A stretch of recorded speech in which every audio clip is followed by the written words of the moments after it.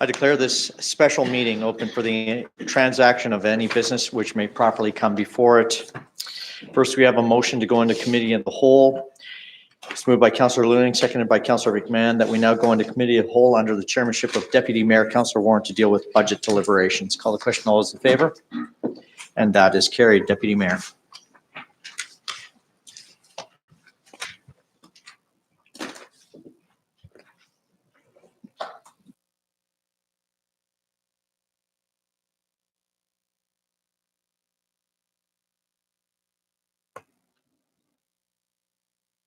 Did you switch it over?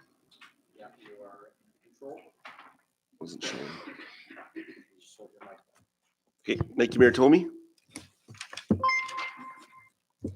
We have 13 items in committee of the whole this evening. One verbal presentation, one new report, 7 tabled matters, and 4 referred items. The first is the capital budget presentation from the Department of Engineering Services and Parks and Recreation. Turn that over to administration.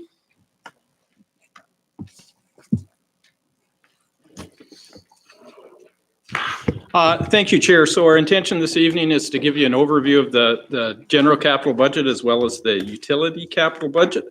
Our comptroller will put that on the screen so we can follow along in the detailed areas, and we might as well sort of work our way through probably from the top down, makes the most sense. So the first area we'd start with would be the transportation area. Thank you.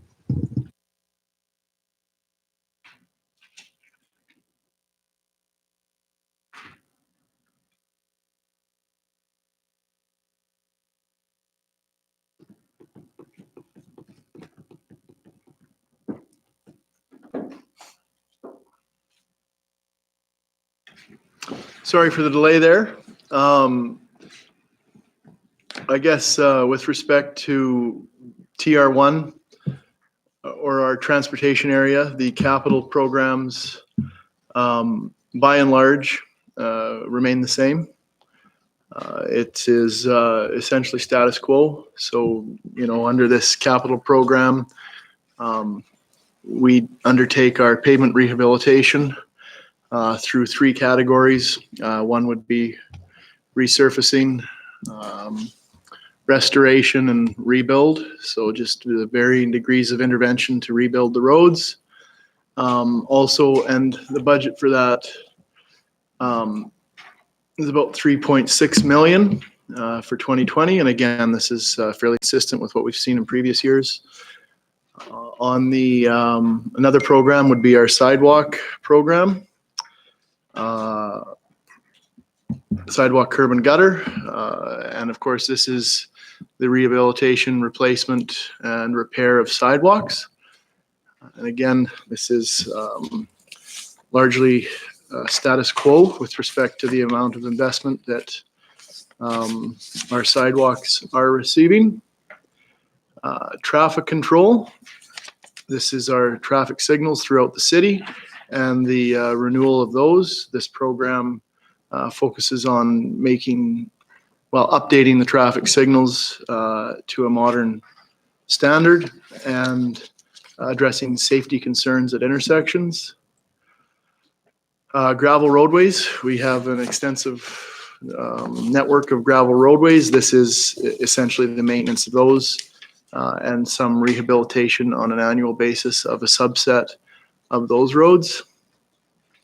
Bridges remain an area that requires attention. Really 2020 will be focused on having a look at a number of our underutilized structures and getting into understanding how we would address and rehabilitate the 4th Avenue Bridge, which is carried out into the 5-year plan. Really that would, no major changes there with respect to the last few years of budget as well. We've got systematic assessments of the bridges, and we try to align the work that we do with the priorities of those assessments. So not a significant change year over year.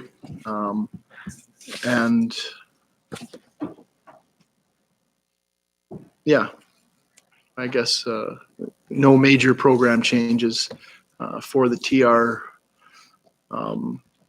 area, probably with the exception of the municipal airport, which is of course in the process of being transferred to the airport authority.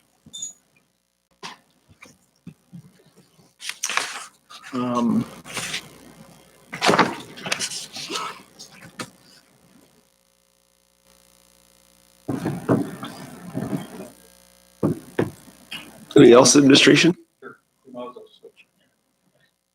I guess part of matter process. So just so that I guess we're all kind of in the loop here, because I don't believe we had this spreadsheet on our agenda package. I guess, are we looking at going through all of these line items, and then and I guess when would we open this up for questions? Do we want to do it after each presentation, or? I think after each section, it would make sense to have questions. If you have questions on transportation, probably now. Our intent is to go through that whole area so you have an overview of the capital budget. That listing is in your capital budget book. Half of it is in the general capital budget and the other half is in utilities. So we're just following through that. So, but certainly if you have questions on transportation, now would be the time to have those. Yeah, I've got a few questions in the queue here, so maybe we'll go with that first. Councilor McMahon. Thank you. Just a question on TR3. I guess I know we're doing some work on the intersection of Lillooet and 9th and Caribou and First, and both of those have been identified as problem intersections for a number of years now. I guess we're spending $3.4 million just about in the next 5 years. And do we have that many more other intersections, or our equipment that old that we need to spend that much money on? Seems to me that things work fairly well at most other intersections, and we've replaced a lot in the last few years that we've been on council, I know, so. Yeah, I think that just with respect to TR3, we do want to continue to address the safety concerns. There have been improvements in a lot of the controllers, but I don't have the specifics off the top of my head right now around how many of our intersections have been upgraded with new equipment.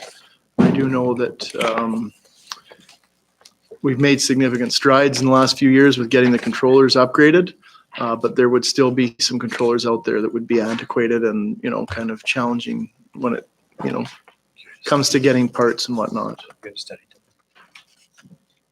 Get a study done on intersections, upgrades required. Yeah, sorry, we prioritize those studies based on accident severity, which looks at the number of accidents and then the severity of those accidents. And that's how we try and prioritize which intersections we look at to develop a plan for. So, if we see a lot of rear end accidents in the left turn lane, we would take that into consideration, making geometric or changes to the pavement and laning of those intersections. And so we kind of working our way down the list of the intersections with the highest accident severity rating. Okay, thank you. Okay, thanks, Councilor McMahon. Mayor Tomey. Yeah, thank you very much. I sent an email earlier on just to give everybody a heads up that I'd be asking about the Iron Bridge Crossing Walk. In discussions, I know that it's been floated around about potential signage change around that area with regards to speed limits. And I know that it went to the Transportation Committee, and I'd like to kind of get an update on that because a few weeks ago I was driving along, and we know that that is a thoroughfare for large transport trucks, and there were some kids just at the bottom there, and it's a dip. There's a rail crossing. Simcoe Street is offset from that Iron Bridge entrance, and I'd just like to know where we're at with that. Administration.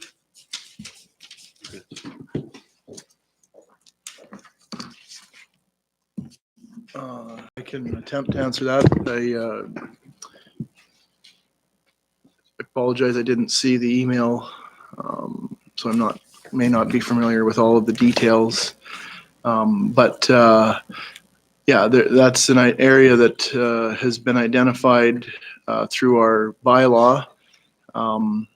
And we've received a petition with respect to the residents in the area requesting traffic control. And we're just in the process of running that through our bylaw appeal process, and we'll be following the process laid out in our bylaw with respect to actioning that. Okay, so does that mean that that's going to be included in TR3 for the traffic signals? Or, you know, like what I don't want to see is that, you know, we've got the bylaw and then we miss, well, we don't have it in the budget. It's going to be something that comes for next year. That's, So with items, you know, with respect to items that are brought forward and petitioned from the public, it's challenging to anticipate what those will be. So those would have to be items that would be brought forward when the process is gone through, and then council would have the say about where that funding would come from, or how, or if it would be funded. okay, do we have to wait for that process if this is a hot button for the council at the time?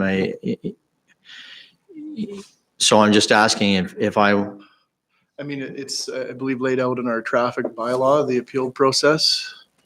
But it may be worth trying to earmark funds at some point. I'm not sure how we would identify contingency funds for items that may come up under appeal on our traffic bylaw.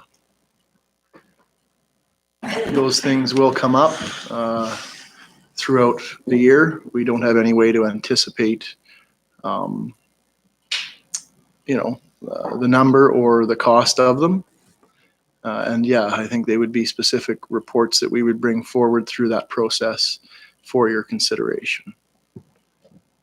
well, I'd like to consider it now. So that's what I'm just trying to say is there a way that we can find that out during the budget deliberations so that it's not overlooked? Last year, sorry. We and don't have a budget prepared for that specific location. And I wouldn't want to advise you without some investigation into what it would cost, particularly given the complication of having the railway tracks at that location. So, I'm not sure how we would go about funding that. I think that a report that we would bring to council on that would include possible funding sources, either through existing capital maintenance dollars, through the land fund or development levies, and we would endeavor to try and find funding sources to address it when those items come up, if those funding sources are applicable. Okay, and so what would it cost to put up some temporary measures, like what was proposed of speed changes? I think is it 60 kilometers along that way, and it's 50 kilometers down by the Yara Center? If it would, your worship, that would not be a huge cost. That certainly could be covered under our maintenance costs. And I think, as the engineer says, there's 740,000 designated for traffic upgrades. And so I don't believe that those projects are determined at this point. We just know that we need to spend that money. So again, I think as engineering has the opportunity to bring back a proposal, that could be earmarked for one of these projects if that's council's desire. But again, I don't think they know what the costs are. It's fairly complicated just because of everything in that area. Okay, I understand that we have some processes here, and I'm trying to work with administration to find out what we can do short term and then long term. And I don't want to miss out on the budget process as it being a priority. So I'll think about this and let someone else speak. Okay, thank you, Mayor Tomey. Yeah, perhaps we can come back to this issue after we've had a little bit of time to reflect or to think about it before we close off budget deliberations. Yeah. Okay, thank you. Councilor Eby. Thanks. My first question relates to what Councilor McMahon's question was. And so I guess now it's more of a comment regarding TR3. There was a line that says as well as physical intersection redesign. So I was just wondering if there was a specific project in mind for this year for redesign, but I'm gathering from your previous answer that we don't really have that information right now. Yeah, there would be specific projects. They're based on the accident severity index. I'd have to defer. I don't have. There's a hierarchy of intersections, but we haven't categorized and finalized locations. So yeah, we would be pulling the most dangerous intersection for investment and developing the design and then construction solution to try to address those safety issues. Okay. So we do have that data. Okay. We have the assessments and all the information from SGI with respect to the collisions. And that's a weighted average in a chart of all of our signalized intersections that we look at to prioritize that investment. Okay, that's good. I was just wondering if there was specific projects for 2020, and I do. And we can get those for you. Yeah, We do it was have- more just curiosity for me and for the general public. And just to follow up, I think that the designs that were done on the 9th Avenue Bridge, I think has been successful for the most part. I think it was a little bit of a learning curve. And First Avenue, I think, is also going to be successful, although I will say that with the snow, even I'm like, I hope I'm in the right lane. So I, kind of wish that would have happened a little earlier in the year, just so people were more aware. But I do think those are good changes. And just my other question in this category, TR6, regarding bridges,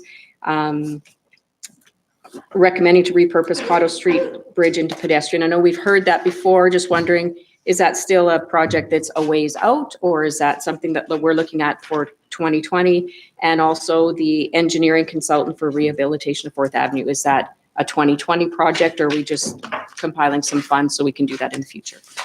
That's too bad Evan's gone. Oh, good. Yeah. So I think I think in previous discussions with council, we'd indicated that we would provide you a report on the Cotto Street Bridge, just some of the economics and life cycle costs around that. That will be forthcoming. And then, yeah, the intention of 4th Avenue is to undertake a detailed kind of assessment and design and really get a handle on the scope of work and refine the budget in 2020. So the budget there is for that assessment and design work so that we can inform a far more accurate budget about the rehabilitation of 4th Avenue will be in 2021. Okay, thank you. Okay, thank you, Councillor Eby. Councillor Swanson? Thank you. The paved roadways, the carry forward this year represents about 20% of what the budget was last year, and it's kind of an ongoing thing. There's a significant carry forward there. What has to be done, because that represents 20% of the budget, what needs to be done differently to get that to zero? Where it should be, really, we shouldn't be leaving 20% of the budget unspent every year. Well, perfect estimating would be nice. I think, Well, isn't it simply a matter of spending the money till it's gone? We don't have a shortage of roads that need fixed. yeah, Administration? we're bound by our purchasing policy. We put out a set of tenders that we feel fits the budget, and then we're at the mercy of unit rates. So I think that we've had some good rates and good competitive rates recently that have left us in the position of doing some late season tenders. And that's certainly the case this year. I do believe that we have a contract in place for all of that money. It was just, given the fact that we had to go through the exercise of posting 3 tenders, there was a late season one that did not get completed. So we did 3 tenders to deliver the budget. One of them was late in the season. That work is committed. We have a contractor lined up to complete that work next year. The work will be complete. Well, I think if I could, the unit rates were so good that we were actually able to complete the work that was designated or anticipated for this year or 2019 And there was actual carryover that they put into a third budget or a third year that was put out in July and August. They just couldn't get the work done. So it actually is a good news story because we did get all the work that was required last year and we had funding left over to put out to another tender. And that money's all committed and scheduled to go first thing in the spring. For TR5 Municipal Airport, where does the $500,000 the city's committed to the capital there show up? Mr. Acker? Thank you, Chair, through you to Councillor Swanson. That doesn't show up in our capital program as that motion designated it would come from land development funds. So it would be out of the 20+ million we have in land development funds. That allocation would come. Thank you. Aren't we taking some additional money from the land reserve this year and putting it into the capital budget? Thank you, Chair, through you again to Councillor Swanson. Yes, that's correct. There's in the finalizing motions, there is a request for $1.3 million in additional land sale proceeds to be allocated to the general capital reserve budget to fund items in this budget. So why wouldn't we treat the 500,000 the same way? We never have. It was set up as basically a liability of the city because we have committed to funding that should they be successful in their funding. It never went through the budget process per se to be actually allocated as a budget item. Rather, council passed a motion entering into that agreement with them. So it's been set up as a liability and we would just draw it from those funds. So where does it show up in our books? It shows up, I believe, as a note in our financial statements that we have a contingent liability, which is contingent on them being successful, of course, in their funding endeavor. TR 30 geothermal well rehab, $150,000. Little bit of explanation on that, please. Administration?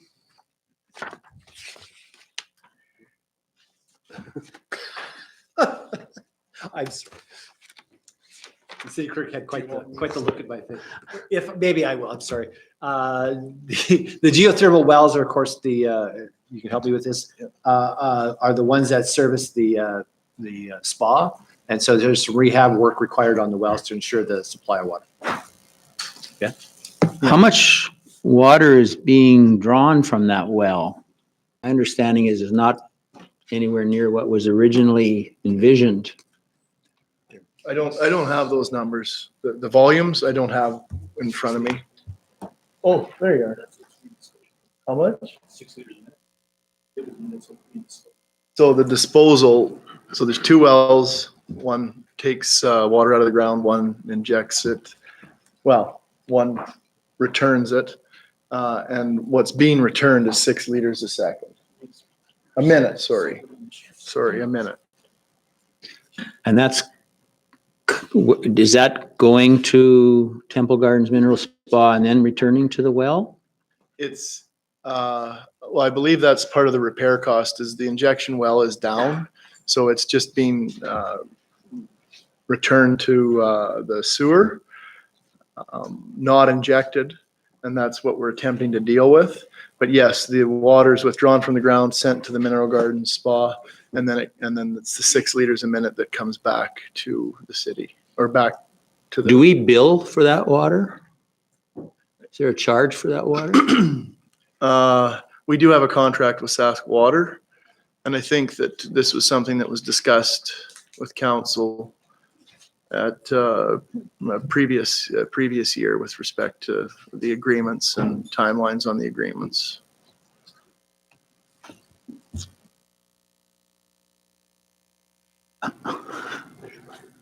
So I guess administration. I don't know if the I'm should question be was that we- satisfied with those Yeah, answers. the question was, are we billing for that water, I guess? If that's something that we could answer, or, I mean, do we have that information? Yeah, we have an agreement where there's an exchange of dollars between the city and Sask Water for the provision of that service. You want more information on that? How do we know that the water that's coming back is water that was pumped out of the ground. It's my understanding the pool doesn't use that much geothermal well water anymore. Administration. So Sask Water operates the system. We own the wells. So part of our ongoing discussion with Sask Water is exactly that. We've had discussions with them and they've assured us that the SPA wants to continue the relationship and wants to continue to take that water, is what they've indicated to us. So how are we assured that the water that's injected is water that's pumped from the ground? Given that it goes into a pool where my understanding is the ratio of potable water from our system to water coming from the ground is a pretty significant ratio. That would be information that Sask Water would have, the purveyor of that service to them. We own the wells. But we're paying the bill, right? We own the wells, they operate the system.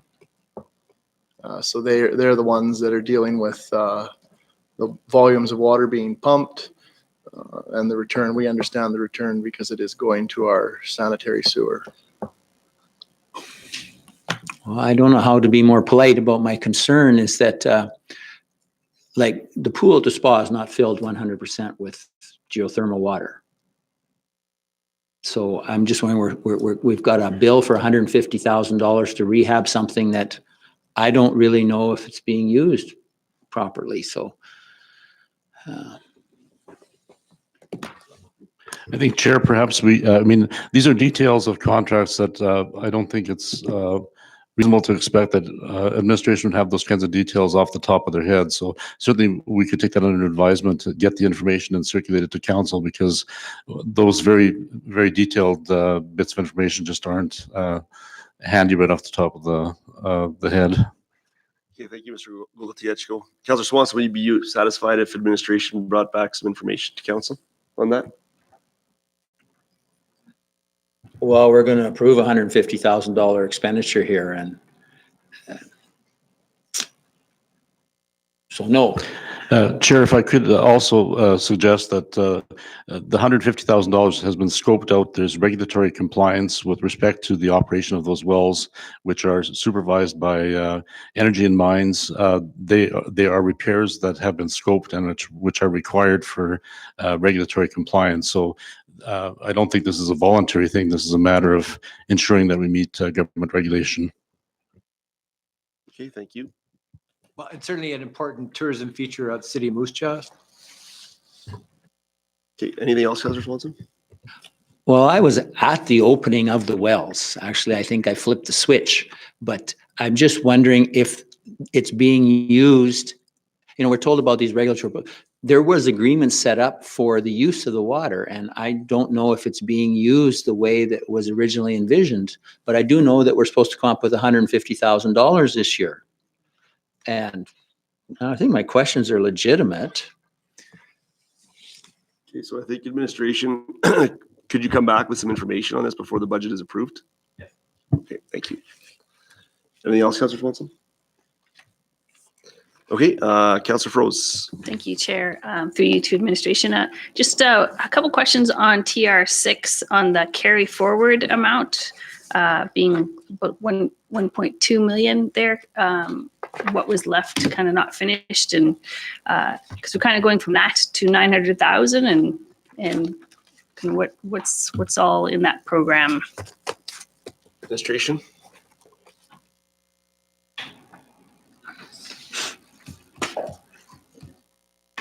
So this is the demolition of Cotto Street Bridge, the carryover. This is one of the capital programs where we didn't complete much of the work that was set out to do there.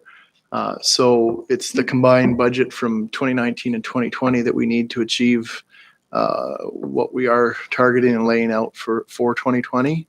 And again, those are report to council on the economics and some of the nuances and options around changing Cotto from demolition to repurposing it to pedestrian bridge and the construction of that. So the actual conversion we're anticipating would take place in 2020.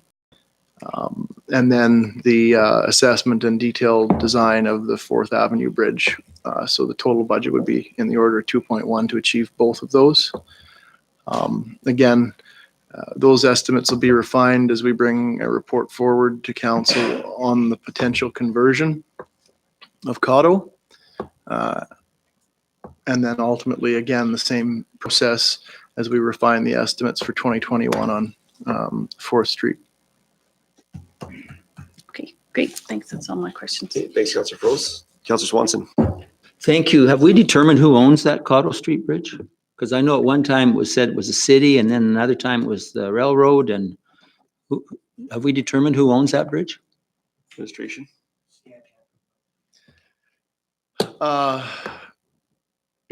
Yeah, it's our understanding now that we have ownership. We are in active discussions with CN. It's been there so long that the records are incomplete. So we're working with them and looking at the options around how to deal with that bridge. But as it sits right now, we have at least a portion of the responsibility to deal with it. Well, I would bet CN would like to see us deal with it in its entirety. And we would like to see them deal with it in its Yeah. entirety. To make it a pedestrian bridge, are you anticipating any expenses other than putting barriers that prevent cars from going across there? Mr. Riccoboro. I think the short answer to that is yes, we are. It's, The conceptual estimate is $120,000. Upgrading the wooden walks, the fences on either side, putting up the. I guess perhaps if we're gonna, can we get you up at the podium if you're gonna go through that, just so we I think can that- ensure that's part of the record? Yeah, we would anticipate a bit of rehabilitation work to convert it, yes. And that, like I say, the budgets for that and the details around that work will be subject of another report that I believe we indicated at a previous council meeting we would inform council of. And subject to approval of council at that time? No, it would be a budget update. We're seeking approval of the budget like we do with every budget for the conceptual estimates and the phase of design that we're at for projects. So we seek that approval. I believe what's budgeted for there is still the demolition, so there may be some money found if that bridge can be rehabilitated. And again, pending the discussions with CN on cost share and ownership. Well, given our financial situation and the debt we're incurring, to me, spending any money other than putting a jersey barrier at each end of the bridge and preventing vehicular traffic from crossing it, like spending money to upgrade that so it would be a nicer pedestrian bridge, to me, just like, I don't know how that would hit our list of priorities, to tell you the truth, given all the other things we have. So I would advise council that there will be requirements for that bridge to be made safe for pedestrians. And if it doesn't meet safety requirements for those pedestrians, it would pose a liability to the city. So it's not safe right now for pedestrians?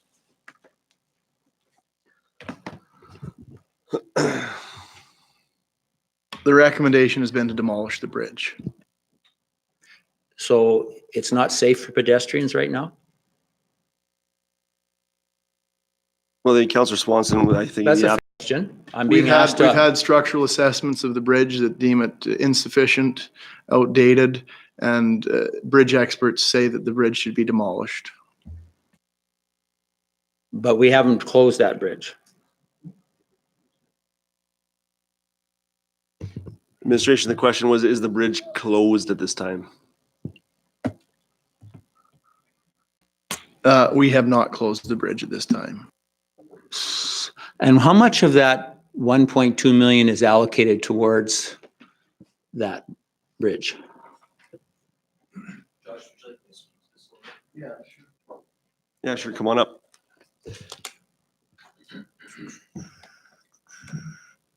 please state your name for the record?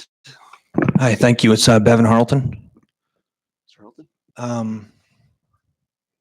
Currently, the cost to demolish Cotto Bridge is between $650,000 and $1 million.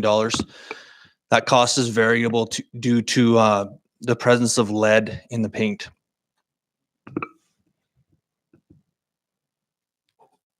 Okay, thank you. Well, I'm left, the bridge isn't closed right now. And I look at our 5-year capital plan and I wonder where all the money's going to come from. And there's $650,000 to $1 million dedicated to a bridge that is not closed. It's being recommended made into a pedestrian bridge, which you could spend a bunch of money doing that, or you could not spend a bunch of money doing it. But, you know, I'm told the bridge isn't closed, and I drove over it myself here not that long ago. So we don't have the kind of money floating around to start spending money on the Cotto Street Bridge. It's like, where would that get on our list of priorities? 138?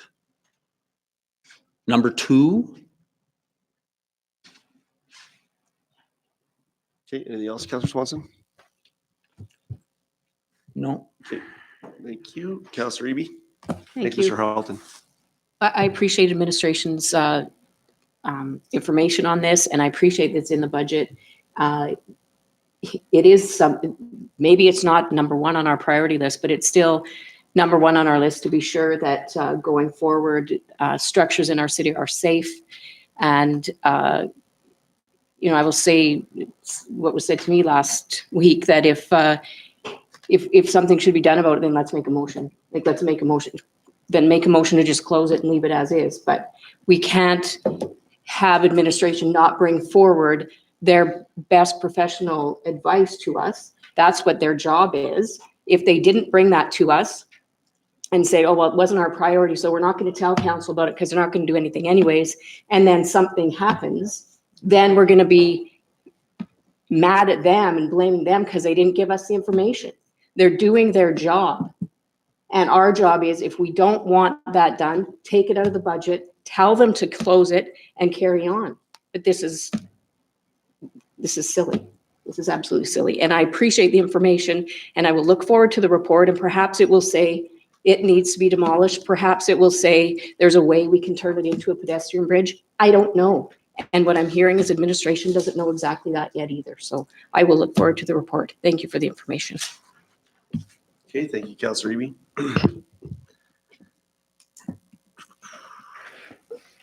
Councillor Swanson.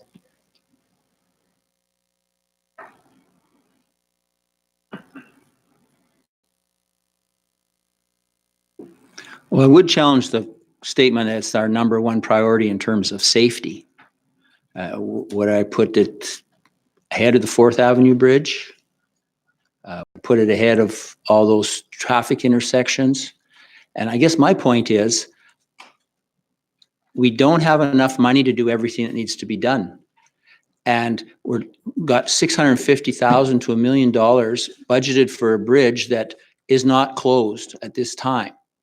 And it's being suggested made into a pedestrian bridge, which could be done by putting some barriers across to prevent vehicular traffic. And that would cost considerably less, because what my job is to try and not break the taxpayers' back and get the essential things done. And like, we have a few things being added tonight, $1,200,000 for a fluoridation system. There isn't enough money for everything. And that's why I'm challenging the priority placed on the Cotto Street Bridge, as I think most people in Moose Jaw would do. They would wonder, why would we be spending up to $1 million on that bridge?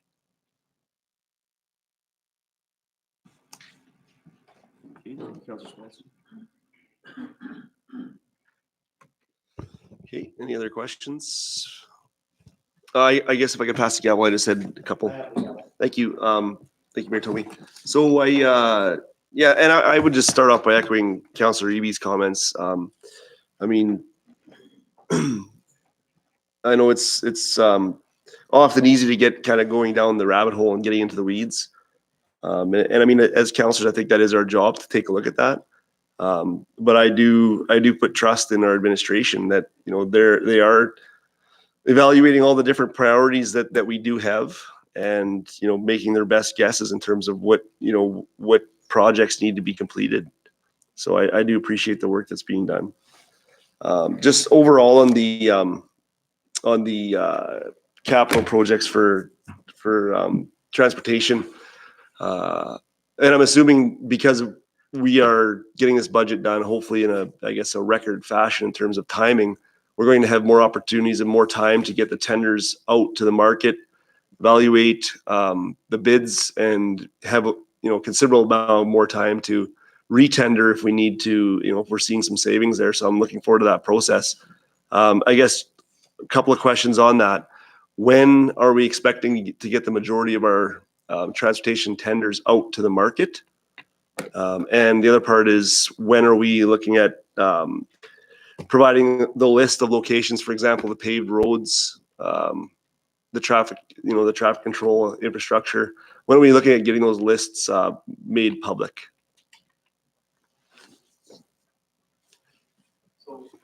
Bevan will field this one, Manager of Engineering. Mr. Harleton? Thanks, Council Warren.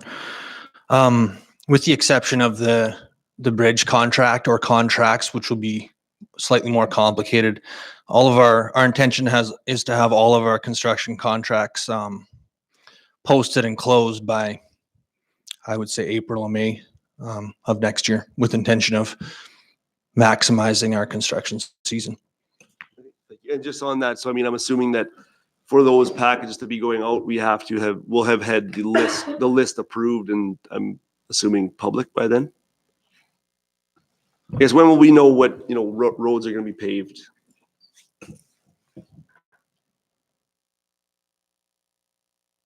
So this will continue to build on some of the road assessment stuff you saw a few years ago. So I would suggest that 80-90% of those locations will be known and will be included in the tenders. But as with all roads, it's nice to have a look in the spring to see what's changed. So that kind of few tweaks may happen at the last minute there on some of those. But we would be endeavoring to post those locations and issue early in advance communication to the community about the locations will be active in closing those roads. Okay. And of course to council And of as course, well. to council. Okay, thank you. Thanks, Mr. Harleton. Okay, I'm seeing no other speakers, so I think we can move on to the next group. Oh, Councillor Swanson. Thank you. The last time the 4th Avenue Bridge was rehabilitated, the city was involved in a lengthy dispute with CPR. In the end, CPR had to pay a significant amount of that rehabilitation. We spoken to them about that? Mr. Mickleborough? I think that obviously the details of that will be flushed out over the next year when we have the consulting expertise, both from an engineering perspective and from a legal perspective, engaged in those negotiations.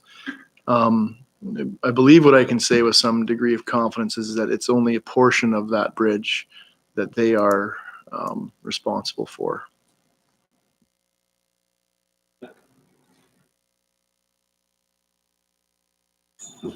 Certainly, thank you for the information. As we work towards, it's good to know that they did pay the last time, so we'll be certainly looking for 100% from them this time. Just kidding. 99. Anything else, Councillor Swanson? Okay, thank you. All right, let's move on to, what's the next one? Parks and Recreation.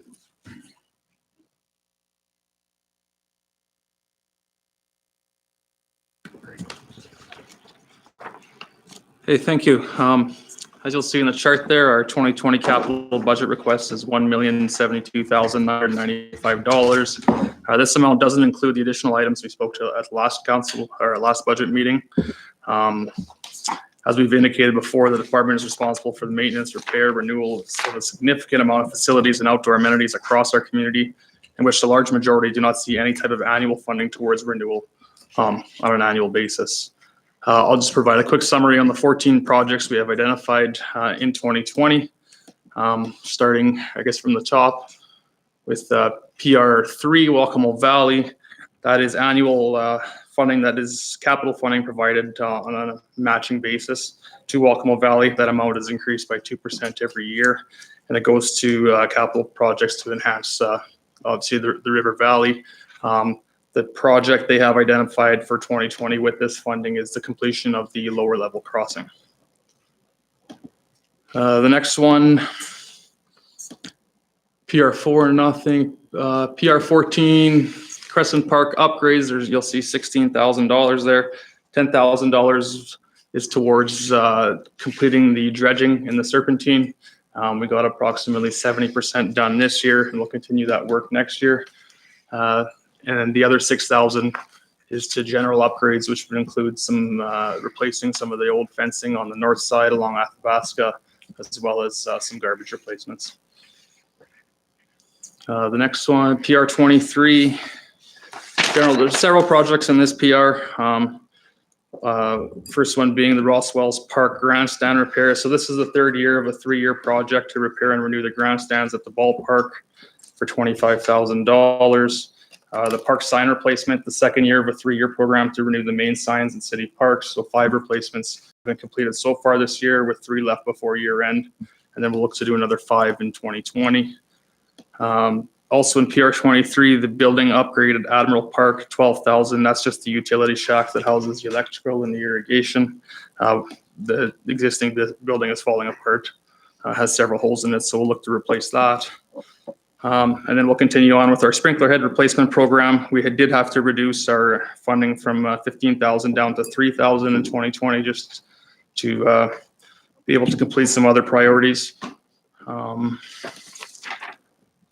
Yeah, I think those are all covered in PR23. Next one. PR47, we are looking to restore the annual funding that was previously provided to our facilities reserve. Facility reserve funds emergency projects within any of our facilities.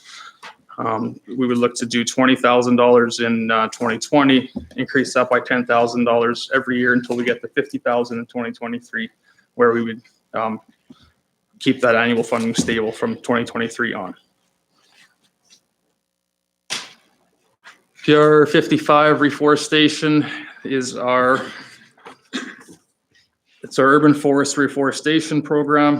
We have $18,000 allocated in 2020. This is a program that's been in place since 1999, and it just includes the planting of new trees in advance of older trees dying, planting of new trees in new areas, removal and replacement of dead and dying trees, also the care required for new plantings that have occurred within the last 3 years. To date, this program has resulted in over $5,000 in new or replacement trees throughout the city. So very positive program. PR 59, special needs upgrades. Again, this is an annual program. PR 59. This program was initiated in 2002, and it allows for accessibility upgrades to be completed, or it has allowed since then 14 different facilities since that time. Actually, in 2013, the department received an updated priority list from the Special Needs Advisory Committee, which included 11 additional facilities. We've been able to complete 3 of those, and our future funding will work towards completing the remaining 8 on that list. Kinsman Sportsplex Arena, $105,000. That goes towards the replacement of the dehumidifier system. This is a new item. It wasn't previously identified in our 5-year capital plan, and that's because it went out of service this year, which led to some complications when building our ice and also when maintaining our ice early in the season during the hot spells. So we would like to get this project completed before our ice making season next year. We completely replaced the humidifier or dehumidifier. PR 64 is our biggest spend. The entire $757,000 would go towards the replacing the existing cooling system at City Hall, which uses the R22 refrigerant. We'd replace it with a CO2 cooling system.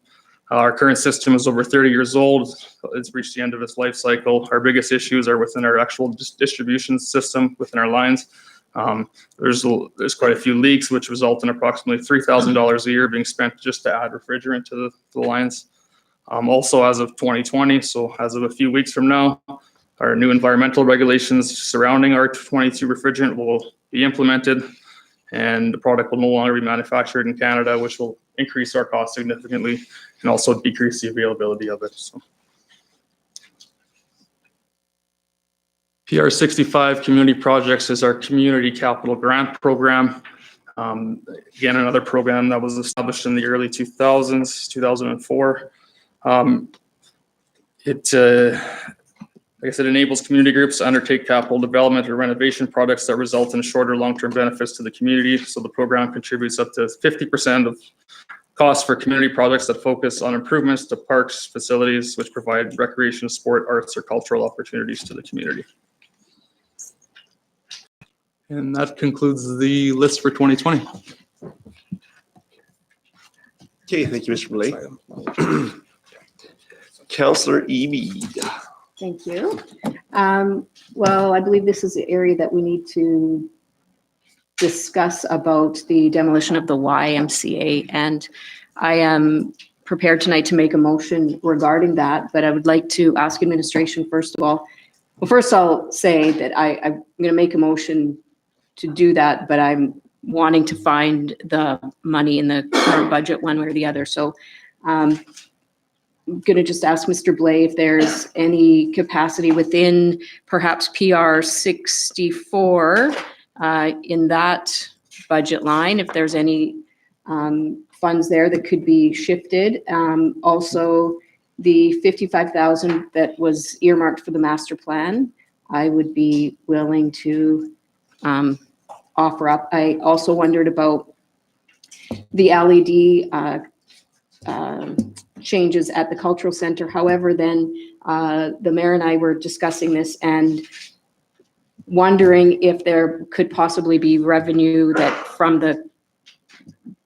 going to deal with later from the crushing of the recycling and crushing, because hopefully the material from the Y can go back into that pile, and then eventually it'll get crushed and sold and crumbled, sold, whatever. So I don't know if that's just a shell game or if that's a possibility. And also, we were told it'd be a $295,000 cost potentially for the demolition of that building, but is that taking into consideration the costs for landfill, or if that material were to go into the stockpile and doesn't go into the landfill, does that reduce it? So that's a lot of questions, but What was Thank question you. number one? No. Thanks. Mr. Blais?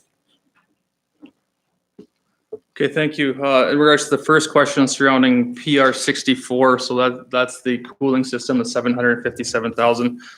There is a second option available that we did not recommend, and that is to go with the R410A system. The reason we don't recommend that option is it does have high global warming potential, which is a hot topic right now. And from the research that we've done on it, there's potential that this will be phased out within the next 15 years. So it'll be phased out well before the end of the life cycle of the system. So we wouldn't recommend proceeding with that. I think we would get better bang for our buck by going with something like a CO2 product, which is much more environmentally favored and no danger of ever being phased out. Second question around master plan. Obviously, that'll be a decision of council to reduce, and same with the LED lights at the cultural center. Those are both, I guess, items that were added to the supplemental request. They weren't in our original proposal here, so those will be up for discussion. Recycling revenue, I guess we'd have to inquire with engineering to see what that would look like. But the $295,000 demolition quote that we had was all inclusive. So it included all the recycling of the concrete and metal and disposal fees at the landfill and all the asbestos remediation, securing the site, all the fencing, every detail. Okay, thank you. Okay. Councillor Eby, anything else? Not right at this moment. Okay. All right, I'm seeing no other speakers. So I guess, was that all of the verbal update that administration wanted to do for this first agenda item? Or was there more? Thank you, Chair. We're prepared to go through the entire list. So next would be other services, and then after that we get into our utilities. So if that probably makes sense as to go through it all, and then we've dealt with the capital budget. So just in terms of the next section, that is our other services. And there's really two significant areas there. One is our multiplex loan repayments. As you can see, from 2020 to 2021, that does drop down fairly significantly. And what that is the first portion of the funding for that, which was the interim financing for the fundraising, will actually be repaid in 2010 or 2020. Was taken out in 2010. So we do see a drop off in those payments going forward. The remainder of the loan for the facility, which was just a little over $20 million, is over a 25-year term. So we're going to obviously have that for another 15 years, but it is positive to see that some of that debt is being put away and no longer payable by the city. The other major project we have in there, which is a new one, which you had given approval to as part of the ISIP funding monies that we will be receiving, is the solar initiatives. And I'm going to turn it over to the city manager with that, but I should note before we do that, that I believe 79% of that, somewhere in that range, we are getting as federal provincial funding. So our share is a smaller portion. Thank you. Thank you, Mr. Acker. Yes, certainly, as council recalls, when the additional funding was available, we requested, where's the number? Sorry. 1.2, there was, I had to add in my head, it was pretty hard to make. 1.225 million. And what that does is looks to put 5 100-watt solar arrays at facilities within the city. With the federal funding, there's a repayment on our share within 3 years. And again, the facilities we're looking to do in 2020 would be the RS Center and the wastewater plant. And there's operational savings to be realized from them.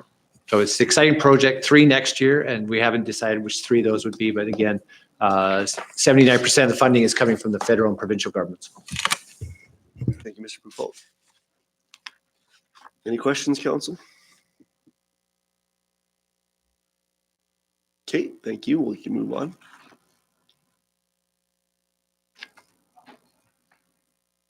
Mr. Acker? Sure, we just skipped over the police services. That is one you approved at your last meeting, the $67,500 in funding in 2020. So that has been approved, and that's for their ongoing maintenance and renovations of their building. That'll move us down to storm sewers, and with that, we'll turn it back over to engineering. Okay, Mr. Mickleborough? Thank you, through the chair. So storm sewers, again, this is a fairly minor capital item. And again, there's not a lot of significant change in this item. With respect to dollar values over the 5-year plans, there's a slight increase from about 3.5 million to about 3.9 million over the 5 years. And yeah, I guess I should clarify, this money's used for, of course, our storm mains. So, any repairs, I believe we undertake some assessment activity within this line item to inform, any lining, cleaning that we do undertake. So with respect to the 2019 budget, we have requested some additional funds. I believe the budget in 2019 was 405,000 and it's 790 now. So we are making a larger ask. And if council recalls, this is an item that would be underfunded when it comes to asset management. And I believe that some of this work is to address some outfalls and erosion and ditch issues that we are having throughout the community with respect to the outfalls of our storm mains. So when they do daylight or come out of the ground and join the overland drainage system, we need to do some of those repairs. And I believe there's also some culverts that we're trying to get repaired over the next year.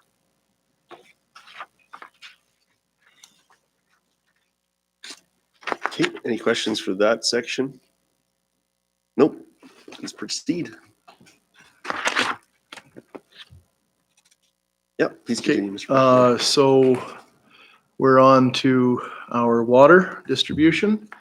So this is an area that does see a significant increase in the 5-year capital plan, of approximately $17 to $18 million. This is due to slight increases in the water distribution, WW1 there, and then significant increases to our cast iron water main program. And a big chunk of this is additional gas tax funding and grant money that is being directed towards that program. And you can see that in 2020, 2021. And then again, just slight increases in the future 3 years there. Feeder mains and water reservoirs have also seen increases. So again, contributing to the increased investment over the 5 years.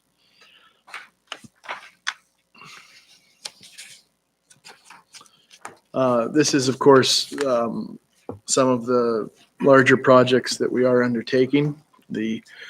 Under the water reservoirs, that is, of course, the pump house replacement of high service that is budgeted for this year and then in 2020. So that's the $16.45 million. And that will address a significant risk as that pump house is aged out. Also included in there is the Buffalo Pound Water Transmission Line, Phase 2. So this is largely carryover, and this we completed the design and tender phases of the pumping and electrical upgrades at Buffalo Pound. So the line has been built. This is the new pumping system and controls and electrical to run those pumps at the plant itself. And of course, we do have an additional budget ask that is related to that, in that our fluoride system at the plant, which would be co-located with this, is also due for replacement, and that's the subject of a report that will be presented tonight. Yeah, and I think that kind of covers the highlights. Okay, thank you, Mr. Brickboyle. Any questions, council? Seeing none, Councillor Swanson? Could I be told what the budget in 2019 was for WW1? Yep.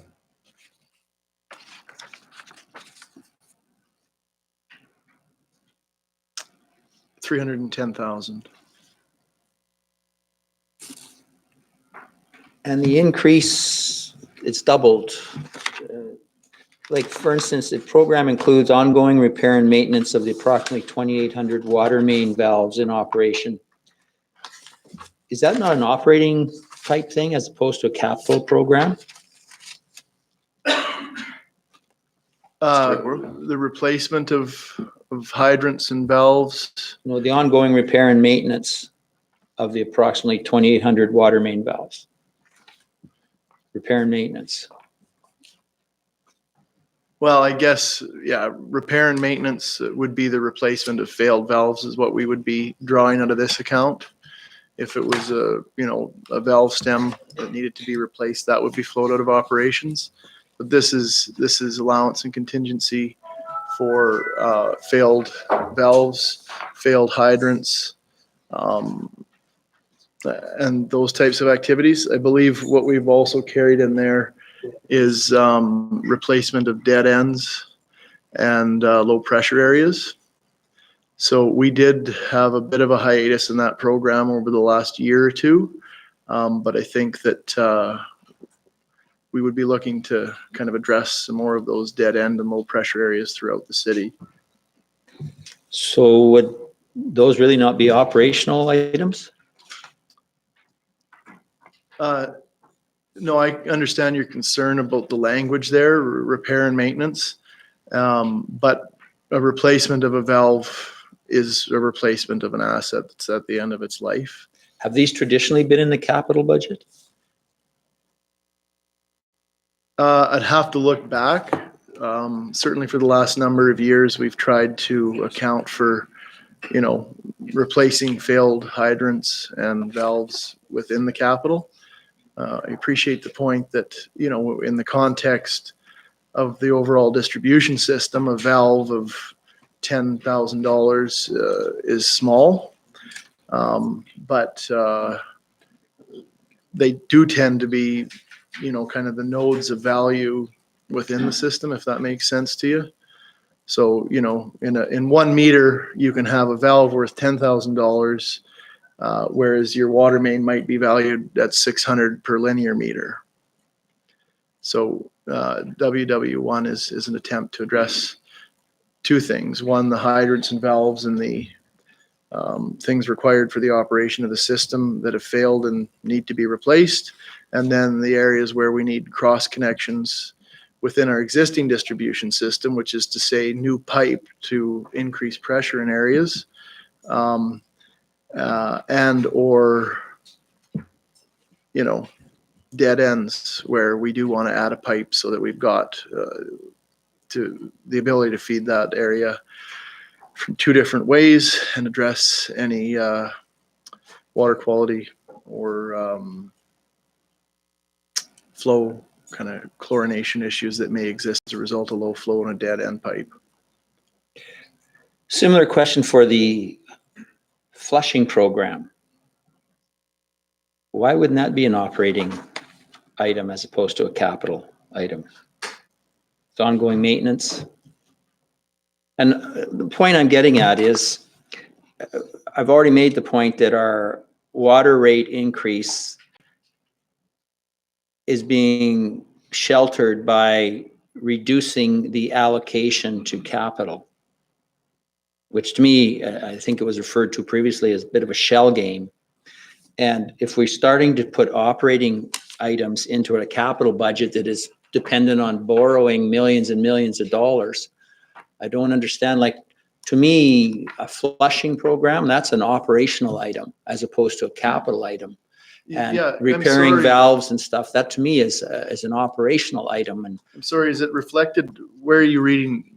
I just want to. page 125. Yeah, I think what that's saying is not the flushing is in there. The unidirectional main flushing program utilizes hydrants and identifies replacements required under this budget. Yeah, And so sorry. perhaps the terminology is not appropriate in here. It's not the flushing costs are in here. The flushing is how we find the cost to Yeah. allocate to here. If that- The assessment, yeah, thank you. Yeah, You're the welcome. assessment of the valves and hydrants is done through the unidirectional flushing. So the flushing is carried operationally. It's a maintenance item that our crews are now undertaking. But as they operate it, they identify failed infrastructure that then makes it on the list for the capital replacement under this budget. Thanks, Jim. Thanks, Brian. Thank you. Okay, thank you. Councillor Eby. Thank you. Well, this was a question I asked last year, and I'm going to ask it again. Can we consider multi-year contract tender for, especially when it comes to cast iron water main replacement? Would that not be a good option? Yes, that is, I believe we've got a motion. If not, it's something that's been actively discussed, is looking at that. I don't have an update for you at this stage. Through the fall, focus has been on delivery of capital and on the development of budget. So as we get more into the procurement strategy and how we're going to tender this year, that's when we'll have an update about how we want to approach the multi-year contract. Okay. I know that the initial discussions were that, the additional funding would be a good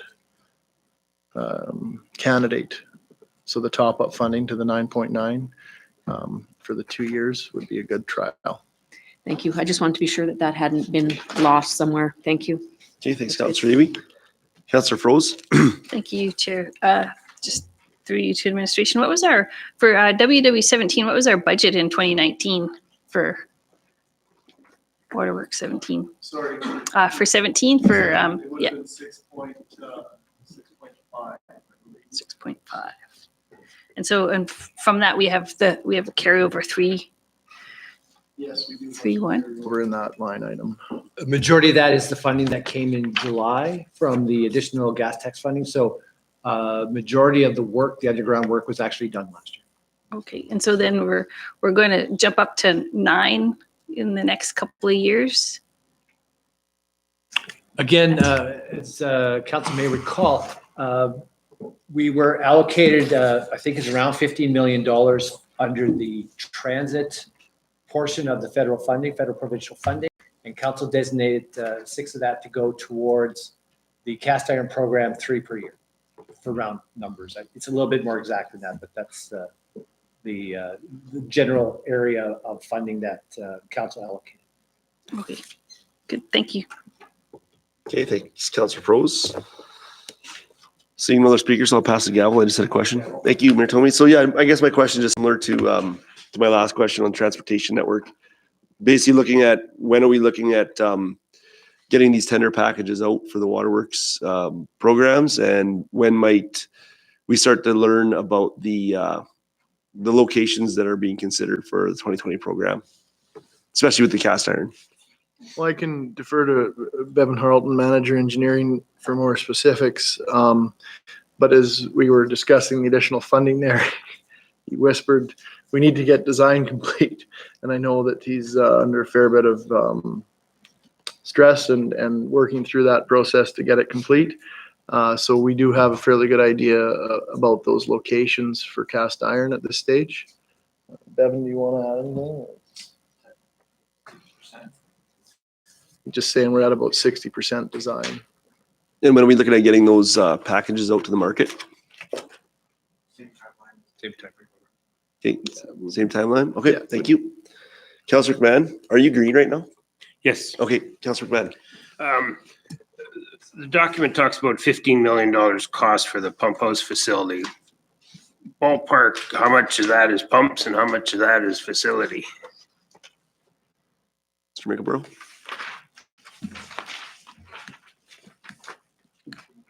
Or is that or not? cost? Can you give us a bit of a breakdown? So off the top of the head, that's pretty tough. We're at a detailed design stage, so we've definitely got that information. Can we get back to you in a few minutes? He's probably just gonna check the. Ballpark, I just, and I guess for my own peace of mind, so I'm not very mechanical, but the pump house is located at the reservoir, but it not necessarily tied, like this pump house is for distribution within the city, right? Right, That we need to replace this, not just for the reservoir, no. The mostly pump- for, high service reservoir holds 2/3 of the city's water. And it feeds roughly 2/3 of the city. It would have an impact directly on the pressure and the distribution pressure for that 2/3 of the city. The pump house is adjacent to the reservoirs, right? and it's just configured in a way that wouldn't meet standards today with respect to piping and pumping. So yeah, a new facility and new pumping is required, and there's significant benefit to a broad cross-section of the city. Does it reduce any operating costs for us or anything? The pumps will be Electrical. more efficient, for sure, yes. The lighting will be more efficient. I mean, we had discussion around all of the kind of energy and environmental practices going into design, and we really did kind of stick to the ones that made economic sense. And we're not building a Taj Mahal there or anything, this is bare bones, walls and pipes?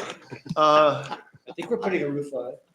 Well, a roof I could accept, like, we're spending just a pile of money and it just, it keeps adding on, it's, almost like out of the blue, another $2 or $3 million tonight getting added on to the project, like, it's huge and it's just never seems to end, so I just want to make sure, and like the pumps at Buffalo Pound are $3 million or something for our pumps, right, to replace them?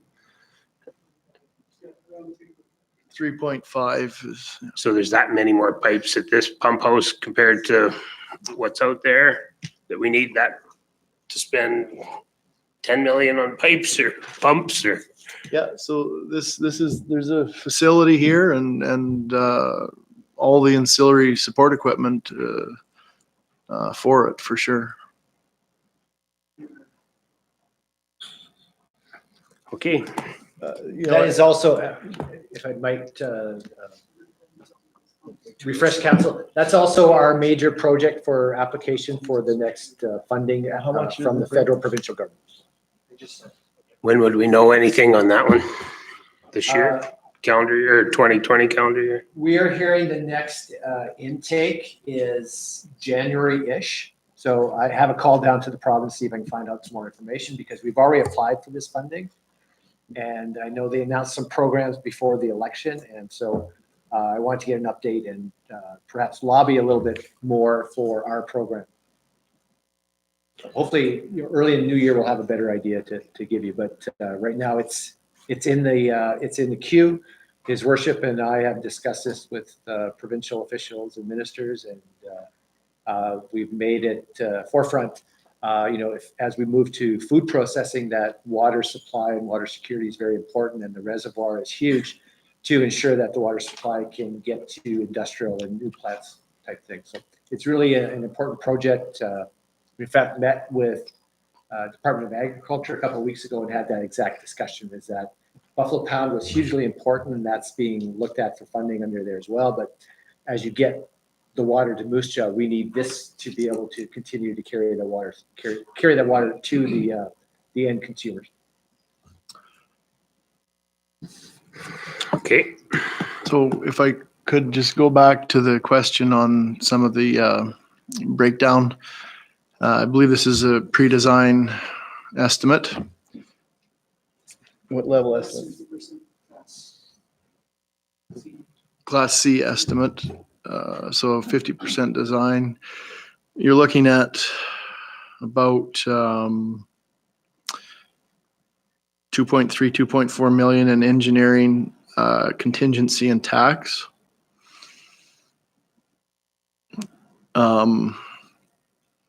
Shouldn't group tax and engineering in the same. That was a joke. Oh, thanks for sharing. An engineering joke, no one gets. We were wondering what that was. Thanks. And then the pumps, mechanical, electrical, and instrumentation was about 4.5 million. And the civil, structural, architectural, and demolition is looking at 3.9, 4.6, 4.7 million. what was that for? Sorry, demolition? Yeah, demolition of the old pump house. $4 million. No, sorry, that's all the demolition and construction of the facility itself. Oh, okay. So demolition and construction about 4.7, 4.8. So, kind of rough. About a third of it then. Okay, thanks. Okay, thanks, Councillor McMahon. Councillor Swanson. Thank you. How much debt is the water utility currently carrying? Mr. Acker. Thank you, Chair, through you to Councillor Swanson. We had borrowed $30 million at the end of last year, I believe it was placed. So there's still probably 29 point some million outstanding. And that repayment is the 3.89 million there? No, that repayment would be that 30 million plus the anticipated need for an additional 15 million in borrowing in 2020 to meet our capital needs. So it will be 45 million total in borrowing, and that would be the payment to service that.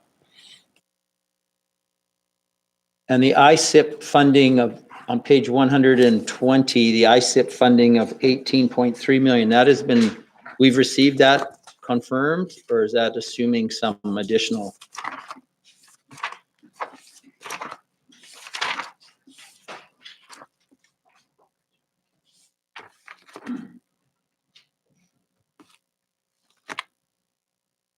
Mr. Acker.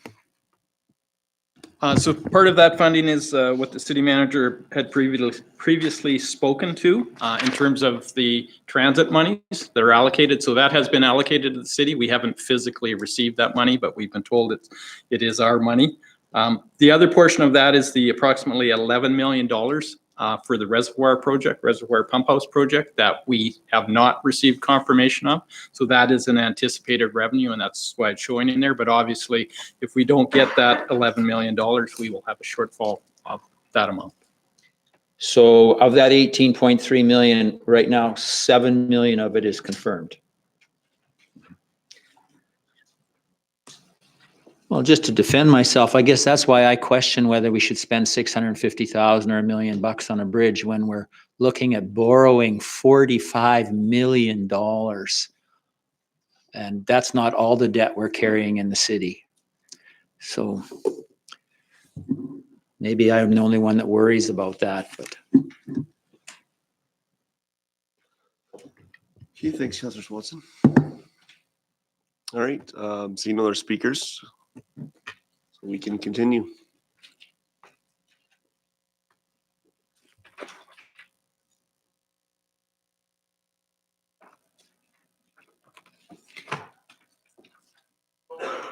Moving on to the sanitary.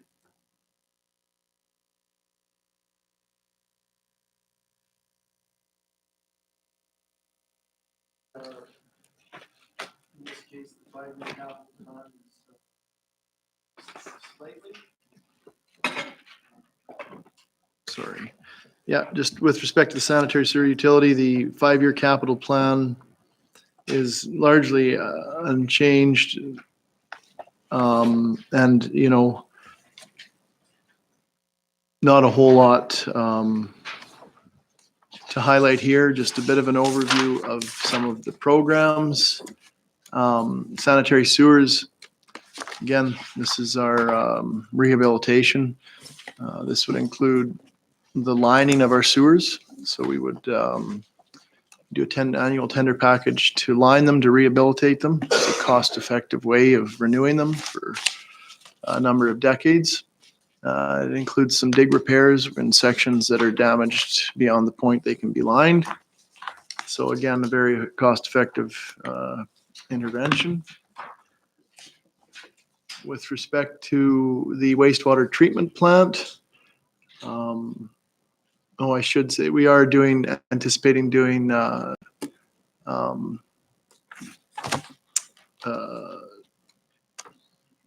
significant amount of lining. And I believe we're also carrying some construction of, Bevan, you might have to help me. I think we're carrying some construction costs there to address capacity issues within the sanitary sewer. That's one. Sir Harlton? Thank you. Specific to the carryover in S1, we've got the completion of this year's sewer lining project. In addition, we've got the completion of 2018 sewer lining project, and we've awarded 2019's project for construction in 2020, showing $940,000 there as committed on contract.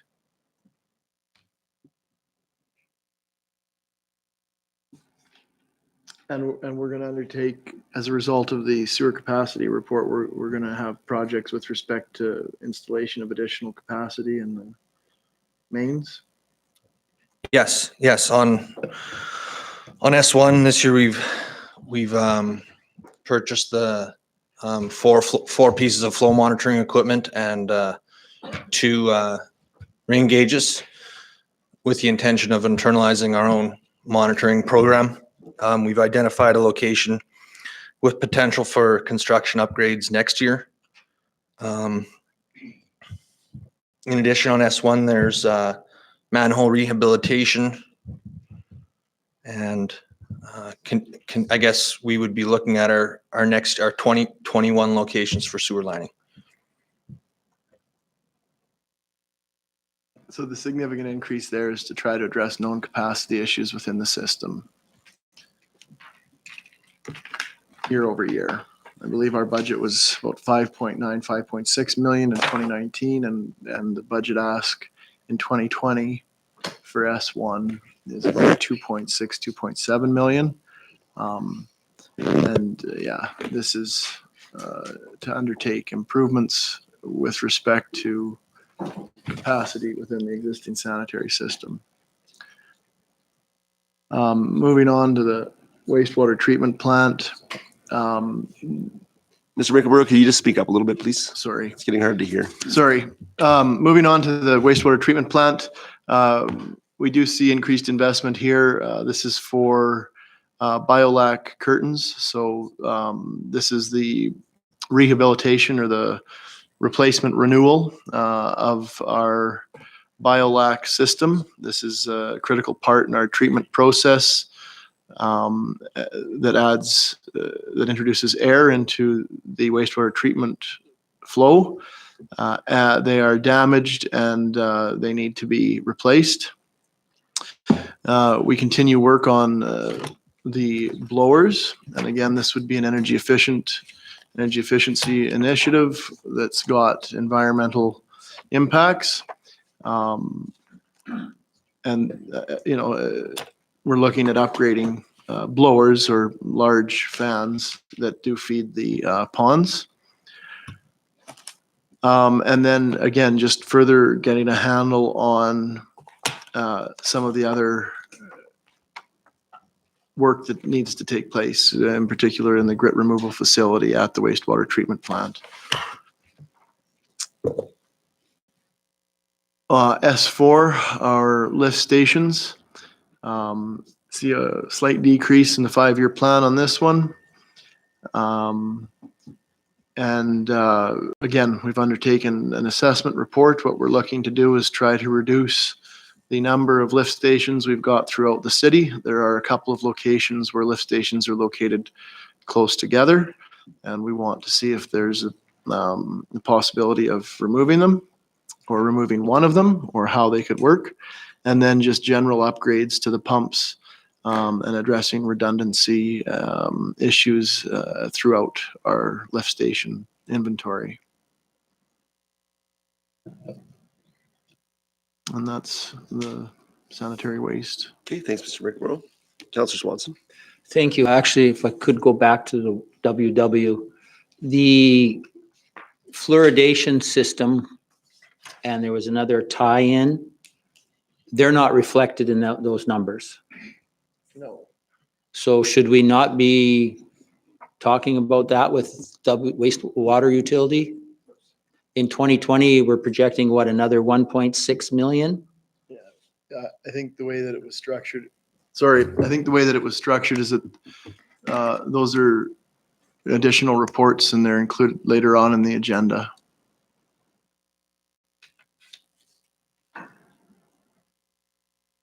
Okay, I'll wait then. Okay, thanks, Councillor Swanson. Okay, please continue, Mr. Rickenborough. Yeah, solid waste, I guess, would be the last one for you. Okay. Again, no real change, no material change to the 5-year capital plan. And at this stage, given our most recent airspace analysis, we are looking at the new landfill in 2022. So again, the completion of the solid waste master plan over the next, 3 to 4 months, moving on through that process to inform what a new landfill would look like for our community, so that we can ultimately inform the design of a new solid waste management or landfill facility. Okay, thank you. Any questions? I'm seeing none, so thank you, Mr. Rickenborough. So we can move on to land development.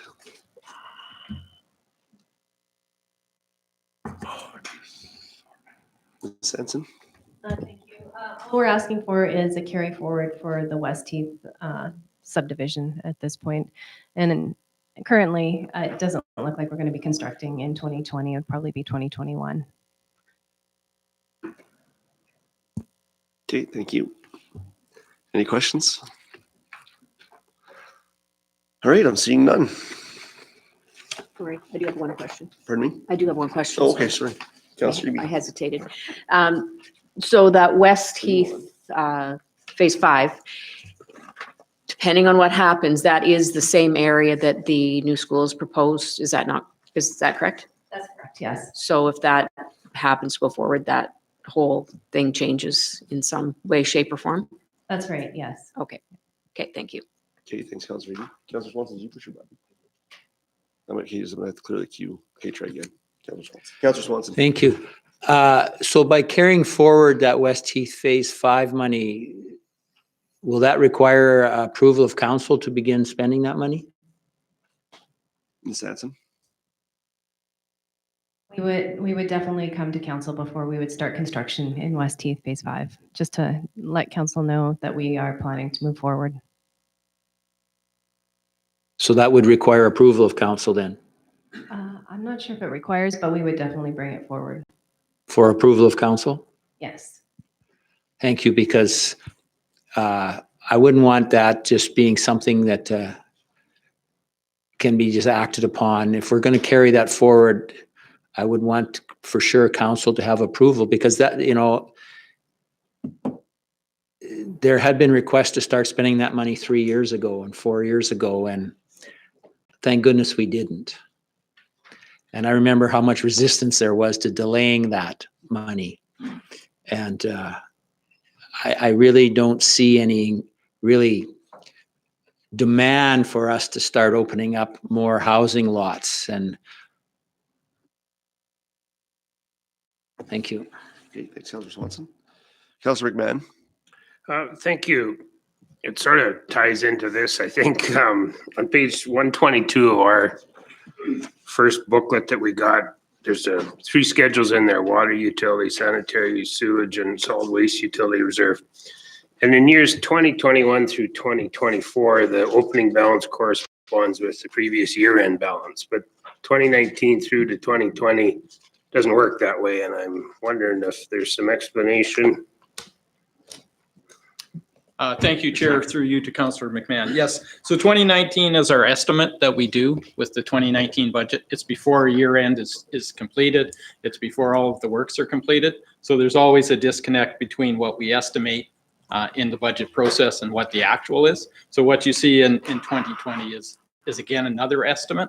So there's never actuals used in the process. We adjust them as we go along, but because we're always doing a budget in advance, we have to estimate. And there's usually some significant differences just in terms of estimating how much work will be completed and those sorts of things. Thank you.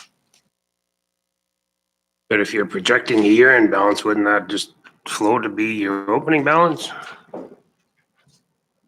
Mr. Acker. Unfortunately, no. So there's a whole bunch of factors that factor into that. The contribution from the utility. So where the utility ends up in terms of its overall operations is a contribution to that amount. Any other things that we do within the utility in terms of expenditures, again, come out of that reserve. So it's a whole host of factors that go in. So we're doing a fairly detailed estimate of that, but it always ends up as a different amount, and sometimes quite significantly. Like the first one is $16 million difference. And the big difference in that would be we had expected far more to be expended, and it wasn't. So that's why you went from the 7.9 as an example in the water utility. That would have been a deficit, so overdrawn, to actually having 8 million is because we didn't expend those monies. So then they show up in the next year as part of that carry forward.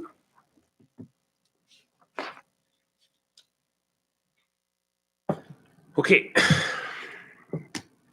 Okay, thanks, Councillor McMahon. Councillor Looning. Thank you, Councillor Warren. Question through you to Ms. Sanson or Mr. Pufalt.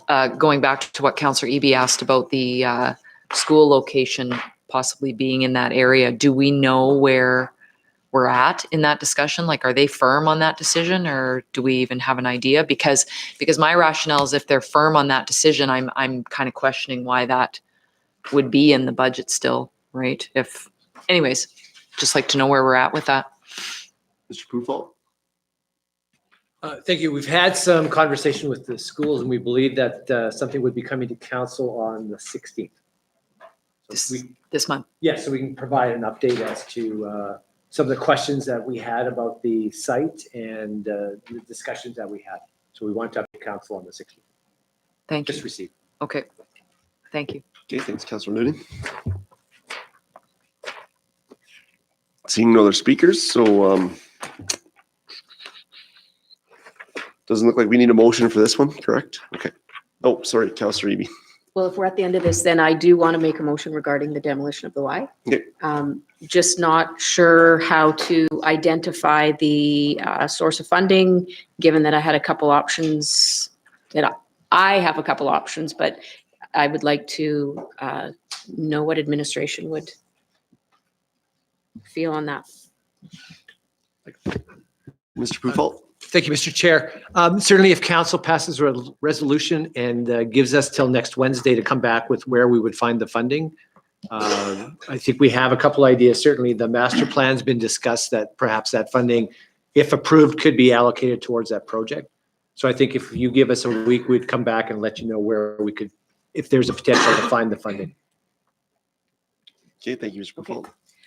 Well, then I will move the motion that the demolition of the YMCA building be approved for 2020 with administration to come back next week, December the 11th, with a source of funding existing within our current capital budget. I don't want to add any tax increase for that.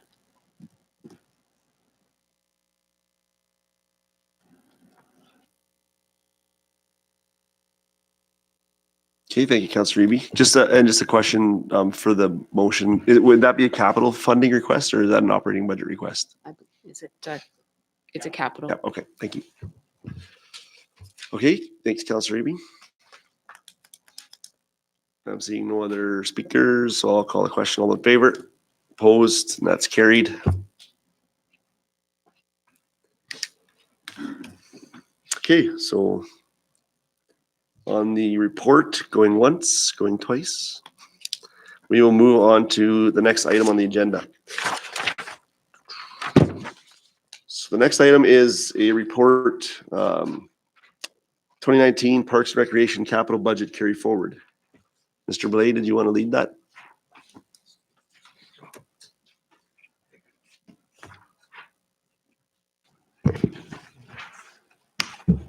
Hey, thank you. The carry forward report is, I guess, a report that was submitted just because there have been some changes to the original carry forward budget we had submitted back in the beginning of September.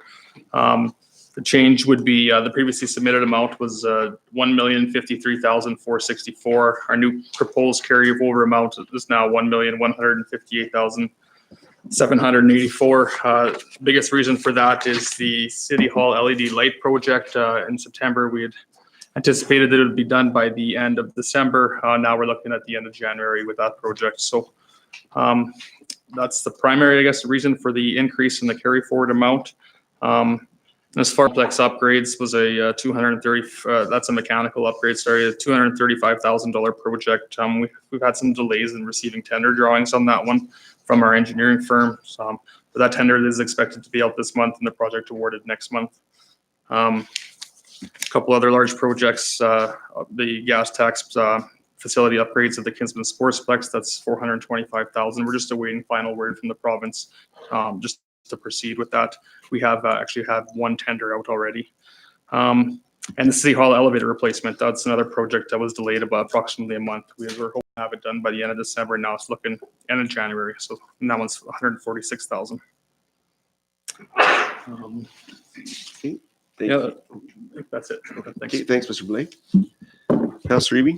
Thanks. It's not really a question regarding this report, but it is a question regarding the Kinsman Sportsplex.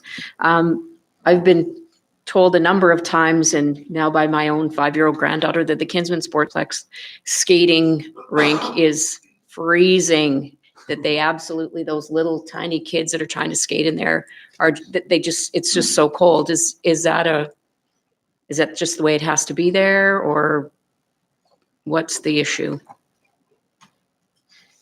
Administration? We can look into it. Did you want to respond, please? Okay.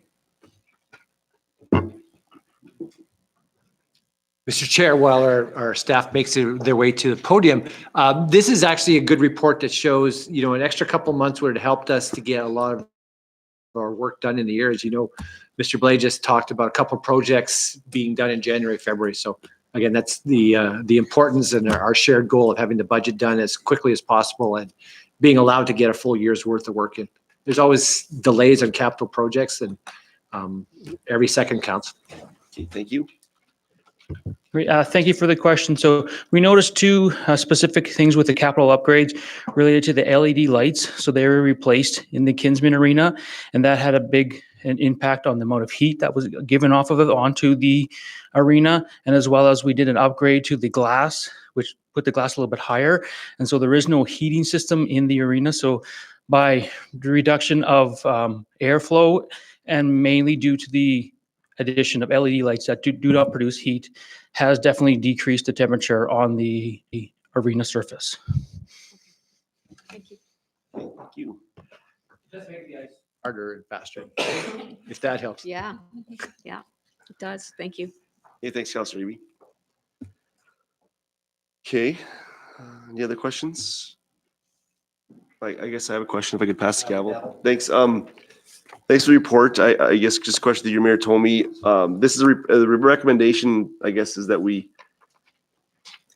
carry forward these amounts, but I guess just a question because we don't have a similar report for any of the other carry forward items on our capital budget. So I'm just wondering where the necessity was for this. Was it just because there was some changes to a previous report, or would this type of report be required for all carry forwards? Thank you, Your Worship, through you to Councillor Warren. This particular area, really the reason for the report, the majority is the energy management program. It was anticipated it would be done, so the carry forward was not asked for. We need that carry forward to have budget approval to carry out that project. In surveying other areas, there were no other significant carry forward adjustments. The departments felt those were accurate, the carry forwards that are in here. So that's why you don't have any other than this particular one. One thing I would add as well is this approving this carry forward adjustment doesn't impact the overall budget in any way. The way we do carry forwards, if a department asks for, as an example, if they have $1 million budget, they ask for a $200,000 carry forward. The assumption has been made that they're going to spend $800,000 by the end of the year. So in this particular case, there's about $105,000 that they aren't going to be able to spend by the end of the year. I would have accounted as if they had. So at the end of the day, it gets out to a zero impact. Okay, thank you, Mr. Acker. Take the gavel back. Okay. So we do have a recommendation in the report. Would anybody be interested in moving that? Not all at once.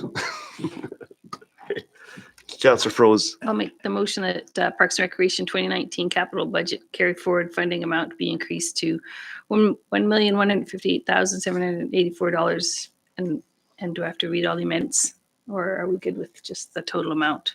Should read them out. Okay. Okay, thank you, Chair. PR4 City Complex upgrades, $235,000. PR11 Library Art Museum, $6,500. PR14 Curzon Park upgrades, $1,100. PR23 General Upgrades Parks, $68,510. PR47 Building Improvements, $59,265. PR52 Pathway Upgrades, $15,590. PR55 Reforestation City is $0. PR56 Energy Management Program, $130,510. PR59 Special Needs Upgrades, $45,301. PR63 Kinsman Sportsplex Arena, $425,000. PR64 City Hall, $146,645. PR65 Community Projects, $11,513. PR68 Parks Dedication Reserve, $11,850. Okay, thank you very much, Councillor Froese. You're welcome. Seeing no other speakers, so I'll call the question. All those in favor? Opposed? And that's carried.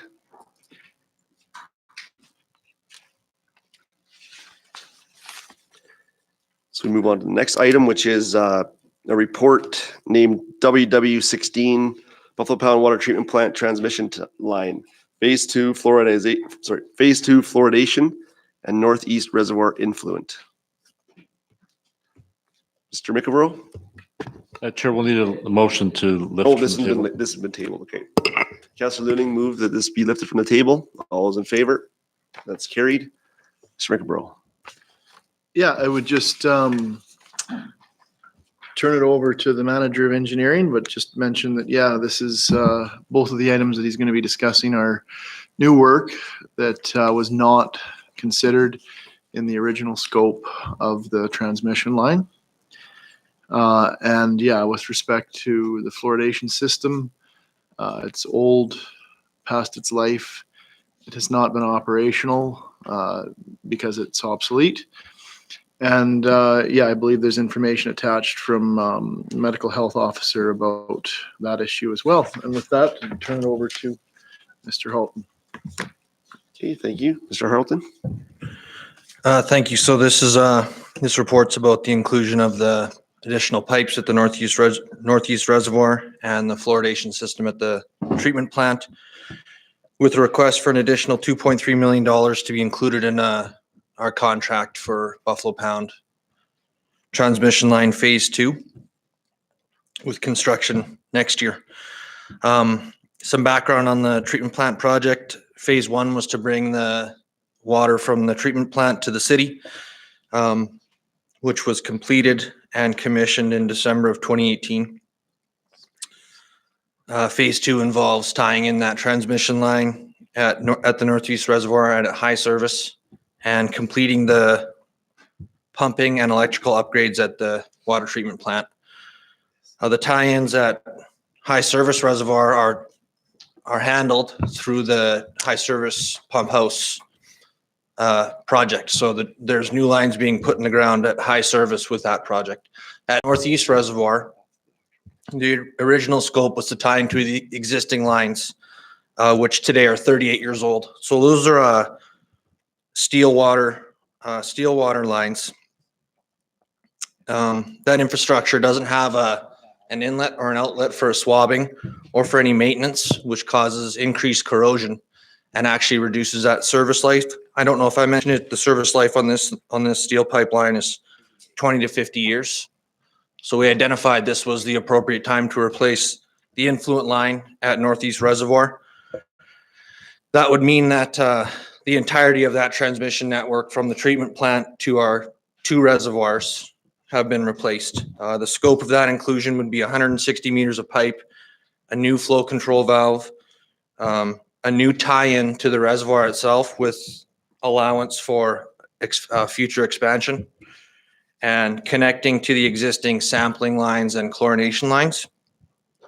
So that's the Northeast Reservoir. For the fluoridation system, council approved design in April of 2019, which we undertook and completed.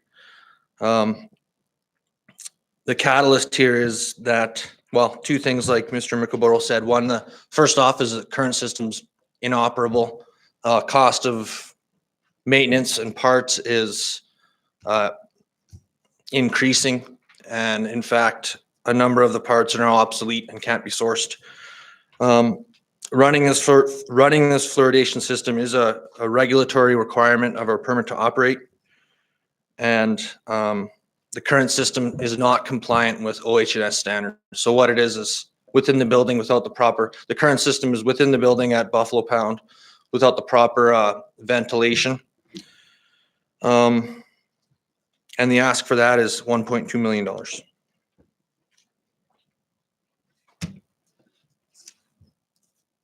Okay. Thank you, Mr. Harleton. Yeah. Okay, any questions of council? Councilor Prose? Thank you, Chair. Through you to administration. So how long have we been out? Have we not had fluorinated water for? When did it completely break down? Administration? I believe it's been about a year. About a year. I could add to that. In 2017, when preliminary design was started, it was limping along. And between that time and now, it has expired. Thank you. Thank you, Chair. Thanks, Councilor Froese. Councilor McMahon? Excuse me, you probably don't have it handy, but how many communities are fluoridizing, whatever, however you say that, and not, I don't recall, I know we discussed this earlier in the year, I don't recall anywhere near a $1.2 million price tag being bantered about for this, so I know there's many people on both sides of this fence, but $1.2 million is a big fence, so.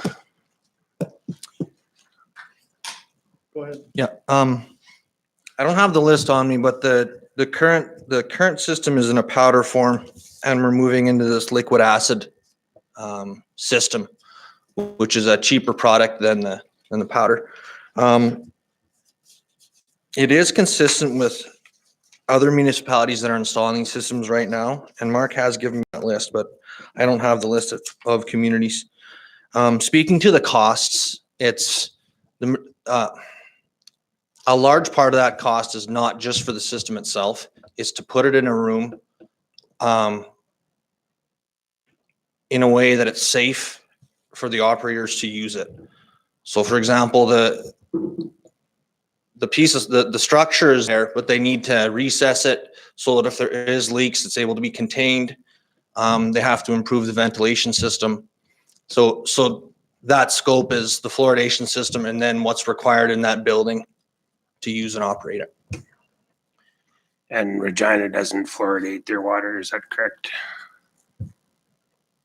Yeah, that's correct. To my knowledge, they do not fluoridate, but there's a mix across the country. Sorry, talking quiet again. No, it's correct. To my knowledge, Regina does not use fluoride in their water. But it is a split throughout Canada, and it would appear, I'm just trying to find the stats, I think about 35% of communities do as a general rule, and that we are not public health officials, and we would defer to them on the benefit of it, nor is it. Yeah, well, I'll leave it at that. But there is a letter attached from people that would understand that issue with respect to kind of addressing the flip side of just the cost equation there. Okay, and then the cost to tie this line in, how critical is it that it happens now versus 5 years from now? Like we're just adding and adding and adding, I guess, and I'm not sure if there's 12 years potentially left in that line, what's our risk at this point other than? So I guess I don't want to simplify things overly here, but it would seem odd to not undertake that at this point. I don't, deferral is always an option when it comes to infrastructure. But for the last couple hundred meters, you ask yourself why it wouldn't be renewed. If I recall, I Isn't it think. odd that it wasn't included to begin with? Yes, it is Like, odd, yeah. I mean, that's what's frustrating to me is that every year we seem to get in the Yeah. add on that says, well, we got to do this now. Well, we knew it 5 years ago or 10 years ago. Why wasn't it all part of the original request, I guess is. Well, and if you recall, this project is probably 8 or 10 years old at this I time. know it's long And predates all of us, but in the interest of getting the line in and getting traction on getting things done, the tie-ins and the pumping didn't get the attention during design. The line's in, we're at the stage now where we're looking at it, and the analysis around trying to assess how much life is left in the pipe is probably not cost effective when you look at it relative to the replacement cost. So does it have another 12 years? We can't tell unless we go in and do testing. And the cost of that testing, by the time you're done it, you might as well just replace that last section. So that's how we arrived kind of at the recommendation to proceed with it. I could add to that.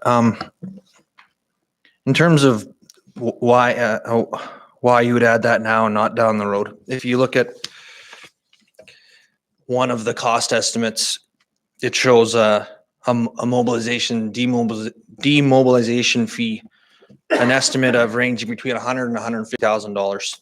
So if we're there, so a component of this project, with or without this inclusion, it has an underground piece, which will require an underground subcontractor. So we're going to be there at that time with an underground contractor to get that work done. And there's certain efficiencies and gains to be had by coordinating that work within this scope.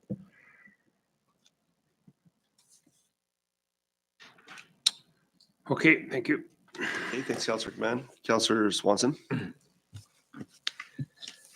Thank you.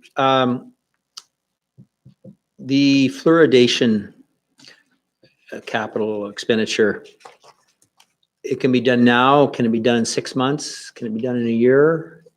Does it change the cost of it other than inflation? Administration. Is there any advantage to doing it now as opposed to later? I guess my reply to that would be pointing back to the permit to operate that I haven't read through in detail that does note that as a requirement. But we're still fluoridating the water, right? So we're operating in violation of our permit to operate? Right. I think that if we continue to do so, to this point, our regulators said you're making progress towards addressing it. If we defer it, we would need to be communicating with them or making changes to our permit. So we're not fluoridating then at this time? We have not, because the system's broken down. Well, in my time here, I've been subject to at least 4 well-organized campaigns to end fluoridation, and I've always been in favor of fluoridation. But today, I don't know if I was the only councillor received it. I think we all received it on our city iPad. And I didn't have time to read it in detail. Was a study based on York University analysis of fluoridation. And it came out, and again, I didn't read it in detail, and I don't know the source of it, but it did cite university research that came out with some clinical evidence against fluoridation. So I'd hate to vote to do this tonight when there may be research as late as this afternoon that was received by elected officials that would argue against fluoridation. That's why I asked if it could be, is there any structural requirement that would make it cheaper to do it now as opposed to 6 months from now? Not that I'm aware of, no. Thank you. And I know the recommendation is to spend $2.3 million more than is budgeted there. I'm interested in hearing the recommendation on how it's paid for. Do we borrow 17.3 million instead of 15 million? Is that the game plan? Thank you, Chair. Through you to Councillor Swanson. You're correct. It's not a budgeted expenditure, so we have not accounted for it in our rate analysis or any of those things. Options for council going forward, we wouldn't probably impact this year, but future years would be, yes, we'd have to borrow additional monies to be able to fund it. And we would also have to find a source of being able to pay that borrowing. So it would be increased utility rates or some other method potentially, so. Or if I keep,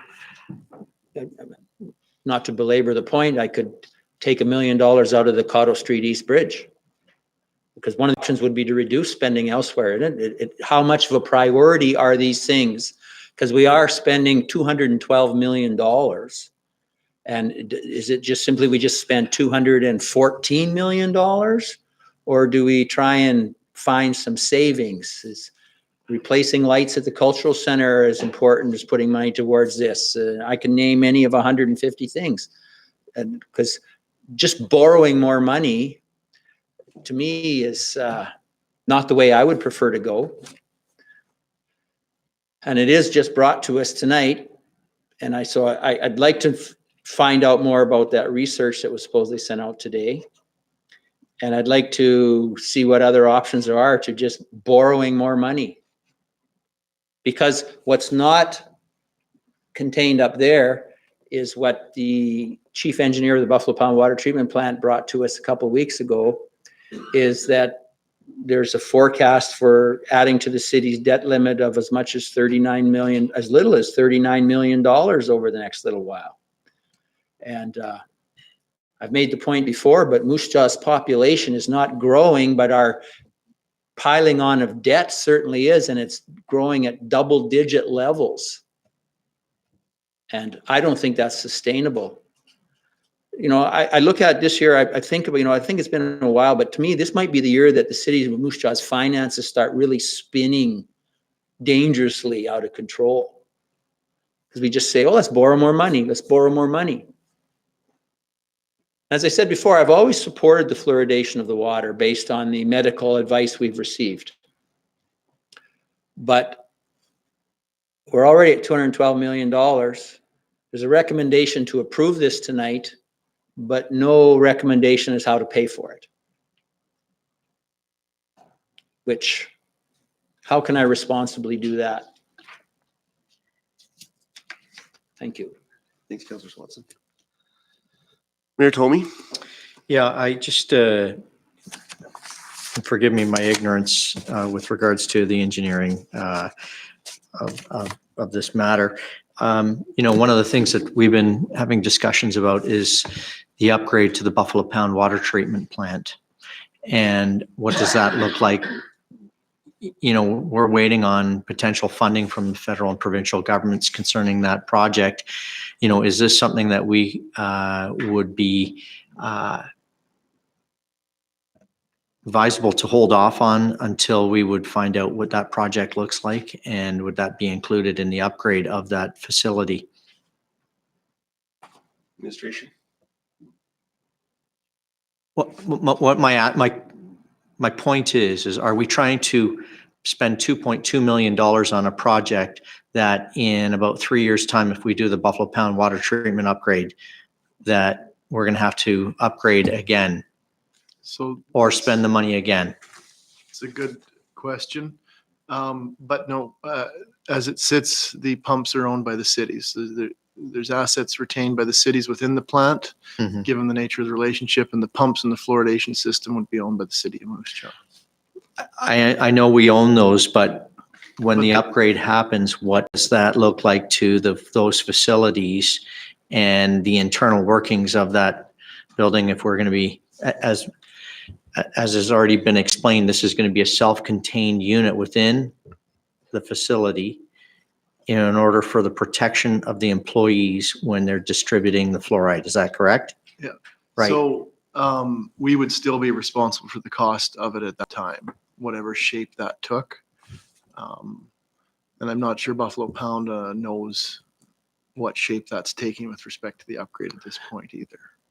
Chair, just to clarify, so the rebuild of Buffalo Pound plant is the rebuild of the production facility of the water itself. Right. The transmission from the plant to the respective cities, Regina and Moose Jaw, are the city's responsibility. So the pumps and everything that gets the water to us wouldn't be included in any grant monies that the Buffalo Pound plant might get. Right, but we do have to tie into it. Right, that we're responsible for the water source. So for the as you said, the lines down to our city, and we're talking about tie-in. So I'm just trying to get it clear in my head. Is this something that we should be waiting, or are we spending twice on this? I'm of the mind that we should be tabling this until we get a little bit more information. So I think that the transmission line is constructed, the tie-ins that we're talking about tie into the clear well of the plant, which is where they store the potable water for Regina and Moose Jaw to withdraw it. To pick up on what the city solicitor said, the focus of the rebuild of the plant is on the production side of things, getting the water into that clear well. I don't want to make a commitment on behalf of them about what that looks like, but you know, the focus of that is on the production end of things, not probably as much on the storage. And yeah, we need to tie the new line into the plant to get it into operation, into the existing plant. And yeah, that needs to happen sooner than later. And then, yeah, Buffalo Pound, the same as they'll have to do with Regina's transmission line, will have to make their changes and connections and modifications at their cost, whether they're relocating pumps or anything like that. So we wouldn't be spending twice, and we'll be diligent in, you know, in our input and monitoring that project when it comes to that. Hey, thanks, Mayor Tomey. Councilor Looning, are you green right now? Yes. Okay. Do I look green? All right. Is your light green right now? Thank you, Councillor Warren. So just some brief comments, and I'm going to preface these with, obviously, I'm not a doctor, I'm not a scientist. I don't know what the, you know, the actual facts are surrounding fluoridation. But what I do know is that the city of Moose Jaw has done it for, what, forever? 50 years, 75 years, 100 years, right? The system is broken down. And in my opinion, this is what's important to the citizens of Moose Jaw. Yes, I know there's opposing sides to fluoride. I mean, I happen to remember a campaign about 4 years ago or something, maybe when this came up initially, maybe 4 years ago or 3 years ago, that it was on the brink of breaking down, that we did get a whole bunch of emails from people that were against it and people that were for it and whatever. But my question would always be, what's the science behind it? And I don't know the answer to that, right? But has the city of Moose Jaw had significant health issues with having fluoride in our water? I don't know, right? I don't think so. I mean, I don't think, anyways.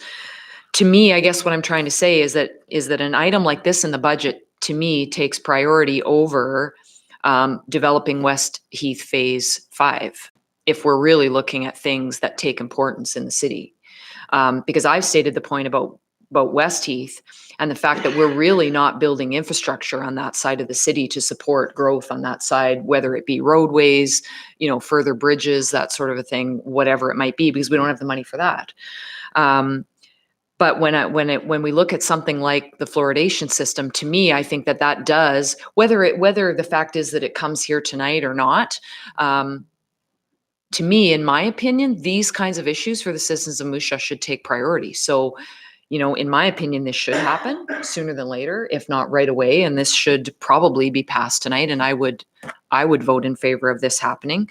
Yes, we need to find some funds for it, but I don't think we can delay it for any length of time. I think Mr. Mickleborough made it very clear that, you know, that we've gotten kind of the clearance to, yes, you're making steps to fix it, but if we delay it, it might look like the city of Moose Jaw is not abiding by the health regulations or by the agreement or whatever it was that you stated. That, anyways, those are just my opinions. What the safety of our water source, and the cast iron, and that to me are priorities, and we need to rearrange the other things to make sure those things are funded, in my opinion. So thank you, Councillor Warren.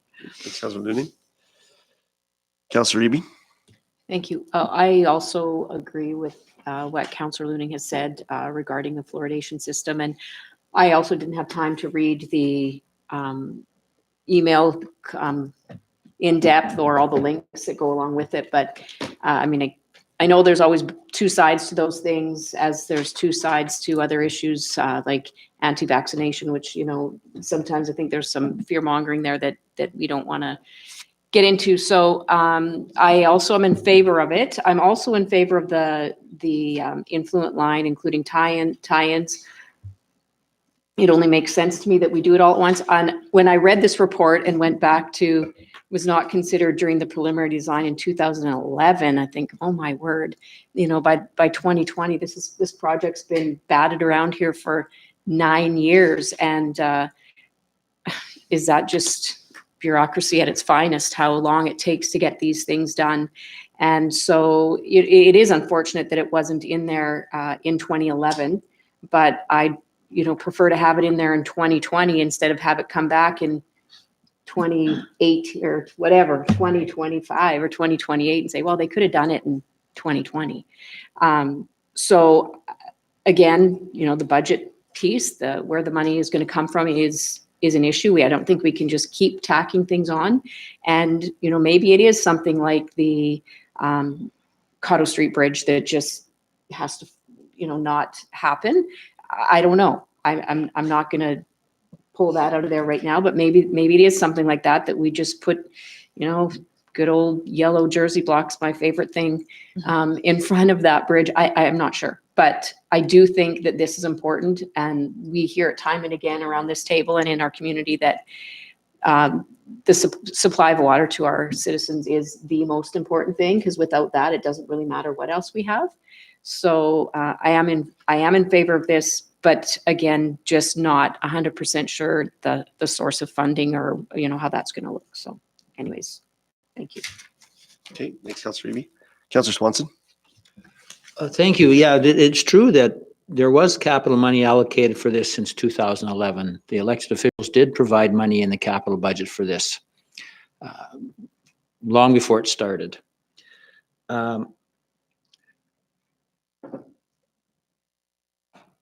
I'm not suggesting waiting years and years, and I don't know how important this new research that I first saw today is, but I would like perhaps to give the medical officer a chance to review it, to see what his opinion of it would be. Because Regina doesn't fluoridate their water. They get a permit to operate. There are many cities in Canada do not fluoridate their water. And as I said before, I've always been in favor of the fluoridation of the water. But I'm faced with, the council's wanting to approve this budget next week. And 7 days before I do that, I'm faced with a 10% increase in the water utility, which is already funded by extensive borrowing. And everybody's wanting to say, yeah, we need to find a source of funding for it. But before I can vote to do something like that, I'd like to hear what that source of funding is. Which, like, seriously, how do you approve a $2.3 million expenditure without identifying a source of funding when you're already borrowing into the tens of millions? So I would think we have at least a week where that can be reviewed by the medical health officer. And I kind of see Councillor McMahon's point.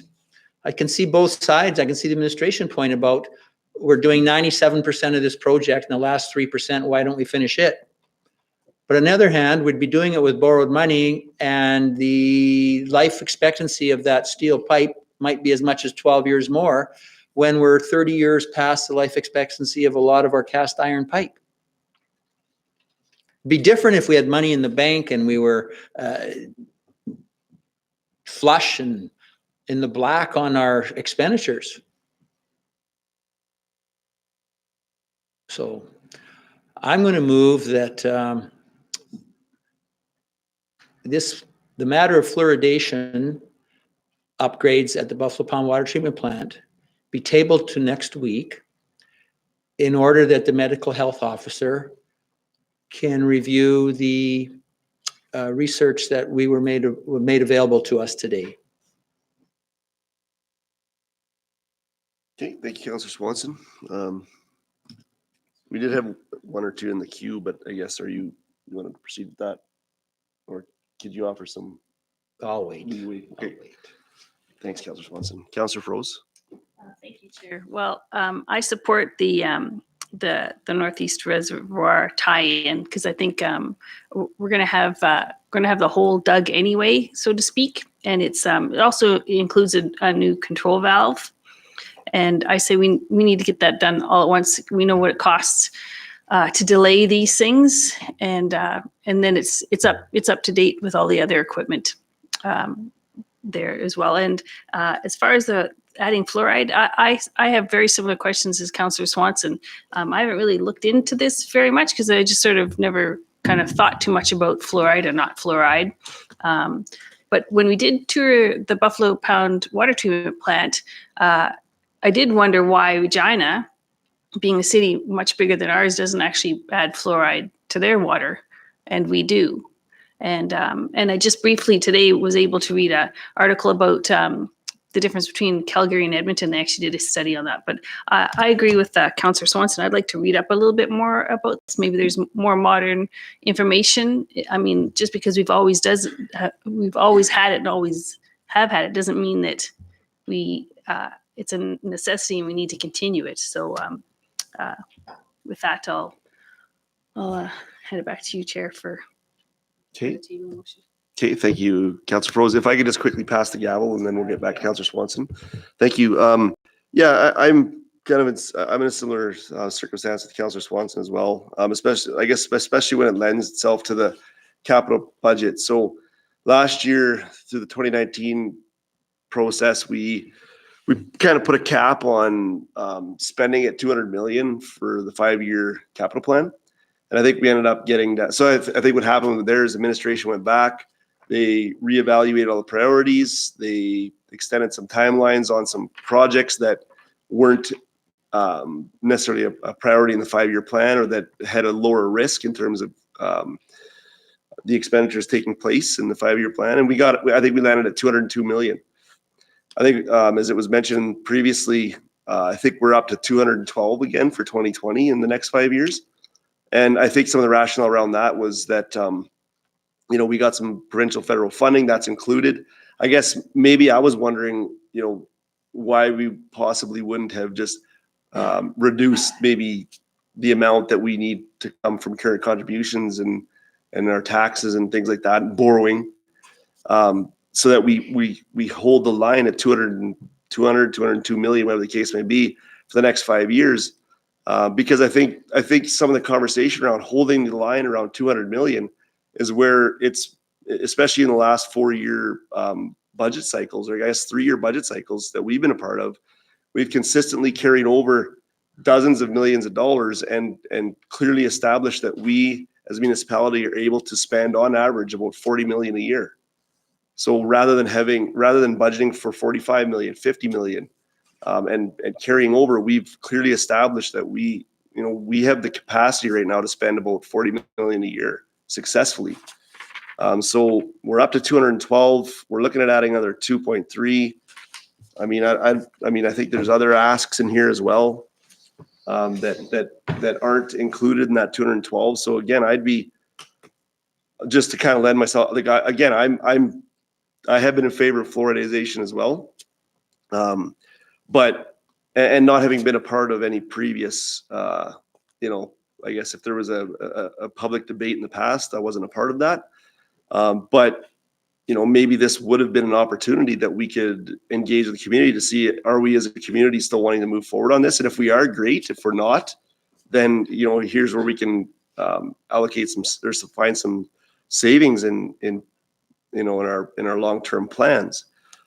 So I mean, I would welcome a more of an opportunity to look at some of the research that just came out today, and I think it's actually kind of consistent with, there was an article back in August from one of our I think chiropractor articles about the fluoride issue, and there was some studies back in August that just came out that there's possibly some links to some various things, health issues. So I mean, I'm possibly considering this as an opportunity to see if the community wants to move forward on this or not, and probably needs a little bit more of a conversation than just the one meeting, and possibly that we need a report on the history and the research and things like that, and possibly some community input. I'm not sure if that's the right answer or not, but at the very least, I'm I'm looking forward to more information, but as part of that, I think that,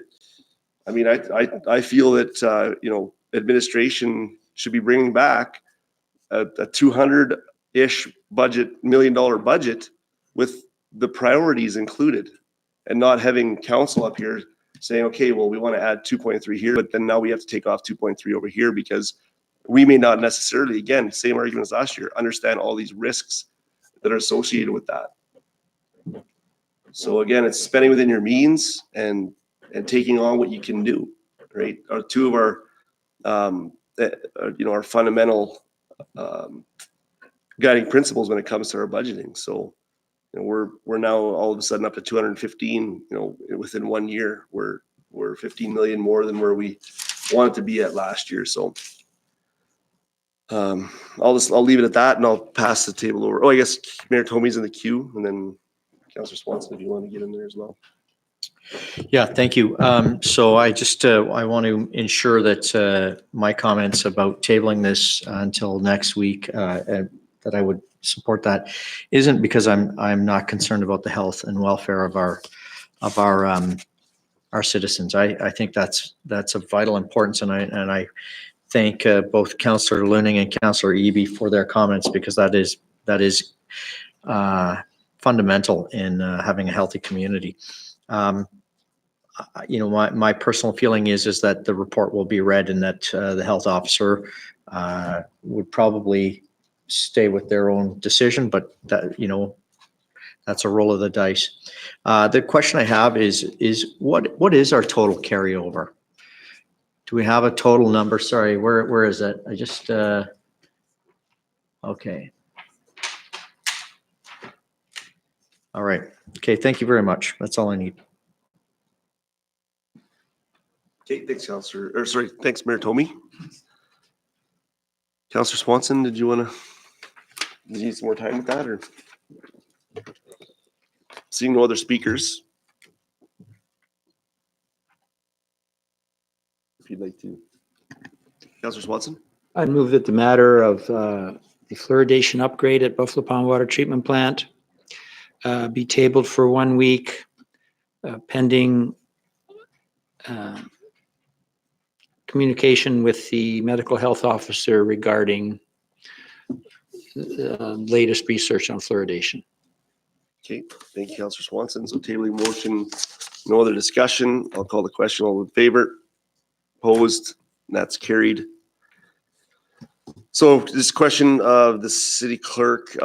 So, I mean, that report had both the fluoridation and the high service water line included. So I guess just by that tabling motion, is that tabling the entire report? Thank you, Chair. The specific reference was to the fluoridation aspect, so it would still be open for council to give direction on the tie-in with the water line. That'd still be an appropriate debate. Okay, thank you. Councillor Eby? Thank you. Just through to administration, then can you just tell me exactly what the cost, or I guess it's not exactly, if you can give me what the budget would need to be for the Northeast Reservoir influent line? What's that number? 1.1. Okay, I'm going to make the motion that the Northeast Reservoir influent line, including tie-ins and increase. Oh, just wait, sorry. That City Council approve the Northeast Reservoir influent line, including tie-ins, and increase the 2020 cap. Not going to say increase, sorry. I didn't read this through. That the influence, including the tie-ins, the budget amount of 1.1 million with administration to come back with a source of funding next week. 1.1 million, yeah.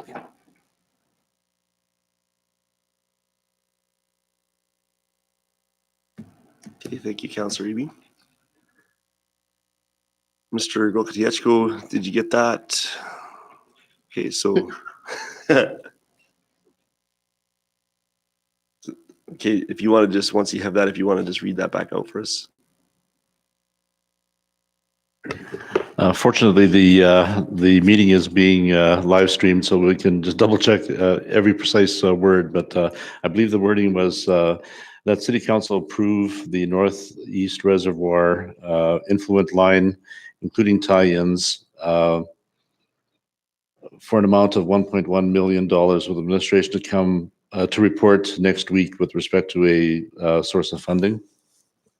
Okay, thank you. Anything else to add, Councillor Eby? No, thanks. Okay, Councillor Swanson?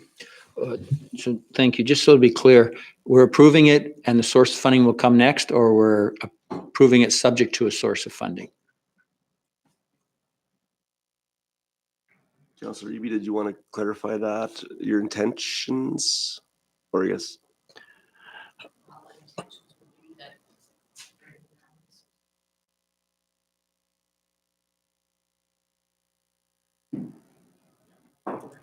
So just subject to the source of funding being identified. So then, basically, we're tabling this then? Yeah. I'd move that that be tabled to next week pending a report on funding source. Okay, tabling motion, no discussion, all in favor? Opposed, carried. Okay. Next item is a report regarding the solid waste utility, material crushing and recycling. Mr. Mickleborough, is that yours? Well, yes. Oh, sorry. I guess we need to lift this from the table first. Apologies. Mayor Tomey moved to lift this from the table. All in favor? That's carried. Sorry, Mr. Mickleborough.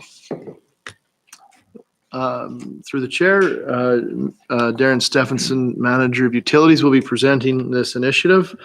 I would just preface it a bit by saying that this is an exciting initiative with little to no budget impact on the cost side, but hopefully one that'll have a positive economic and environmental impact to our operations. Okay, thanks, Mr. Mickleborough. Mr. Stephenson? Good evening, council. Yes, as mentioned, this is a report looking to gain council permission on a new initiative for our city with regards to the construction and demolition waste that the city has accumulated here in the last 3.5 years, whereas this material can be crushed and repurposed for other uses. So a little background is the city did begin diverting this material. Really, it was initiated by the demolition of the Union Hospital and the large amounts of material there that would have to be diverted to, at that time would have been our landfill. So the decision was made to begin stockpiling this. The city did have land available down by the city complex behind our current aggregate yard, by the Ball Diamond Flats. And we've started accumulating concrete and asphalt over the last 3.5 years since that program kind of began. So in the last year or two, having gained access to drones within the city and able to do surveys on these piles, we do have an estimate from earlier this year now that we have accumulated approximately 13,000 tons worth of this material. And we're currently running out of space. So now that we're kind of at a point in time where we need to make a decision on how we want to deal with this product. So as Josh mentioned, it does have a positive environmental impact. These are non-renewable resources that we can repurpose and use within city functions and of course across construction industries. So over the last 3.5 years, we've diverted what is a representative amount of about 4 months of landfill. So about 10% of what we would have taken at the landfill has kind of been diverted through this program. So it does have a fairly significant impact on lengthening the life cycle of our landfill. And you can imagine if this had been done maybe long-term, what benefit we might be seeing there now. So this material can be crushed, can be rendered into kind of any material that we want to use as an aggregate. Some of the common materials used in the industry are 3/4 inch aggregate on the asphalt, which does have some limited applications for the city. We can use it in back lanes to help do a little bit of stabilization on our maintenance and to some degree also on gravel roads. Concrete, we currently do buy 7/8 inch crushed aggregate currently. So this material could be turned into something very similar. We do use that in our wet excavations throughout the city to give us ourselves a working base to do those repairs on the various types of infrastructure that we fix or replace. So we have kind of gotten a high level estimate with people that do this, have the equipment to do this. And an approximate cost that we've received so far is about $14 per ton to crush this. So based on the 13,000 tons, and we may have more, we may have less, right? The drone surveys try to give us an accurate representation, but we do use industry standards to try to quantify that area into tonnage. But that estimation is $179,000 to crush this material. There is open market value, obviously, for this material. The potential total maximum value that we'd be looking at is about $540,000. We do have use, as I mentioned, for this material with the city. However, not for the quantities we've currently got residing down at the yards there. So we're looking at about a feedstock inventory of 18 years for the concrete crushed aggregate and 7 years for the asphalt reclaim. So it would take a long time for the city to burn through this. In the meantime, we'd be continuing to accumulate new reserves of this material. I guess I should mention this material comes from a wide variety of sources. So our, for instance, our road programs would generate some of the asphalt reclaim, as would some of our water and sewer work that we do, both internal and external. As well, we do get this material from commercial contractors that work in the industry that will bring this rather than pay to have it disposed of at a landfill. And it does have some value to an end user. So we'd be looking to fund this practice of crushing this material. It would really come through the inventory cash flow accounts. That's how we purchase all our aggregate currently. So we'll buy, based on tenders, materials. When departments consume those materials, that's when it's billed out to the different operating accounts across the city. So we would propose that this would operate in exactly the same manner. And the departments that would use this material would purchase it effectively at cost recovery of the project from the contracted price. And that, as mentioned, the volume being rather excessive for city use, we would kind of recommend that maybe we retain 2 years worth of this inventory and look to sell the rest off to industry, which can use it in a broader application necessarily than we can. And then take those proceeds and use them to offset capital needs, and probably the most urgent being the water utility and the challenges that it faces. So once our cost inputs are taken out, you're looking at approximately $3,000 or $300,000 as kind of a maximum value that this material may be worth on the market. And that once we kind of clear the slate, if you will, we now have the ability to measure and quantify this, so we could do that annually. And we'd want to work this kind of right into our normal business practices in the utility. Currently, the site that we do store it as I mentioned, that location is chosen simply because of where we're at with the life expectancy on the landfill. That material, there's simply no room to store it out there. Depending on what direction the solid waste utility takes with a future site, it would be assumed that those services would kind of come into that location, be managed wholly on site by the utility itself. So the recommendations that we're bringing to council are that the city proceed with a tender to crush the diverted asphalt and concrete stockpiles at an estimated cost of $179,200, funded from inventory cash flow accounts, and that the city sell all but 2 years worth of the byproducts to industry, with profits offsetting capital requirements in the water utility. Thank you. Okay, thanks, Mr. Stephenson. Councillor Eby. Thank you. I was really happy to see this report come forward. I remember when the initiative first came to council, I believe it was I know it was the former manager of engineering who came to council with this. I think it was even at a strategic planning session or something. And I believe he had written his master's on this initiative back, previous to his time here. So it's great that we've been doing it. Now I'm excited that we're going to be able to see the fruits of the labor of that. And also glad that we'll be able to clean up that spot down there a little bit again and recycle the recyclables. So thanks for the report, and look forward to seeing how this shakes out. And as we go forward, that it'll be just part of our business practice on a regular basis. So thanks for the report. Thanks, Councillor Eby. Councillor Froese. I think this is a great initiative, and it's great to see that we're trying to reuse and recycle, especially in this area, and that we might generate a little bit of revenue from it too. So I'd like to make the motion that city proceed with a tender to crush the diverted asphalt and concrete stockpiles at an estimated cost of $179,200, funded from inventory cash flow accounts, and that the city sell all but 2 years worth of the byproducts to industry with profits offsetting capital requirements in the water utility. Okay, thanks, Councillor Froese. Councillor Swanson. Thank you. I want to separate the asphalt from the other material. The asphalt for sure is, I think, a good idea. Question administration. When the Union Hospital was demolished, did we bill for dumping fees for this material? Administration, would anybody have any information on that? I wouldn't have that off the top of my head, no, I'm sorry. Would the Director of Financial Services, because that would have been a sizable amount of money. I wouldn't have that information either.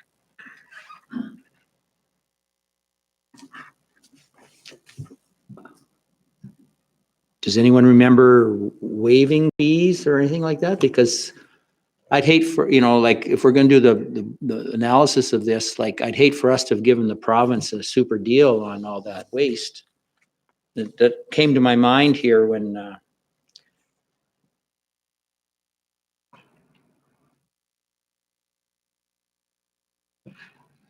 Proof I'm getting we didn't charge for the dumping of this material. I think we can certainly find out, but I don't know what impact that has on this report. Well, it does have an impact on this crushing report. concrete and asphalt is something many municipalities do. Yeah. And it's a good practice, I think. Well, agreed, except we had a demolition of a provincial responsible building and we dumped it in the yards, and I'm just hoping that we didn't say to them, you don't have to pay the dumping fees, because then we would have saved the province a pile of money that we would have had as a revenue, and we might have struck a deal, maybe $1 less per ton or something to put it at the city yards. But that's a thought that came into my mind, is that did we take all this waste did we let the province off the hook for dumping this material? I certainly would appreciate that information.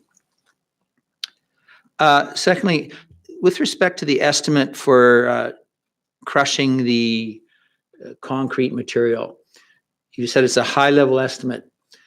There's a lot of contamination in that material. Like, it's not all stuff. I'm just wondering, has that been taken into consideration? Because there's all kinds of stuff in there besides concrete and brick.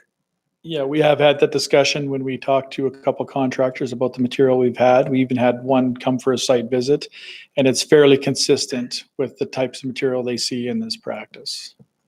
Okay, so that price acknowledges some of that waste.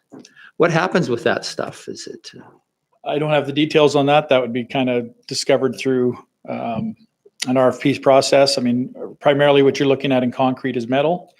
Rebar that's present, and whether it's the city or the contractor that would retain that value for scrap would be determined by the RFP or tender that goes forward. And the stucco, there's a lot of stucco in there. And I understand that crushes to dust, and which is not much value to us. And I would suggest that that really plays a very small part into the tonnage of the overall concrete that's present. Okay. Thank you. So I can await that information on the dumping fees? Yeah, we'll certainly endeavor to provide that information, and perhaps we're making some money off the province still. That might be a good thing. I don't know. How would we do that? By crushing the product that was deposited at our site and selling it. Well, I'll bet it's a lot less than we would have got for collecting a dumping fee. Okay, so administration will provide that information on the dumping fees. Anything else, Councillor Swanson? No, thank you. Okay. Councillor McMahon? Thank you. Just sort of along those same lines, I just wondered, is there some potential that, or do you think there's a market if, say, it costs them $10 to dump it at the landfill and we implemented a fee of $2 to, like, instead of just taking it all? Is there some thoughts that we could maybe charge a minimum amount? And I know we're still making money, but we are, $180,000 we're spending to get it crushed. And I just wondered if there's That's potentially some offset. That's something we'd be definitely looking at in a forward business plan. Our ability to do that right now is we can't weigh this material. We have no mechanism to accurately receive it and charge for it without a lot of additional work on the contractor's behalf. Just given the locations of where the material are versus where the landfill is. Municipalities, I wouldn't be able to give you necessarily an accurate representation, but some charge a small amount to cover kind of handling fees and things that they might go through with the material, but really they're trying to promote that material to come to them because there is an end value in that product in being reused and rather than being disposed of or taken elsewhere. Okay, thanks. Okay, thanks, Councilor McMahon. Mayor Tomey? Yeah, thank you. I will say this, I'm very happy with this recommendation. We can't argue the points of the past, but with having this in place, the future will be that if, for instance, another issue like the Union Hospital were to come to us, then it creates an opportunity for us to capitalize on that. Whereas back then, whatever the decision was, we didn't have that opportunity. So I'm grateful for this recommendation. I think it's good for our community. It's about recycling. I think it's forward thinking, and there's some revenue opportunities to offset some of the utility costs that we are actually dealing with right now. So I just want to let you know that I will support this recommendation and that I do appreciate the report. Thank you. Okay, thanks, Mayor Tomey. Seeing no other speakers, if I could pass the gavel. I have the gavel. Thanks. Just had a couple questions. I guess currently, do we reuse recycled asphalt in the city at all currently? Like, do we procure it and use it for any of our projects? We don't procure it. I mean, we buy cold mix, which is a different product for winter use. We do have what we would call shavings that are kind of a finer form than some of this material that we get through our different construction activities that the city does use. What about the aggregate? Like, so the 7/8 rock that you're talking about. So I mean, we obviously procure that type of material for our repairs and our excavation. Yes, we do purchase that material annually. Yeah. So who's the current contract with at this time? Do we have that information? I don't have it handy. It's something we tender every year. Tenders out every year. I'd be guessing who had the contract this year, just off the top of my head, given all the different aggregate contracts that we have. Is it often local, or is it sometimes companies coming in? It's typically local. Okay. Well, yeah, I'm definitely in favor of this too. Obviously, it's a diversion tactic. First and foremost, diverts the material from the landfill, and then put towards the cost recovery at a minimum, and maybe even a revenue source.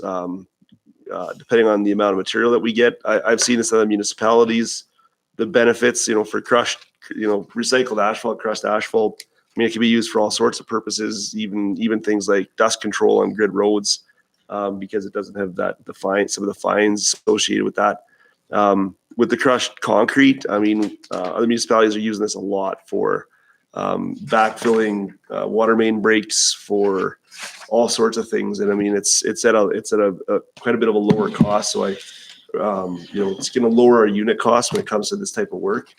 So I guess the other question I would have on the potential cost savings is, would we be getting a report back in, maybe a year's time or next budget, or, where would we see these savings? And I mean, I can appreciate they might be allocated to the utility, but it'd still be nice to see, or to capital projects, but it'd still be nice to see kind of actuals on what we realized from this project.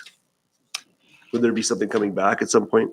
I might defer that question, but we would have to tender this, and the length of time to crush this amount of material. I mean, it might depend on the contractor that we get, but this could take more than a year to process. So It's not something we're going to see in April or May, right? This is going to progress throughout the year, and we'll begin using the material as it comes off the line. But certainly, I would think at some point we would have enough information, we could bring a report back to show what the program has done. Okay, thank you very much. Councillor Eby? Thanks. Just one question. I'm totally in favor of the motion, but wondering if, I mean, I know that when we say that the profits go to water utility, that's the right thing to do because everything needs to go to the water utility, but would we be better off to not tie that right to that utility and perhaps say, you know, as determined by administration with input from council, just if it could go to like a project like demolishing the Y or, you know, so it's a little pocket of money that could be used for, you know, something that doesn't have any other source of funding. I don't know. I'm fine with it going to the water utility because that's where every darn dime has to go to, but. Save the money and knock another building down. Yeah. Certainly, I think that's council decision. If you want to leave it as a general revenue that we can apply to any capital project, I think that's up to council to decide. Certainly flexibility is a good thing when we have projects come up that we need to spend money on. I can tell you that some of the questions that you asked, we did this in North Battleford. We started, I think it was 6 years ago, stockpiled the materials at the landfill, charged $50 a ton, crushed it, and now we're selling it there, or they're selling it there for $20 a ton. So there's money to be made in and out. But I think as Mr. Stephenson says, until we have a location where we can store it at the landfill and weigh it, that's hard to get that charge back in. But certainly a new landfill would allow us to do both. And it's a good program. And we used it for aggregate. We used it in parking lots and back alleys. It's a great program, as you've all noted, and it's been effective in other locations. Well, I will just test council then with an amendment, just that the second paragraph would read that the city sell all but 2 years worth of the byproducts to industry with profits offsetting capital requirements as determined by administration with the input from council.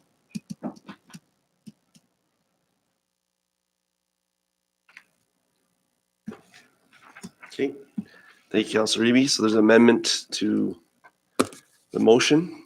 Any other speakers on that? Okay, I'll call the question. All those in favor? Opposed? That's carried.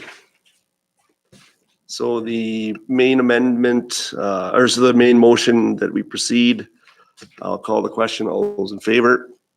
Opposed? And that's carried as amended. Thank you. And I believe we are looking to possibly have a 7 minute break if council is in favor of that. Okay, all right. We will reconvene at 8:25. Yeah.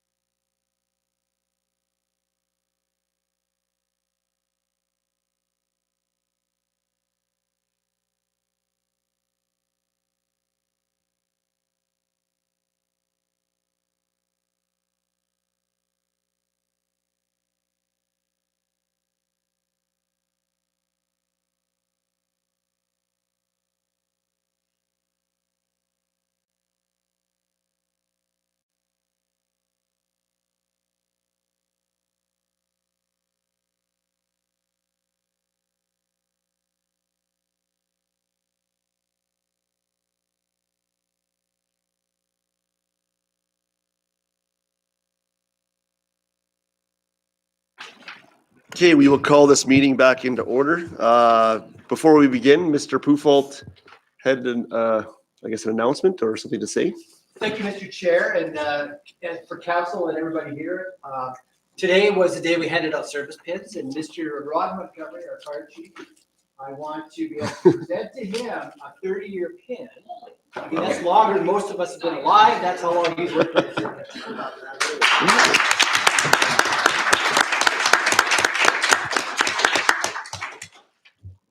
No embarrassment. Surprise.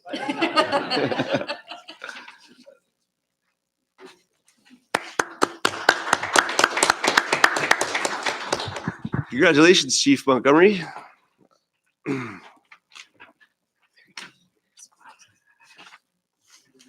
All right.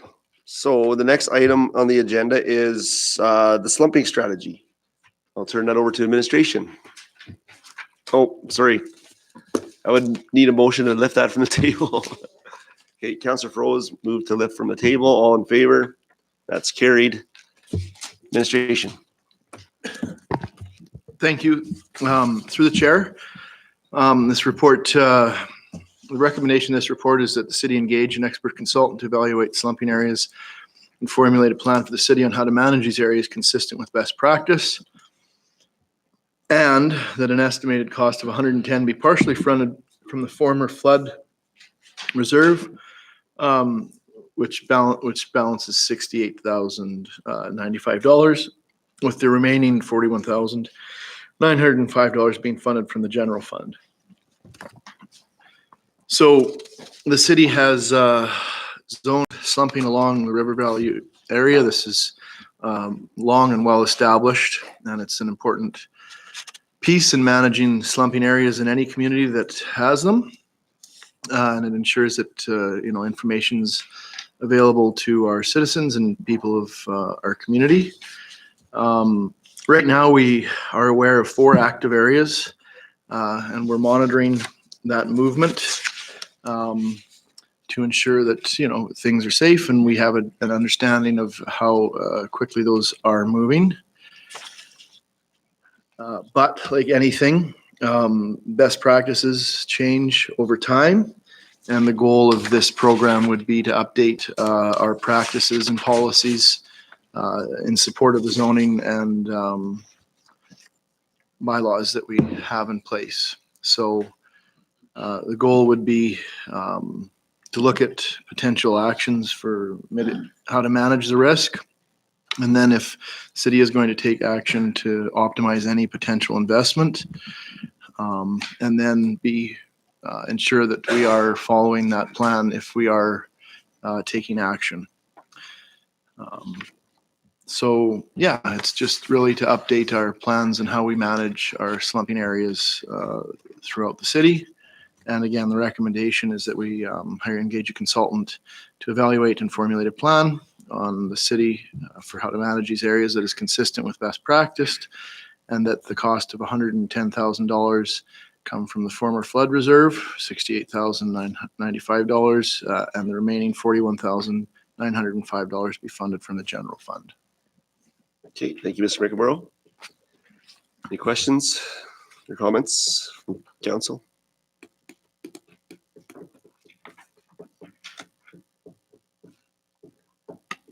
Councillor Froese. Thank you, Chair. Well, I'll move the motion. I think this is an important initiative to have a look at around our city, not just in the southern area, but we also have a couple of other areas I think that need to be addressed.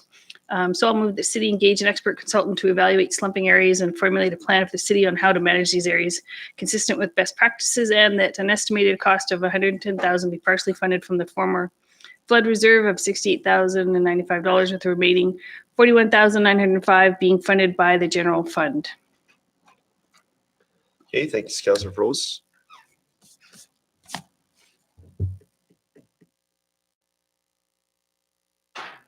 Any questions or comments on that? Okay, I had a question, if I could pass the gavel. Okay, thank you, Mayor Tomey. Oh, Go ahead, Mr. Acker, actually, if you want. Thank you, Chair. Just an item on that is there's actually a little bit of additional monies in the flood prone fund. We had some investment earnings, and when we had done this number for the report, we hadn't taken that into account. So if we could just adjust the motion that 70,537 would come from the flood prone fund and 39,463 from the general capital reserve, that would balance everything for us. Thank you. Okay, yeah, that was the amended amount. Okay, so just friendly amendments, 70,537 from the flood prone and 39,463 from the general capital. Okay. Okay, thank you. Yeah, and I guess my questions were going to be just what the balance was of that flood prone. So is that the entire balance of that reserve? And just asking the question, what was the original intention of that reserve? Thank you, Chair. So the original intention of that reserve was the city had been contributing money on an annual basis from the capital budget for the flood prone acquisition program in the River Valley. So over a number of years since the floods, major floods that we had in I believe it was 74, we have acquired property, demolished it, and then basically provided that property to Waccamaw. So that program was discontinued by council about, I think it was 7-8 years ago, and that fund still remains, so there was still a little bit of money in it. Okay, thank you. And then just, okay, yeah, so I guess my other question is, and I think probably might be the first time we've had this conversation at the special meetings here regarding the budget, but sometimes when we talk about one-time expenditures, we sometimes think about the accumulated surplus. So I guess I would ask what the current balance of the accumulated surplus is and what we are forecasting for the end of 2019 as a balance. Thank you, Chair. So the current balance is approximately $1.625 million. Our forecast for 2019 really is cautioned a bit in terms of our major I guess expenditure that we still potentially can see before the end of the year is related to snow removal. If we have a major snow event, it's a couple $100,000. So as we sit right now, we would anticipate a surplus. Could be in, I would suggest, $200,000 range, that sort of thing. Having said that, if we have one major snowfall, that is eliminated. So probably our best estimate at this point in time, being somewhat conservative, would be just a break even overall in terms of our our accumulated surplus. The one guideline we do have for the accumulated surplus is our goal is to have 5% of our operating budget. So that's about $2.5 million in that accumulated surplus for years when we potentially have major issues. If you recall, in 2017, we indeed did have that. When the province reduced our funding significantly, it gives us a source to be able to dip into. Traditionally, anything above that, council has used for one-time type expenditures because it's not an ongoing source, obviously. So thank you. Thanks for that information, Mr. Acker. And yeah, I guess as the longer I'm in this role as a counselor, the more I've lent my kind of opinion around the accumulated surplus is that we've, I guess, collected more taxes than we needed.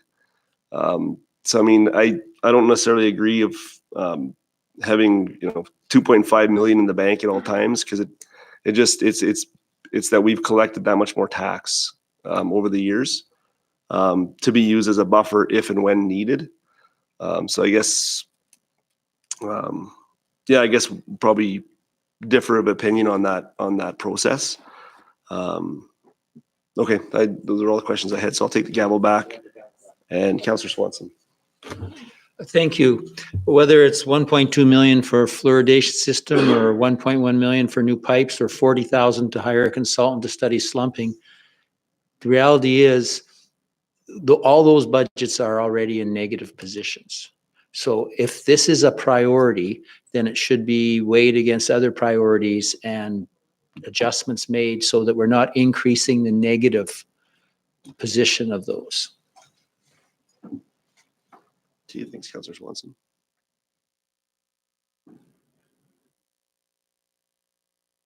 I'll just add. Oh, sorry, go ahead. Push your button again.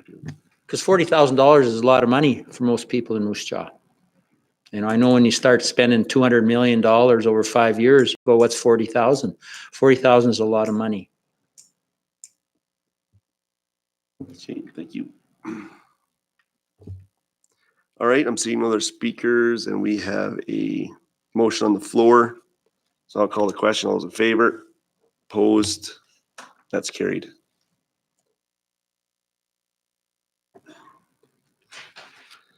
Okay, so the next item is the urban forestry program, and I believe this one, the motion was made, but then tabled. Councillor Eby, motion to lift from the table. I'll call the question. All in favor? That's carried. So we currently have a motion on the floor, which is that the city of Moose Jaw establish a dedicated crew to maintain the city's urban forestry. Source of funding being the 2020 operating budget in the amount of $45,850. And that the city of Moose Jaw expand the contracted block pruning program with the source of funding being the 2020 operating budget in the amount of $14,185. And I believe we had tabled this originally to get a better idea of the end result of the budget deliberations. So Councillor Eby, you're in the queue. Thanks. I originally moved this and said my support behind it. I still support it. However, I did, take it to heart that we should find money within the existing operating budget. And so I went through I couldn't find any, line by line things in our current budget document that would help me find a program that I thought was not, that was less priority than urban forestry. So I went back to 2016 or 15 budget when we had line by line, and I still was not able to find anything that I feel isn't important. All the programs are important, whether they are a $40,000 program or a $400,000 program. If it's cleaning the serpentine or it's pruning our trees, I think it's all important. So I'm still in support of this. I did not find an item that I thought that I wanted to put forward to cut. So I will support it as it is, knowing that it does put a 0.25 increase to the mill rate. I will understand if it's defeated.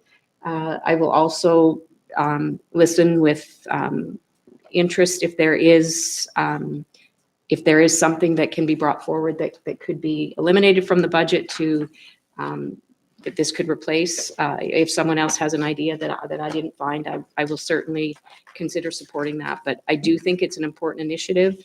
I think it's one that should stay in the budget from this point forward. But like I said, I don't know what else we can, what program we can cut. And I don't know if there's that many paper clips in City Hall that we can eliminate to make up for this. So I am in support of it, but I totally understand if it's not supported by the majority of council. Thank you. Okay, thanks, Councillor Eby. Any other speakers or any other questions? Councillor McMahon? Oh, 0.2% of an increase.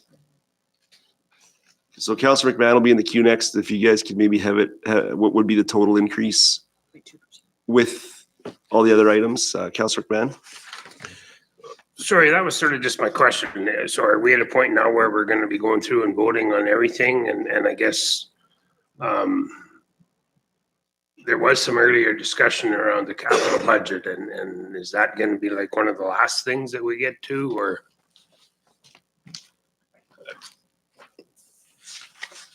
I think Mr. Pufalt?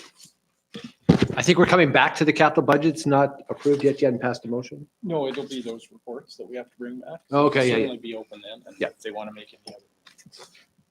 So you still have an opportunity on capital budget for sure. Well, I guess if we reduce their expenditures in the capital budget, is that going to have some effect on the operating? No? Just some of the utilities, I guess, potentially. Borrowing. Less support. Thank you, Chair, through you to Councillor McMahon. Most of the changes in the capital budget would have no impact on operating unless there was some operating component to it. involve some type of savings or that sort of thing. So in most cases, there's no direct relationship. So as an example, if you were to approve this one right now, you would be increasing the overall tax increase to from 1.96 to 2.16% would be the increase. So thank you.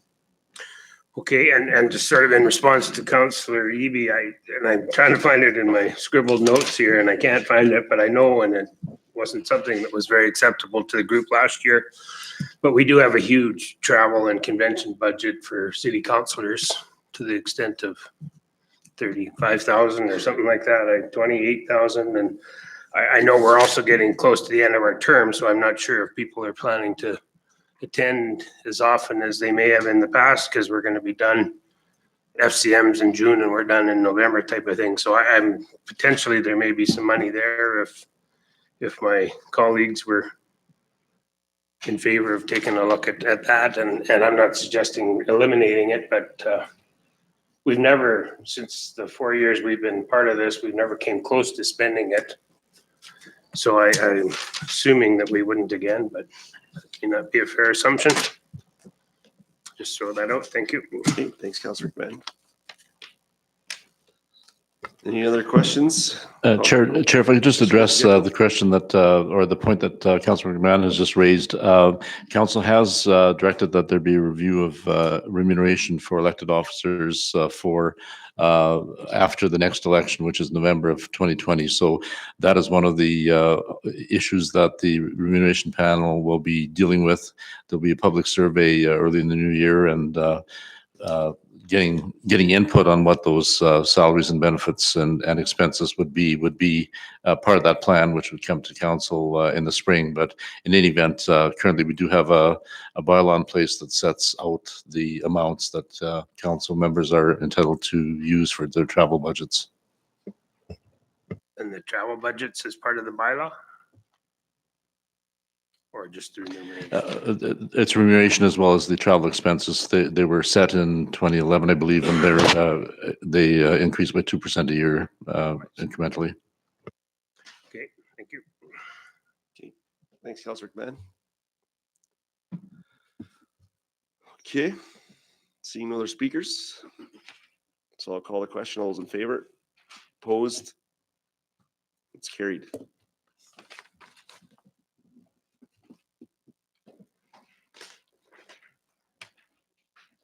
Okay, the next item is a report regarding the economic development initiatives. And that motion had been made, but it was tabled. Oh, Councillor Eby, motion to lift from the table. All those in favor? That's carried.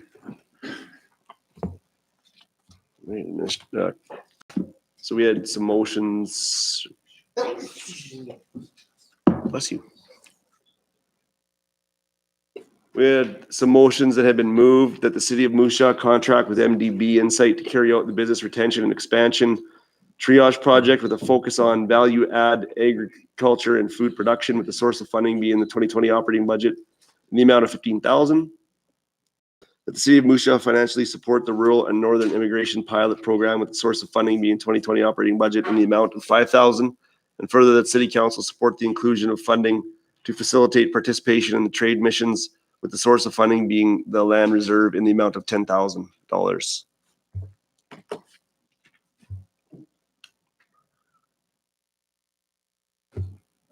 Yeah, that was moved.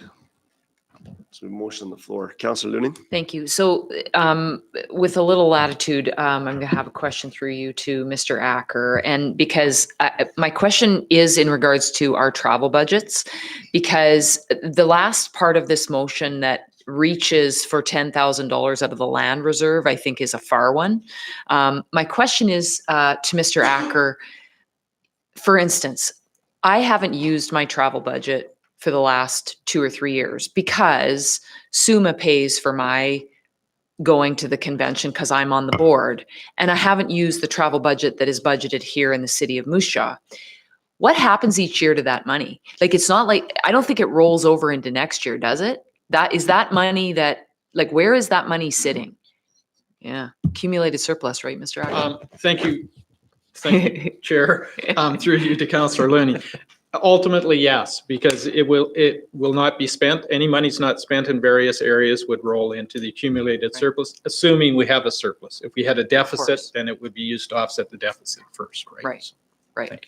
So, I mean, for instance, that, you know, so to reach in the last part of this motion to take $10,000 out of the land reserve, when, for instance, there's probably at least $10,000 or $12,000 from me that hasn't been used. And I think we need to think about changing that policy, because if a counselor doesn't use it, then, you know, I don't think it should be rebudgeted again. It should just be carried over into the next year or something like that, right?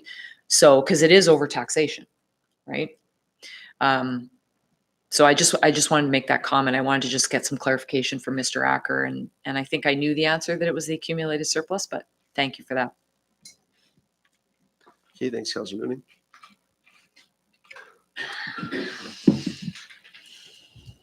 Any other questions? Comments?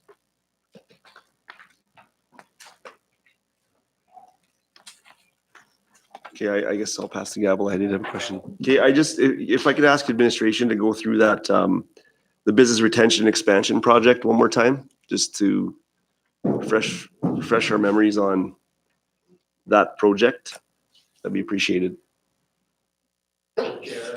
BR&E, business retention expansion, a critical tool in economic development, is really all about engagement with your business community on a regular basis. We do that. This goes deeper. We're engaging this company to come and do interviews, which we don't have the capacity to do, especially the number of interviews that they would do. We've decided to target in on value-add agriculture and food processing opportunities to see where there are opportunities for growth and development. So it's really getting really one-on-one with these companies and having these discussions with them as to what are the opportunities, what are the barriers to growth, and how can we help facilitate growth in those companies. Because 70% and more, there's figures all over the place, but at least that of growth in your community in jobs is with existing companies. All right, thank you. Thank you, Mr. Dixon. I'll take the gavel back. Councillor Froese. Thank you, Chair. Just a couple of quick questions. The Rural and Northern Immigration Pilot Program, can you just remind me, I think I asked this last time, who else is partnering with us on that? So the SCRIP, South Central Immigration Regional Project, SCRIP, as well as the Multicultural Society, as well as other players that in the community that have interest in immigration and bringing newcomers to our city. So it's a good partnership, as well, of course, the Chamber of Commerce, who put forward the application on the city's behalf. Okay, and the trade, the funding for trade missions have we been in touch with the province at all? I know they announced just a while back about $250,000 they're spending on a brand new initiative for trade missions. Is there any way that we could, are they including communities along with them, or? Absolutely. That partnering with the province would be very strategic. They have offices in Shanghai and various other Beijing. So if that was the direction that we wanted to go, we'd most definitely have a past colleague does that specifically. He's over there. So we would certainly connect with them. Doesn't have to be overseas, can be within our country. We've gone out and actually done missions and visitations with companies that their corporate head office isn't in Moose Jaw. But so it doesn't have to be worldwide, but it is. And when they do studies, and it's number two, best strategy of marketing attraction and investment attraction is visitations. It's always way up there. Okay, great. Yeah, thank you. Thank you, Chair. Thanks, Councillor Froese. And if I might, Mr. Chair, it was considered a cost of doing business. As you recall, the initial thought process in this was it supported the Carpenter land sale, because in the Carpenter land sale, there's a requirement that we support initiatives to bring food industry to the Southeast Industrial Park. And so again, it was more of a contingency-based funding, and a good point raised tonight. I mean, if we're able to get the province to piggyback with the province and get funding paid elsewhere, that would be fine. There'd be no budget impact or no mill rate impact upon this. And so that was kind of the thought process, cost of doing business. And if we don't have to go to China next year for a trade mission, that money wouldn't be spent. Okay, thank you, Mr. Pufalt. Anything else, Councilor Rose? No, that's good. Thank you. Okay, thanks. If I could pass the gavel, I had another question. So I guess my question is like, and I had asked a question last budget meeting, and I just quickly ran through each line by line of the travel and convention budgets of each department, as there's not an ability to roll them up. And again, from my calculations I went through the seven different departments, and not including the council one. The projections for 2019 versus the 2020 budget asks, there was a difference of about $20,000. So basically $20,000 spent in 2019 less than what we're asking for in 2020. So I guess my question of administration would be, if we're projecting to spend, I don't have the number, like the amount that we spent in 2019 and projecting to spend a similar amount in 2020, even though our budget is 20,000 more, could we not just absorb this $10,000 travel in that budget? Question of administration.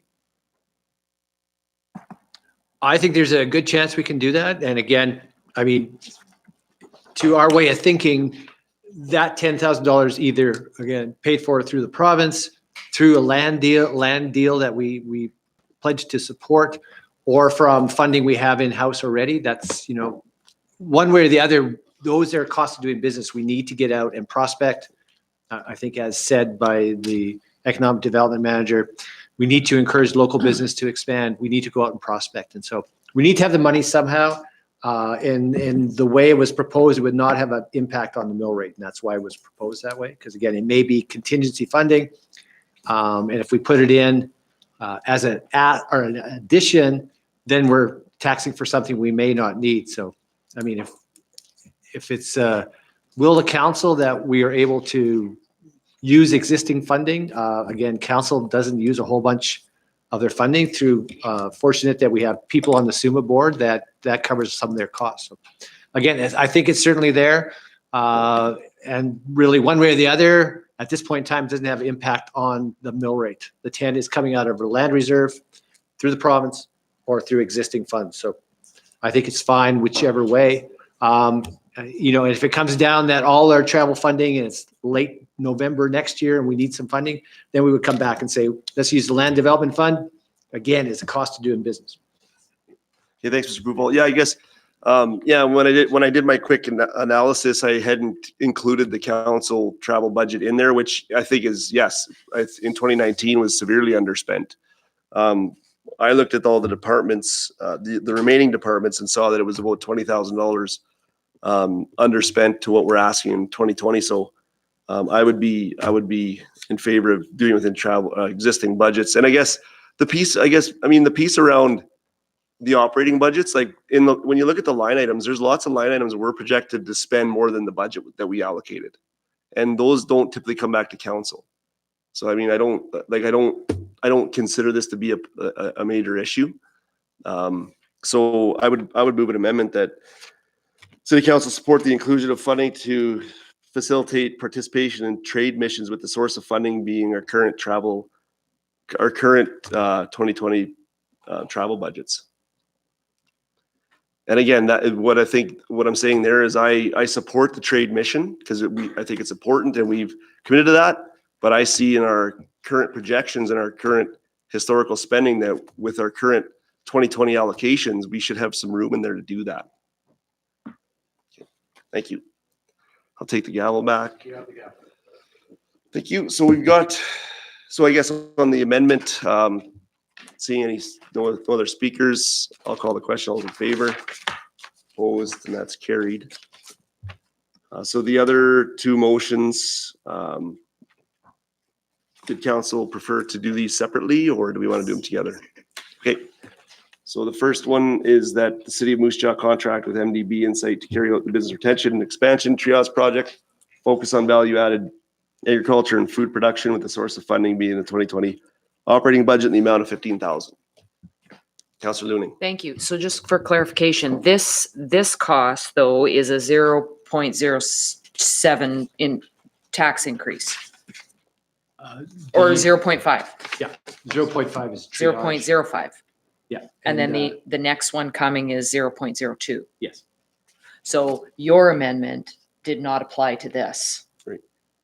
And so you're, okay, so the motion is being moved that we're increasing the taxes by 0.05% without any, okay. All right. Okay, anything else, Councillor Looning? No, thank you. Okay, thanks. Sorry. Okay, seeing no other speakers, I'll call the question. All those in favor? Opposed? Sorry, opposed? That's carried. That's defeated. So the next one is that the City of Moose Jaw financially support the Rural and Northern Immigration Pilot Program, with the source of funding being the 2020 operating budget in the amount of 5,000. Seeing no speakers in the queue, I will call the question. All those in favor? Opposed? That's carried. Mr.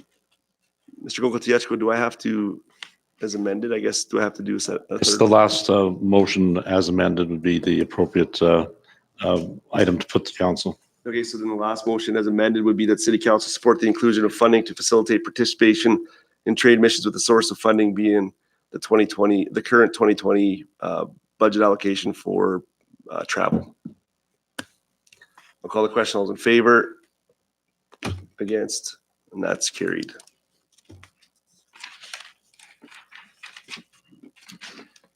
Okay, so can we get an update on the current?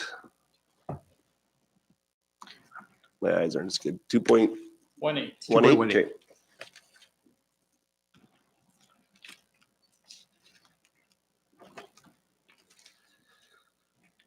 Okay.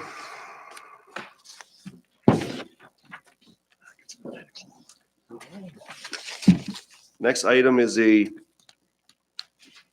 report from the Parks and Recreation Department, the capital budget shortfall. And I believe this has been, motion was moved and tabled. Okay, it says that the motion be lifted from the table, but okay. Mayor told me move to lift from the table. All in favor? That's carried. So just, I guess, the report here that I'm looking at says that it was, the motion was made, but I guess.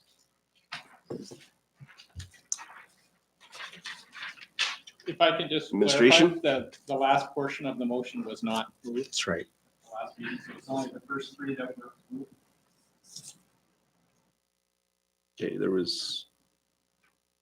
Can I speak to this? Sure, Mayor Tomey. Yeah, I remember moving this motion, and I believe I spoke with regards to our strategic plan about how we would be doing things in-house. And so I left off the last section. So I've only read the first 3 points, the 109,000, 80,000, 51,000. Okay. So the first three recommendations of the report were moved. And if you don't mind, I wouldn't mind speaking to this. One of the things that I've noticed recently is Mr. Blaze, I want to let you know I appreciate the work that you do, and have a high amount of confidence in you. And I believe that some of the reports that you brought forward has shown some quality and some thought. And I believe that to be quite honest with you, I'm not. This is not reflective of, how will I say this? My confidence is in you, and I believe that a report like this could have been done by yourself, because I believe in what you are capable of. And so I don't see us spending $55,000 on an outside consultant when I believe the expertise that you've shown in the last few months being on board is worth that in gold. So. Okay, thank you, Mayor Tomey. Do we want to read out these motions, or does Mr. Gokotiachko or? Do we want to, I guess? For the viewing public, we probably ought to. So Okay. So there was 3 motions that were moved. First one being the, and I guess if we want, we can vote separately if those are council wishes. First one was that the Parks and Recreation Department complete dressing room upgrades at the Playmore Palace to better serve all users of the facility, with the source of funding being the 2020 capital budget in the amount of $109,000. Any speakers or questions to that one? Seeing none. Oh, Councilor Looney. Sorry, thank you, Councillor Warren. Well, so I'll ask again. So these 3 motions that were moved, I had asked whether that 1% was over and above this, and it's, I guess we can I guess it'll come and we can decide if there's another 1% that's going to be budgeted, or if these go through, this is going to be the 1%. I guess you know what I'm asking, right? Because there was another question that I had, right? Because I wasn't sure if this was over and above the 1%, but then administration clarified that it would be part of the 1%. So, but I guess it's council's prerogative, whatever happens here, right? But,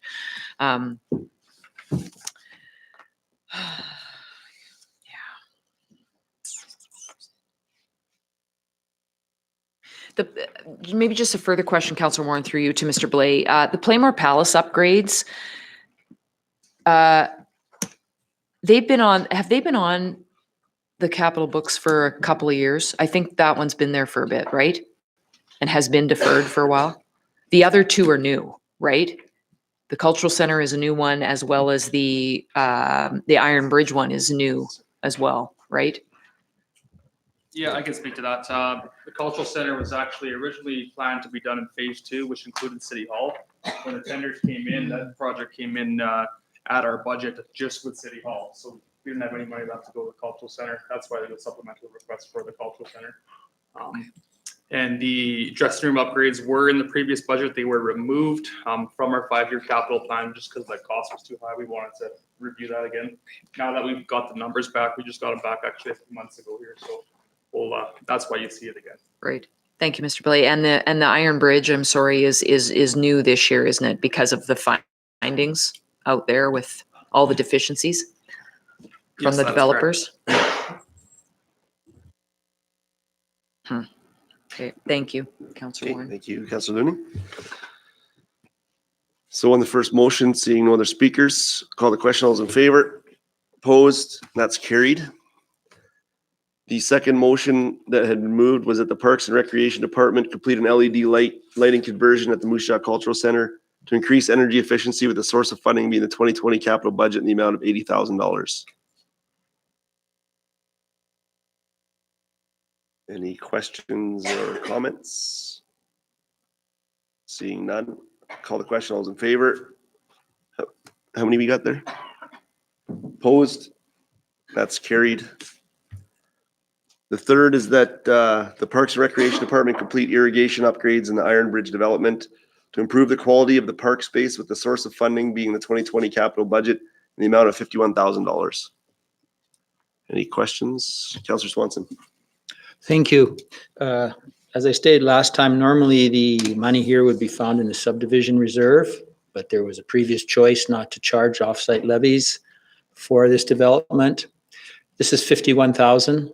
Earlier tonight, we were apprised that there's going to be a motion put forward to deal with traffic safety issues with respect to this, which also would have been paid for by offsite levies imposed on that subdivision. And I think one estimate is over $100,000 for that.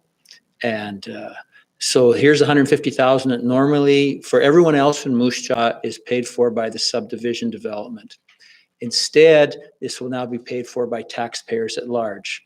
And yes, they're both worthy projects, but are we going to do both?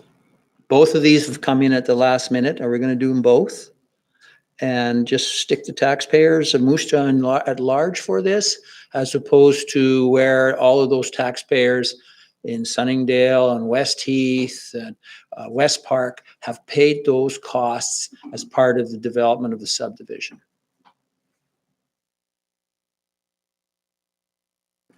I'd be interested in knowing if we're planning on doing both. I think that's a vital question.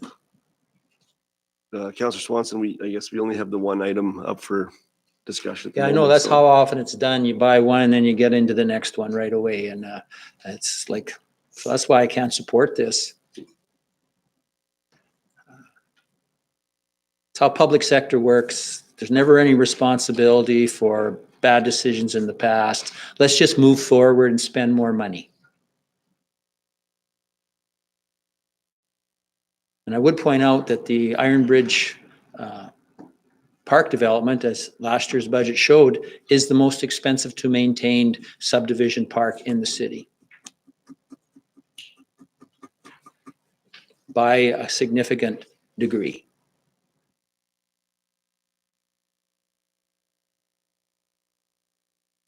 Okay. Thank you, Counselor Swanson. Counselor Looning? Thank you, Councillor Warren. Well, I thought I had a question, but I don't know if I really want to ask it. No, I'm good. Thank you. Okay. Counselor Eby?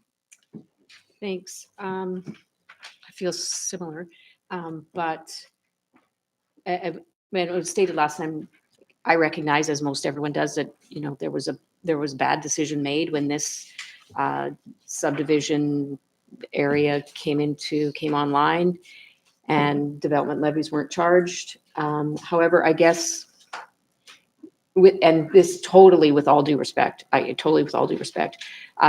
than just never approving anything for that subdivision because that money isn't there, I would, ask Councillor Swanson, what other option do we have to make things better or make things work in that subdivision? Like, I don't know how do we just forever say, too bad for you guys, that wasn't done?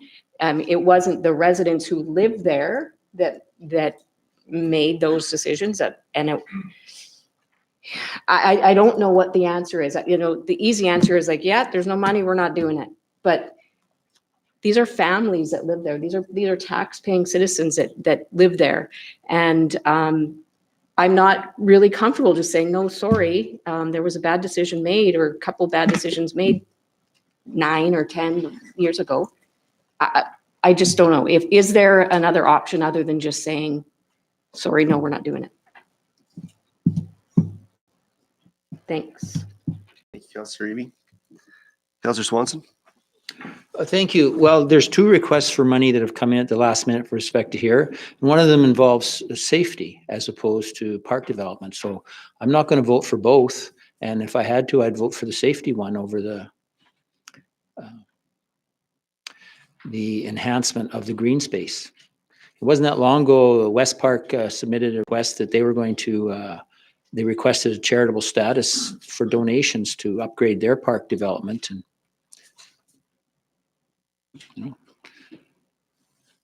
so there is a choice. Thank you, Counselor Swanson. Counselor Looning? Thank you. So I am going to ask my question because Councillor Eby made some very good points, which is what I was thinking, because it isn't the fault of the residents out there who live there, that the developers and the decision of council of the day made the decision to not have them pay these fees that would have paid for this. So my question is, through you to Mr. Acker, and some people might go, ooh, what is she thinking? But maybe we should look at this because we are a community, and yes, a mistake was made and it shouldn't happen in the future. These new developments should be paying off-site levies, absolutely, for these kinds of things. This is a firm example that it should happen. But is there money in the other subdivision accounts that maybe we utilize it like an equalization payment in a way where this is a community, a mistake was made, and maybe we should fund some of this work out there? I'm not saying all of it. I'm not saying, that we do the traffic upgrades with this or whatever, but would it be an option if there's money in the other subdivision accounts? Yes, I know they're supposed to go to just those particular subdivisions, but if you pooled it all together, isn't it all just the community's money, right? So it's just a thought, but why couldn't we use some money that, we've thrown out the terms already of overtaxation, right? We've got these little pockets of money around the city that That's what it's for, is to make the community better in these areas, right? So maybe we should be using some of the money that we've already got. So do we have money in other subdivision accounts? Mr. Acker. Thank you, Chair. Through you to Councillor Looning. The short answer is yes, we do. That capital item you see, PR 68, is parks dedication. That's general monies we have. So that was never dedicated to a specific subdivision. We have some smaller allocations there, but there is still a significant amount of unallocated money there. So you certainly could use that for this. You You could, know what the balance is, Mr. Acker? you don't have it. Yeah, I got it here. Depends which one, I guess. It'd be the general, the first one. Yeah, the general, 448,000 there. So I'll make an amendment that the $51,000 for the Iron Bridge development be taken out of the PR 66 Parks Dedication Reserved for that exact 68. These are new glasses. It is 68. I don't know. I just, it just, the thought popped into my head and I thought, you know what, I'll test council and see, maybe others don't agree and I'm okay with that. But in my opinion, I don't know. If it's not being utilized, we do have to do something out there, and we can't, and I agree with what Councillor Eby said. We can't just fall on the sword and say, okay, sorry, too bad, you're paying some of the highest taxes out there. We're not going to do anything for you. Right. So I would make that amendment that it come out of PR 68. Okay, thank you, Councilor Luna. Thank you. Mayor Tomey. Yeah, I want to say I'm kind of tired of the penalty box scenario that we're always going through with trying to move the city forward. And some of the decisions that we've made around this council table, we believe are progressive, that are helpful, and that have learned from some of the situations of the past, but we don't have to continually live in that. And so, I'm in favor of this. And I'd like to point out that earlier on, I did send an email with regards to the crosswalk. And please give me some latitude, Chair, with regards to this. And it's an inquiry. It wasn't a dollar figure. Sure, it might be something that we're going to vote on, and safety is of the utmost importance. But a little kid that's going from one side of the street to the other side, doesn't matter which side they're coming from. Their safety is of importance. And that matters to me. And that is why I brought it up. And that kid might be trying to go and play in the Iron Bridge rec area that they have, where they've got the swings or whatever it is. And they're just going to hang out with a friend. They don't know what's happened in the past, and it's really not something that they should be punished for. So I think we need to be focused here on what we're trying to do. And I appreciate the arguments brought forward. But we're looking at safety, and we're looking at correcting some of the situations of the past. And so, again, I'm tired of the penalty box scenario, and I think we really need to focus our debate on what's the issue at hand. Okay, thanks, Mayor Tomey. Councillor Swanson. Thank you. It should be clear that this motion is not to develop green space in the subdivision. It's to correct design deficiencies of which the city did not have any part. That green space was designed not by the city employees who would have, been taken into consideration the things that are now being corrected. And as I pointed out, that subdivision green space is the most expensive to maintain on the city. We didn't design it. It was turned over to us, and it has deficiencies that we're now asked to correct. And all analogies aside, we are spending taxpayers' money. And I said, if there's two projects for this subdivision, I'd rather focus on the one that respects safety, not correcting a design deficiency that we had no control over, but are expected to fix. Okay, thank you, Councillor Swanson. Councillor Froze. Thank you, Chair. Well, I'll support this motion, and I appreciate Councillor Looning asking for another area of funding for it, because that was kind of where I was struggling with. But I guess, like, I believe that, part of our job here is to correct things that have happened in the past, whether it was our fault or not, and not penalize the citizens for something that was overlooked, and whether it was the developer's responsibility initially and that didn't go through, it's now under our care. So by not correcting this and improving the irrigation system there, it's going to cost us more money in the long run, because if I'm correct, I believe the previous report talked about some of the trees that were dying up there, and there's not sufficient water to even keep the grass going, and that's not the way to carry forward. We have to look after the things that we can look after, and to me, it's not really super important to start pointing fingers at who did what wrong. But I think if we don't correct it, it's just going to get worse. And what's the point of that? So I support this motion. Okay, thank you, Councillor Froze. Mr. Pufalt. Thank you. Just a couple of points to add in. It is expensive because of the design. And I mean, I think as council has wisely noted, we can't hold people accountable for everything that happened 20 years ago or 10 years ago. A mistake was made. But on the other hand, you brought that lovely subdivision into the city. Lots of our funding is based on per capita. The people that live there are contributing taxes towards the city. They help to increase revenue. And this type of work helps to actually reduce our operating costs, because we can guarantee that we spent a lot of time trying to keep the appearance of that community in decent shape. And so it's important that we move forward and reduce all those types of things that take away from our operating, and take pressures off that we don't need to bear, because there's ways to fix it. So that's what we should do. So I applaud council for moving forward, and nobody should be in the penalty box forever for something that occurred. And I don't know. I obviously wasn't here at that time, but again, it's a beautiful subdivision, and that green space should match, and as we do with all our green spaces, trying to make them the most attractive places in the community. Okay, thank you, Mr. Pufalt.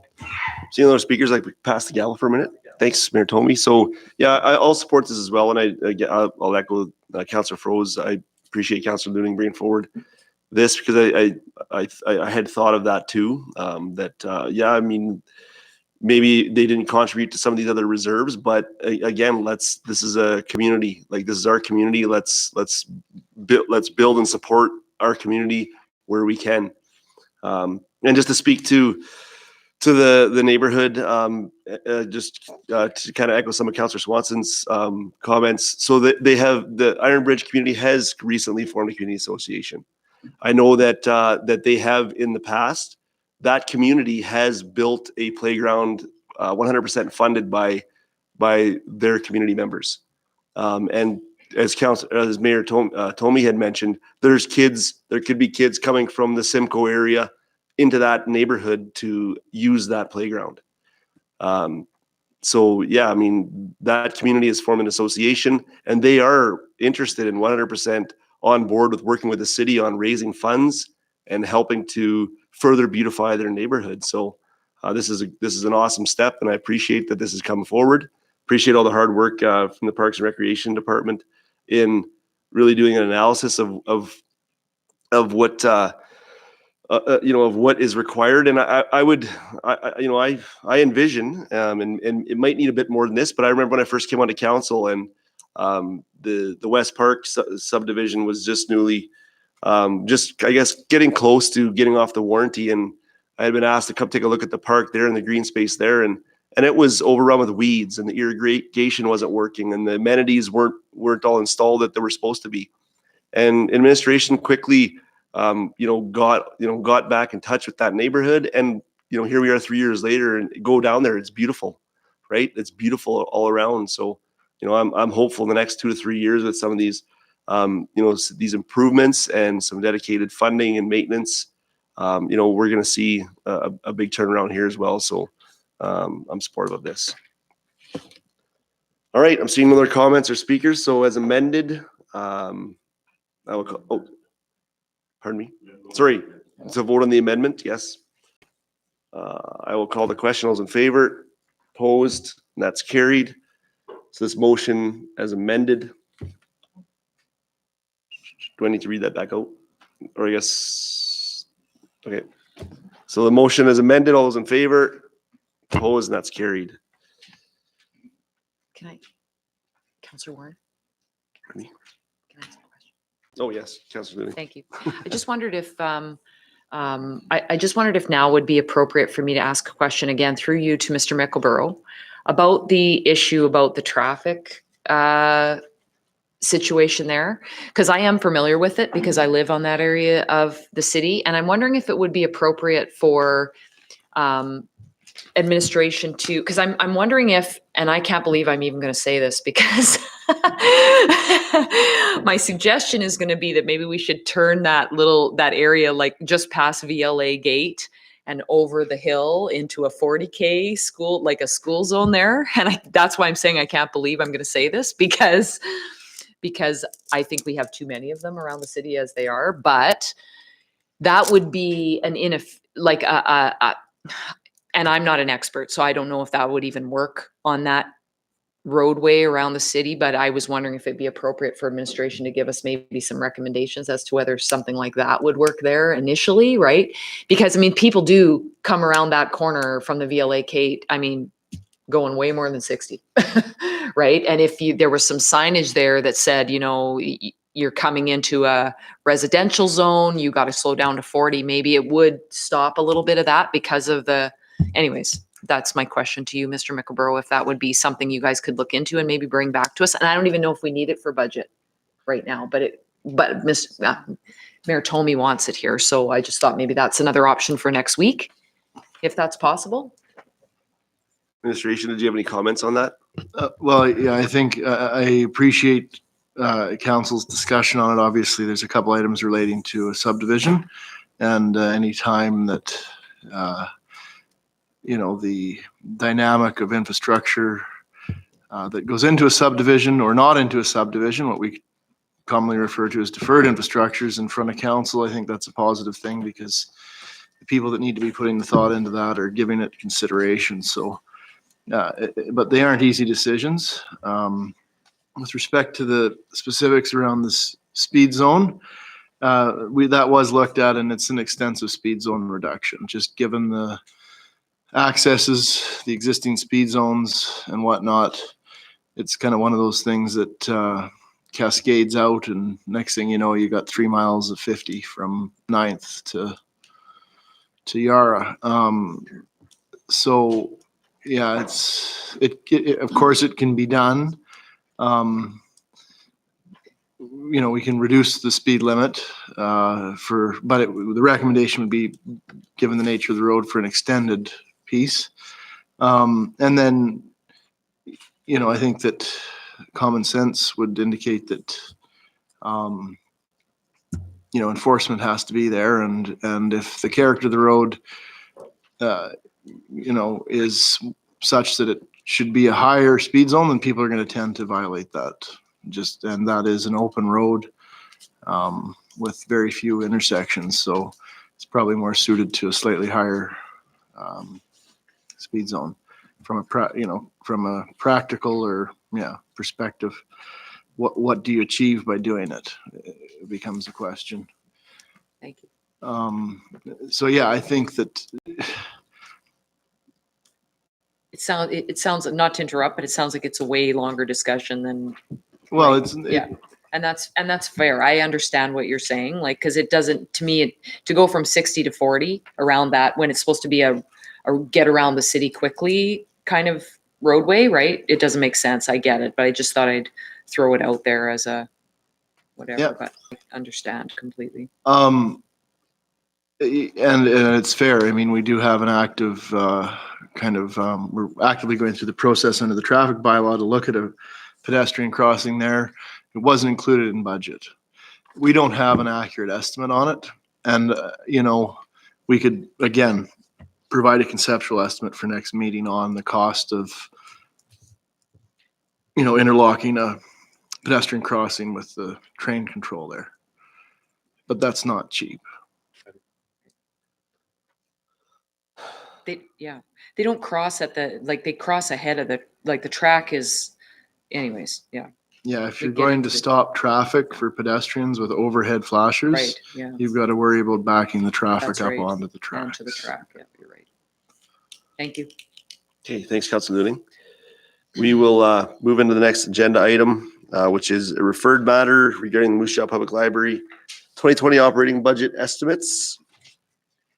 And I believe this has been referred to budget, so back on the table.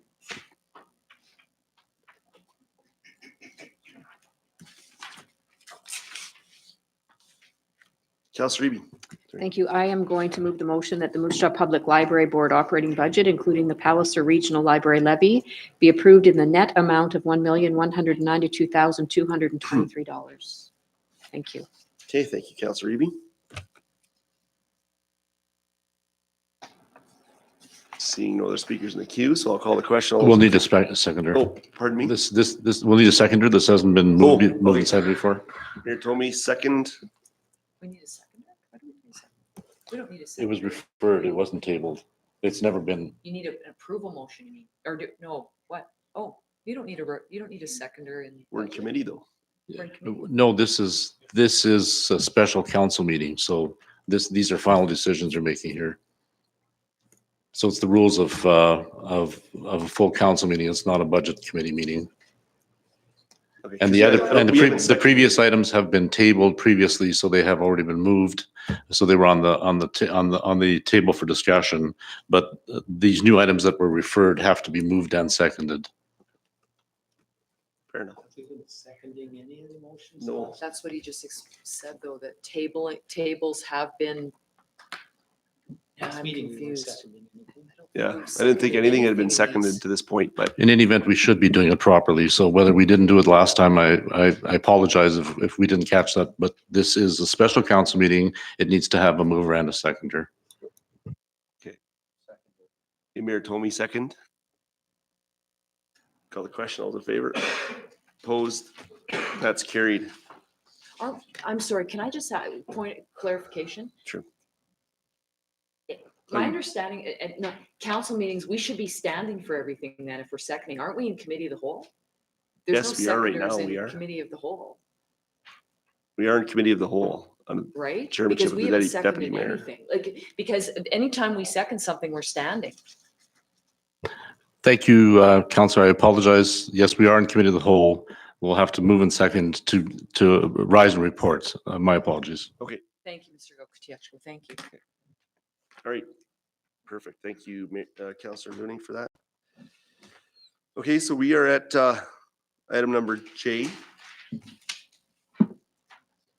Referred matter, third-party funding group presentations.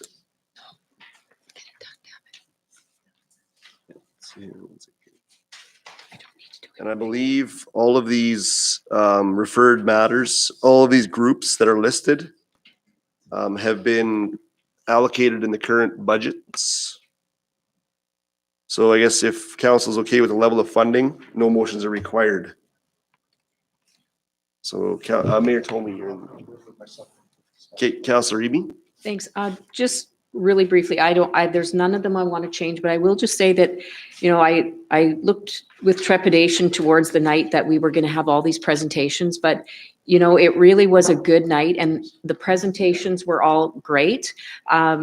My only suggestion would be that would be done at the first budget session of any new council from this day forward, because I think it would be really helpful for new councillors to have those overviews at their first budget instead of at our last budget. I mean, we should all pretty much have known those things by now, but to hear all of the Festival of Words, the Burying Owls, like all of them, all of those groups are doing good work in our community, and they are putting forward programs and services that make Moose Jaw a really, really great place to live. And they were all so passionate about what they were doing.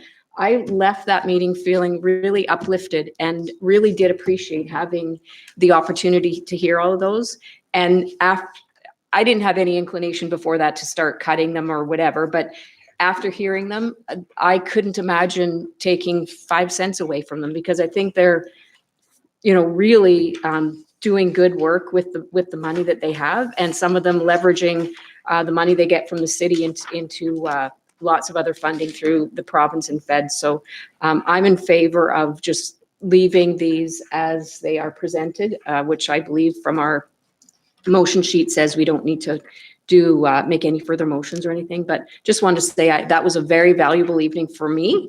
And I do hope that would be, I don't think it needs to be done every year, but I think if it was done at the first budget cycle of every new council would be very beneficial for everyone. Thank you. Okay, thank you, Councillor Eby. Councillor Swanson. Thank you. Well, I'd like to vote on these individually, please. Okay, well, maybe we'll ask Mr. Golkotiachko about the process on this, because from my understanding is these were already allocated in the budget. So there's no motions required unless we want to change them, correct? I believe that's the case. We'd have to move to remove if there was, perhaps look at the finance director to, that would be the appropriate process to remove them if that was the preference.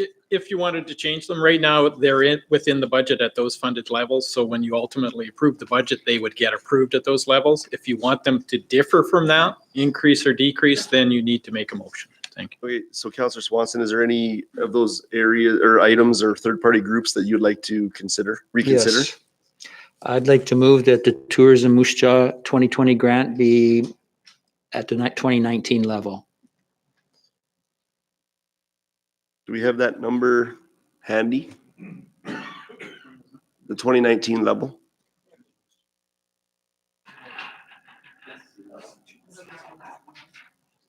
Okay. What was the number, please? 91,152. Okay. Okay, Councillor Froese, you're in the queue, but I guess do you want to just, is that regarding this Tourism Moose Jaw motion, or do you want to hold your comments about, okay, sorry, any other comments on that, Councillor Swanson? Councillor Froese.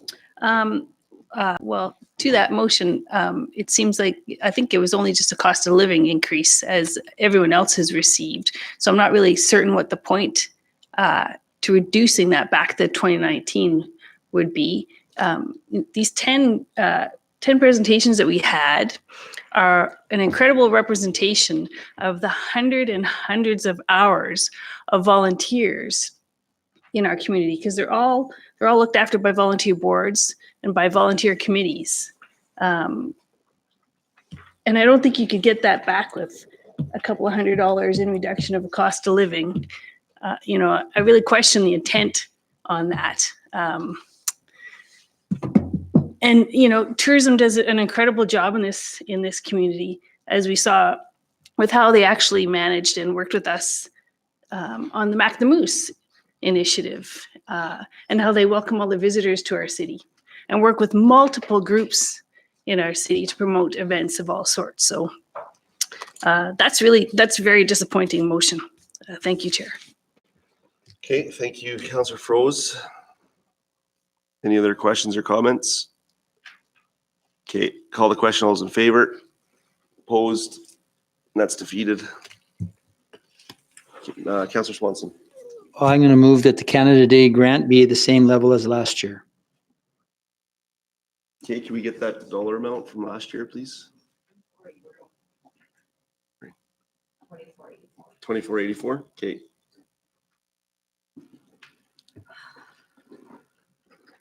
Okay, seeing no other speakers, all in favor? Opposed? Defeated? You're still in there. I'd move that the Festival of Words grant be the same as last year. Or 2019, sorry. Mayor Tony. Yeah, I'm just going to speak to that. I think the incredible work that committee's done for the amount of dollars that they get, I can't support that I'm sorry, but I really appreciated what they shared with us and what value they bring to our community. And I'm sorry for a couple bucks, you know, these guys are working very hard, and I think that would be insulting to them. Councillor Noonan? Thank you, Council. Am I okay? Am I okay? I'm frozen. Thank you, Councillor Warren. you I too won't vote in favor of that motion. I think the surprising thing for me when Ms. Simison was here was that I didn't realize, because I'm in the cultural center a bit, I didn't realize it was just Ms. Simison and the other girl that was there actually employed. I thought that they had 4 or 5 employees, and it's all volunteers, right? Just like the cultural center is. The cultural center only has 4 people working there, right? To man that whole building, and then the rest of the people working are 65 volunteers that are there all the time. So, you know, I'm just want to echo exactly what Councillor Eby said too. That Monday night was eye-opening for me as well. I mean, I knew these organizations work hard and the volunteer hours are high, and for just a couple bucks here and there, no. And honestly, I would like it, Councillor Swanson, if you have some of these that you just want to change to 2019, why can't we just vote on them all the same way rather than going through them individually? But anyways, thank you. Okay, my machine is frozen. I'll turn. Okay. Okay, okay, so we have a motion to that the Festival of Words funding be returned to the 2019 amount. All in favor? Opposed? It's defeated. Councillor Swanson. Thank you. I'd move that the Cultural Center 2020 grant be the same as in 2019. I'll speak to it briefly. These third-party grants, yes, there's wonderful people doing wonderful work, but when would you not increase the funding if not in a year like this? And to give them the same funding as last year or 2019, it's still a sizable amount of money, and I don't think it's the end of the world that they have to make do with what they received this year. Because someone has to pay the bill. And there's a lot of people in Moose Jaw are going to make do with what they had in 2019. And perhaps less. Okay, thank you, Councillor Swanson. Is there anybody else in the queue to speak? All right, all those in favor? Opposed? Defeated. I'd move that the Moose Jaw Art Gallery and Museum receive in 2020 the same funding as in 2019. Okay, is there any other speakers? Seeing none, all in favor? Opposed? Defeated. I would move that the Saskatchewan Brewing Owls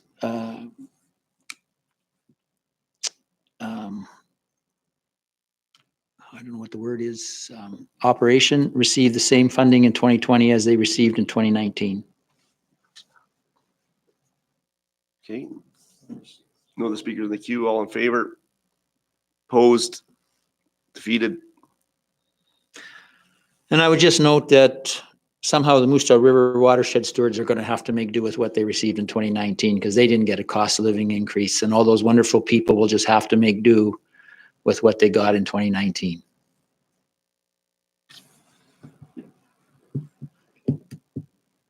Okay, anything else, Councillor Swanson? At this point. Okay. All right, so the remaining, I guess, is there any other questions or comments of council or any desires to change the funding allocated? Mayor Tomey? Oh, for this report, no. Yeah, I think we're just still on the third party. So if we're okay with the level of funding, Can move forward. Counselor Swanson? Is that all that we're dealing with, or is the next page part of this? Yeah, I was gonna ask about how we deal with the next page, basically. So as part of the agenda, maybe a question of administration for process. We do have some funding requests from the Cosmos Seniors, Moose Jaw Airport Authority, Moose Jaw and District Seniors, Murals of Moose Jaw, and Moose Jaw Air Show. Funding levels, which I think for the majority of those have not been requested or maybe over and above what was in the current budget. What is the process for going through this, Mr. Acker?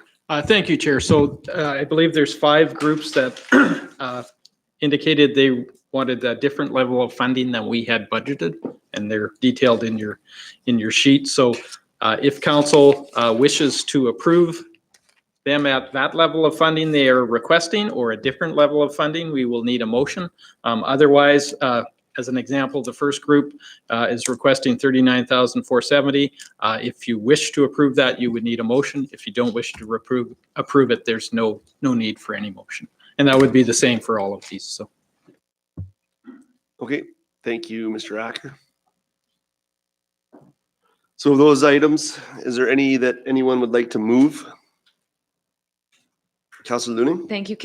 I'm sorry, can I just get some clarification? I'm looking at this sheet. So the 39,470, Mr. Acker, is how much they want, and that's not in the budget? That's correct. So when they did their presentation as a third-party group, they requested basically that we renegotiate their agreement where we would take over their maintenance.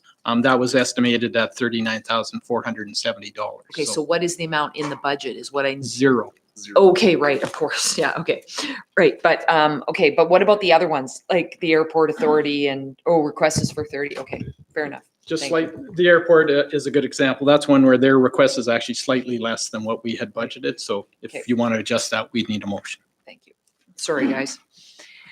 And if I could, Mr. Chair, we did send a letter to the Moose Jaw District Seniors, and we have not received a response to date. Sorry, Chair, if I could just clarify that. We did get a response yesterday through our legal counsel, and the Moose Jaw District Seniors did request $50,000. Did they provide the information that was requested? I don't know why we're debating this, discussing this now. I'm just in that office right beside you. I'm just kidding. I'm sorry. Dietschko? Anything else, Councilor Newman? No, thank you, Okay. sorry. Mayor Tomey?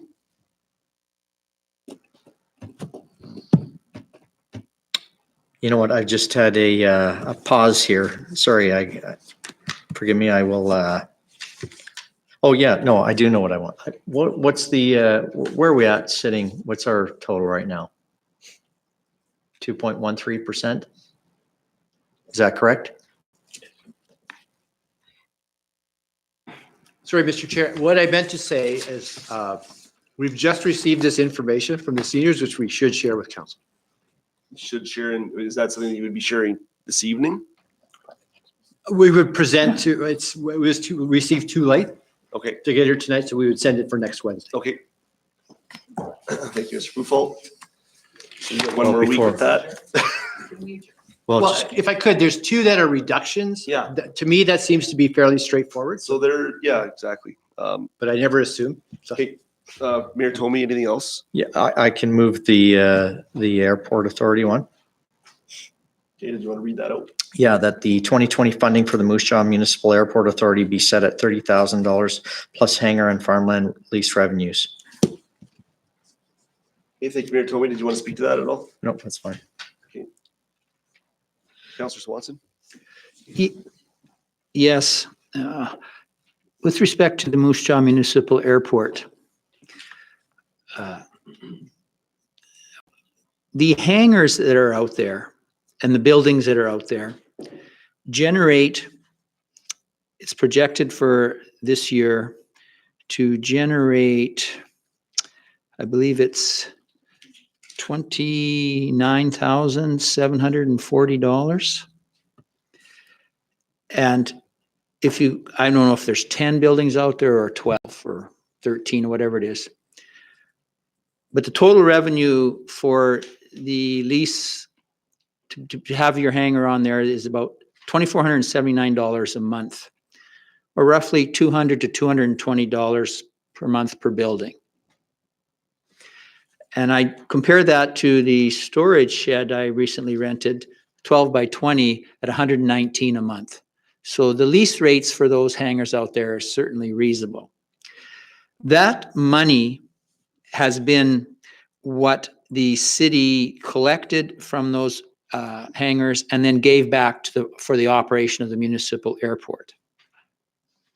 This motion continues that practice, but adds $30,000 a year grant, plus, if the motion were more clear, would show an additional $86,000 from the farmland rental there.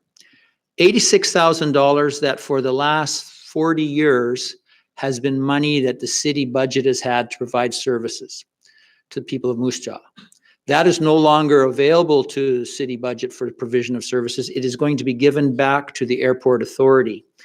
So in addition to the hangar rental, the airport from the city of Moose Jaw this year, 2020, will receive $116,000 in addition to the $29,000 airport hangar rental. As I stated previously, this flies in the face of what airport authorities do. They're created to have bodies that generate their own funds to provide that the users of that airport pay the costs of that airport. And in the budget submitted to us by the delegation from the airport authority, they showed two self-generated revenues in addition to the airport hangars. A fuel surcharge of 5 cents a liter for planes that are out there, which in 2020 is projected to gross $6,050. I point out that the request for funding for the airport authority or for the airport to expand has been ongoing for 15 or 20 years. I believe this will be the first year that they generate revenues from the users other than hangars. A $6,050 fuel surcharge, and as it states in the budget, $1,000 in 2020 for user fees, which works out to about $87 a month in user fees. So the self-generated revenues in addition to the hangars for the Moose Jaw Municipal Airport in 2020 will be $7,050. But the city will give $116,000. And just to, we had our document that showed us our tax increase is only so much a month, so much a day. Did that for the airport. The users of the airport will pay $587 a month in total next year, or $19.31 a day. Whereas the taxpayers of Moose Jaw will pay $9,677 a month, or $318 a day. A heavily, heavily subsidized operation where the users, for every $1 the users generate in fees for the use of that airport, the taxpayers will pay $16. The arguments that it's going to be an economic driver, I don't buy, and that we're doing this all for the air ambulance, I don't buy as well either. This is for the users of the airport who up till now have not generated any self funds, and going forward are going to generate 1/16 of what the taxpayers will pay to support an airport authority, which should, if it were like other airport authorities, generate all its own funds. And to have an airport that generates $19 a day in user fees, but expects the taxpayers to come up with $318, there's something wrong with that picture. And it should be noted, this is the biggest increase of anything in our operating budget this year. Is we're going to basically start handing out large amounts of money to the airport. And that $86,000 in farmland revenue, we have to make up somewhere else. our tax increase would be $86,000 less if we were to maintain what has been the policy for 40 years, that the farmland rental came to the city and the airport hangar rental went back to the airport.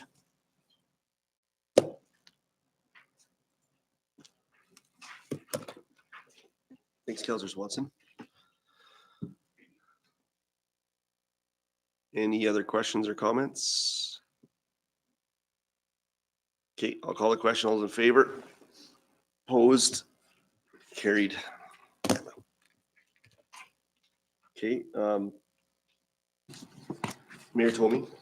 Yeah, I know it's getting late, and there might be a motion to move to adjourn. So I just would like to bring this forward while I've got the opportunity, if I'm given the latitude. Last year, we made efforts to tweak the capital budget to come in line with what we are capable of achieving in construction wise. And we said at that time, we would monitor our results from the year's progress and reevaluate. And I believe we're at one of those points in our history. And as it stands, we still have many projects that are still outstanding. And I understand that we want to get our process done early. That's one of our budget aims, is to get this done early. But I'm not sure all of the carryovers and carry forwards are due to the timing of the RFPs. So I would ask that of administration, just for clarification.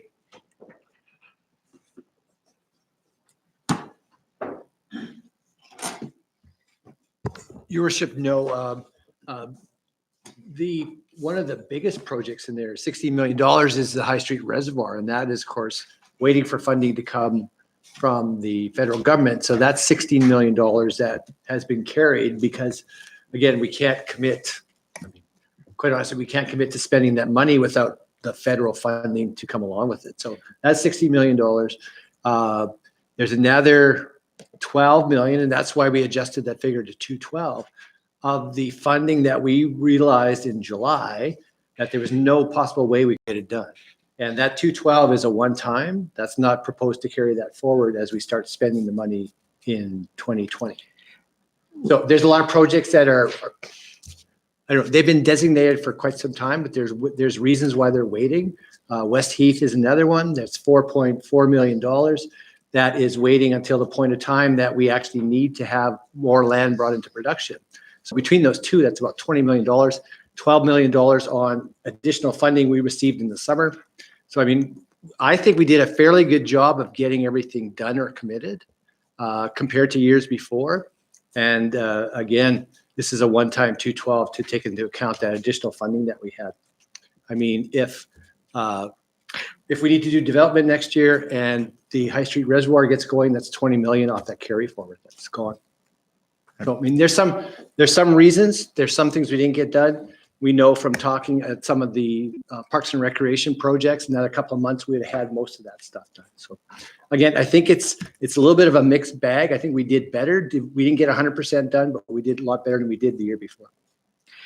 Okay, well, I'll continue, because as it stands, it has been noted that we received new monies. And we're advocating for those monies to be able to help alleviate some of the challenges that we're facing. But one of the challenges that we're facing is being able to get projects done on time. And so, the allocation of those monies are to projects of the utmost importance to our community. But I would ask council what their thoughts are, because last year we did aim for $203 million, and that was money that was savings in borrowing and allocation. So, I'd like to ask that question because, do we go to administration and say, come back with the $203 million budget? Capital budget, that is, over 5 years. So I'd like to ask that question. What's that? Sorry. As you know, I'm well versed in another language, and so, yeah. Well, I'm asking council what their thoughts are, so. Okay, thank you, Mayor Tomey. Councillor Swanson? Thank you. Not on that. I was going to continue on with what we were previously dealing with, the various third-party grants. So we had a couple of things to address there. So Okay, so I guess maybe if we can answer the questions of Mayor Tomey first, and then we can continue. I guess we're getting to be almost 10 o'clock. Does anybody have any feedback for Mayor Tomey? Councilor McMahon? Well, off the top of my head and very tired head, I'm struggling with why we increased that to 212 or the 12 million that we received from the federal government. Like, to me, it's still a $200 million spend, and whether we get the money from taxpayers or some levels of government, I was comfortable with the 200 million and the rationale that we used to get there. So I would support bringing a capital budget back that totals $200 million over the 5 years, personally. Okay, thanks, Councilor McMahon. Councilor Froese? Well, I guess, like I do have a little bit of concern around the additional funding, not getting the additional funding, but not using it to reduce or supplement, I should say, the budget. And I guess one of the flags that kind of popped up for me was the cast iron water main replacement program, which we have yet to actually spend the entire budget that we allot each year. And moving forward, we're increasing that by about 3 million, 9 million.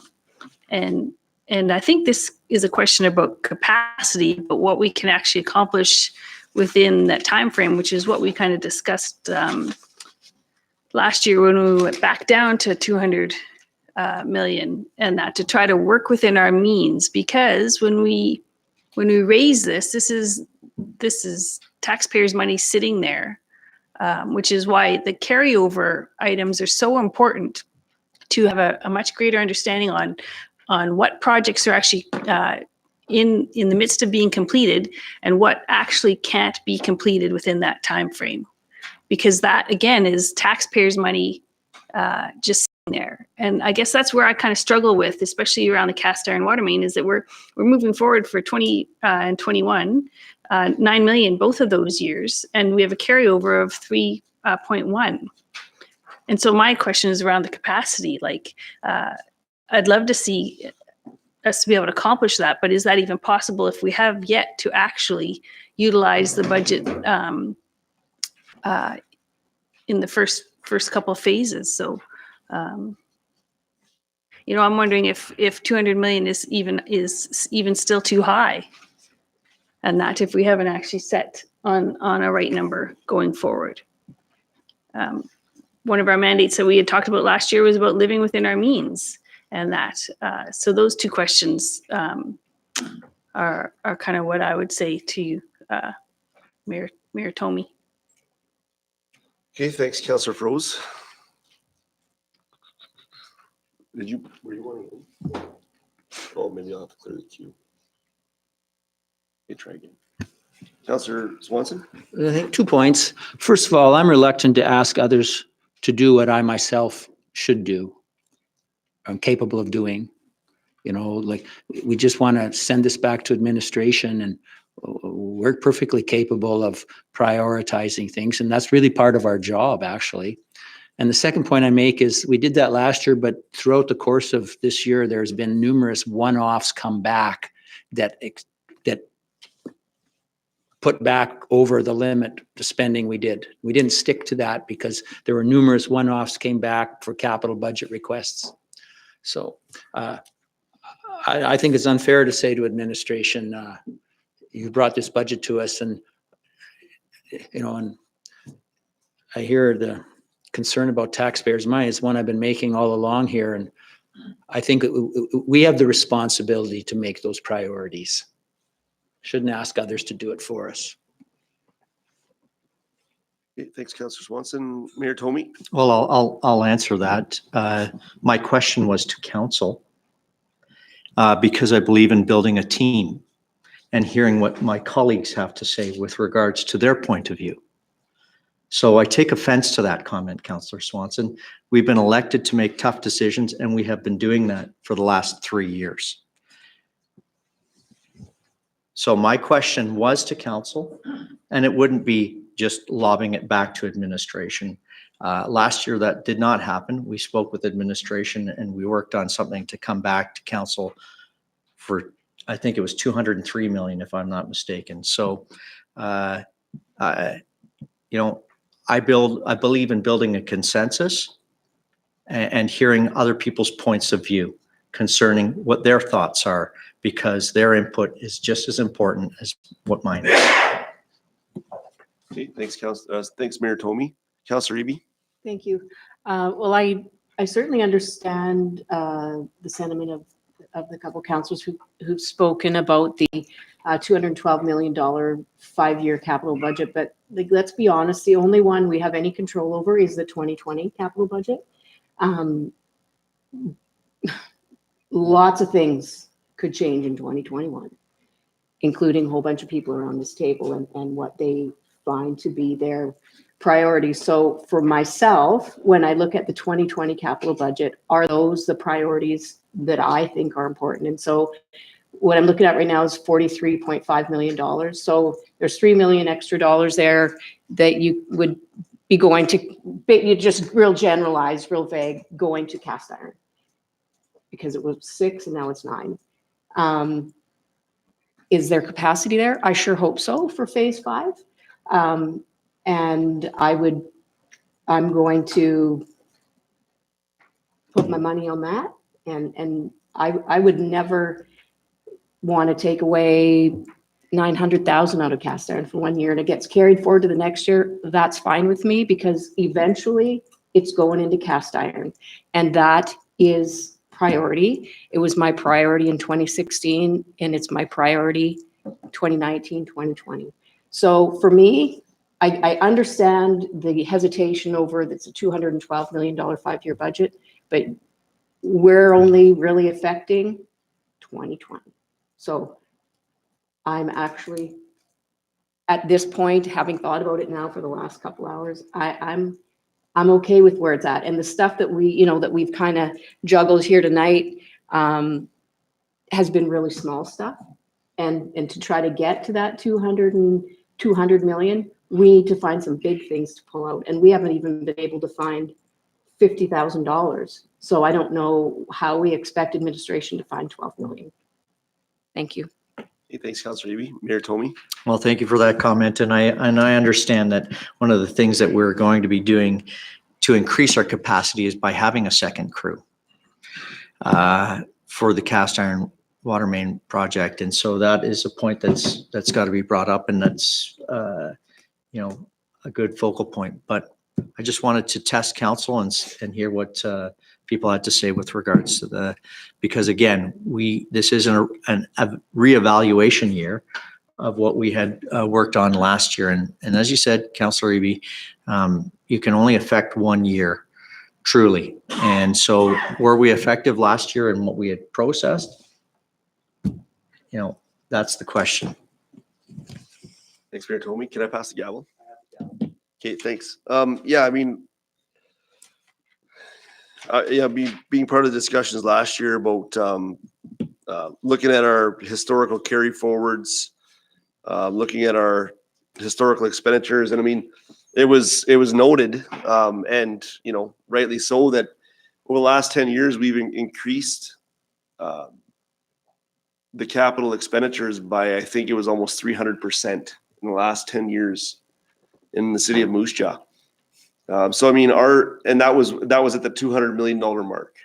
So I mean, our capital expenditures are at that time were at an all-time high, and rightly so, at the recognition that we had some severe infrastructure deficits that needed to be addressed, and a lot of great work from my point of view has gone into addressing these issues over the years. Now, just conversely to that, though, we talk about, again, through our budgeting and guiding principles, about spending within our means and taking on projects that we can achieve with confidence. And last year at this time, the decision to move to the $200 million was for 2 reasons. Because we were looking at borrowing $75 million in the 5-year plan, and looking at a $1.6 million levy every year, which generated, I forget, the $9 million, whatever it was, to be a fund what we were looking at trying to do with the $240 million budget over 5 years. So just like, I guess to actually speak to what Councillor Eby just said, we only have control about next of 2020. That's true, but what we're looking to do in 2020 is borrow an additional 15 million and charge a $1.6 million levy to be able to fund just what we have in 2020 and in the 5-year plan. So, you know, we borrow that $50 million, that's done, and we're paying interest. And I think it was going to be over $3 million a year starting next year to start paying that interest. So, I mean, there actually is a real impact by leaving it where it is, in my opinion. So we're sitting at 212 million. We're looking to borrow 15 million. I mean, if we dropped it down to a $200 million target, then we're only needing to borrow $3 million. You know, or we borrow 5 and we don't charge a levy. Like, I mean, those are the trade-offs that we could actually consider. And I mean, I know I had supported looking into a levy in the past, and I'll be honest, I'm not supportive of it anymore. I don't know if I want to go down that path at this time. I'm interested in looking at other options, whether it's similar to the parks, you know, 1% dedicated mill rate that we're looking at. I mean, I've seen other municipalities do that. You get to a level of funding over 5 years that's consistent, maintainable. You know, maybe those are options we could explore as well. But I'm personally not probably looking at supporting a levy again. So that's why I think we need to have a hard look at our 5-year plan, because the 5-year plan includes borrowing and levy, like now. So, you know, and when we've got these grant funds, or when we've talked about getting grant funding, there always has been that conversation that this will reduce the impact of the residents to our community. However, in this couple of cases, we're getting extra money from the government through grant funding, but we're just increasing our spending. So we're actually not reducing the impact to the residents. We're maintaining what we're currently doing, plus spending more. And I mean, I look at the 9.9 million for the cast iron, and I mean, it's a lofty goal, but we've often talked about, you know, look at the level of disruption, the $3 and $4 million that we've done over the past few years has done to our community. What level of disruption will spending $10 million do to our community? In my opinion, it'll probably cripple it. When you add on the millions that we spend in paving, the water breaks that are going to continue to happen, you know, I just, you know, the traffic work, sewer work, right? Like, it's just, is it at such a level that our community would not be able to sustain? So both financially and emotionally. So I would be in favor of us looking at taking a look at the capital budget and getting us back down to a $200 million target over 5 years. And again, like, just to kind of speak to Councillor Swanson's point. So yes, as a council, we can sit up here and say, put that in, take it out. But again, I've said it earlier, I may not fully understand the impact of that or the risk. So I would rather defer that to administration to make the decisions with, here's the pot of money, what needs to be done, and what can be deferred or what doesn't need to be done, and come back with that, you know, with that number or that program. It worked last year. I mean, we did it last year, and we didn't have to charge a levy last year. We reduced the amount of borrowing that we needed, and, you know, the sky didn't fall down, like bridges didn't fall, like, you know, we had a great plan and we delivered on a lot of it. So, I mean, I would be interested in again, sticking with that formula for this next budget. Thanks. Take the gavel back. Yeah. So I guess the question is, where do we want to go from here? It is almost 10:15. We do have a budget meeting set aside for next Wednesday. Wishes of council, Mayor Tomey. Well, would that give administration enough time to come back with some options with regards to change in capital? I believe it would, your worship. We would, as you know, we're very much on the same page of getting budget done. I'll ask a very sensitive question. Can cast iron program be done? Pardon me? Can the cast iron program be reduced? I would say no. Okay. That's my general feeling, but again, I would ask what, I mean, that would be a question that you would, or that would be an option you would bring forward, right? Yes. You know, and that would be a decision at that time, so. Yeah, I prefer not to get shot. That's why I asked. Yeah. Okay. Yeah, well, that's what I'm asking. Before I make the motion, is it an achievable motion, right? Okay, so then I make a motion that administration come back with options for a capital budget of 200 million. Okay, thank you, Mayor Tomey. Councillor Swanson. Thank you. Well, I would amend that to say that there be no reduction in cast iron funding. And speaking to that, in 2019, we did 2,200 meters. I've made this point several times before. It's being sold as a 20-year program. That's 4,000 meters a year. We haven't got there yet. The money would be allocated, even if a worst case scenario didn't all get spent, it's built up as a reserve for cast iron. And I would think that one of the ways to address the concern of Councillor Warren that all the different traffic problems that arose is from this year's program is that we start doing several consecutive blocks as opposed to doing one block here, one block there, one block there. If you knew you were doing 6 straight blocks, the citizens could get around that. You know, they would have that figured out. And there's nothing wrong with doing 6 blocks on the central part of the city and 6 consecutive blocks on South Hill.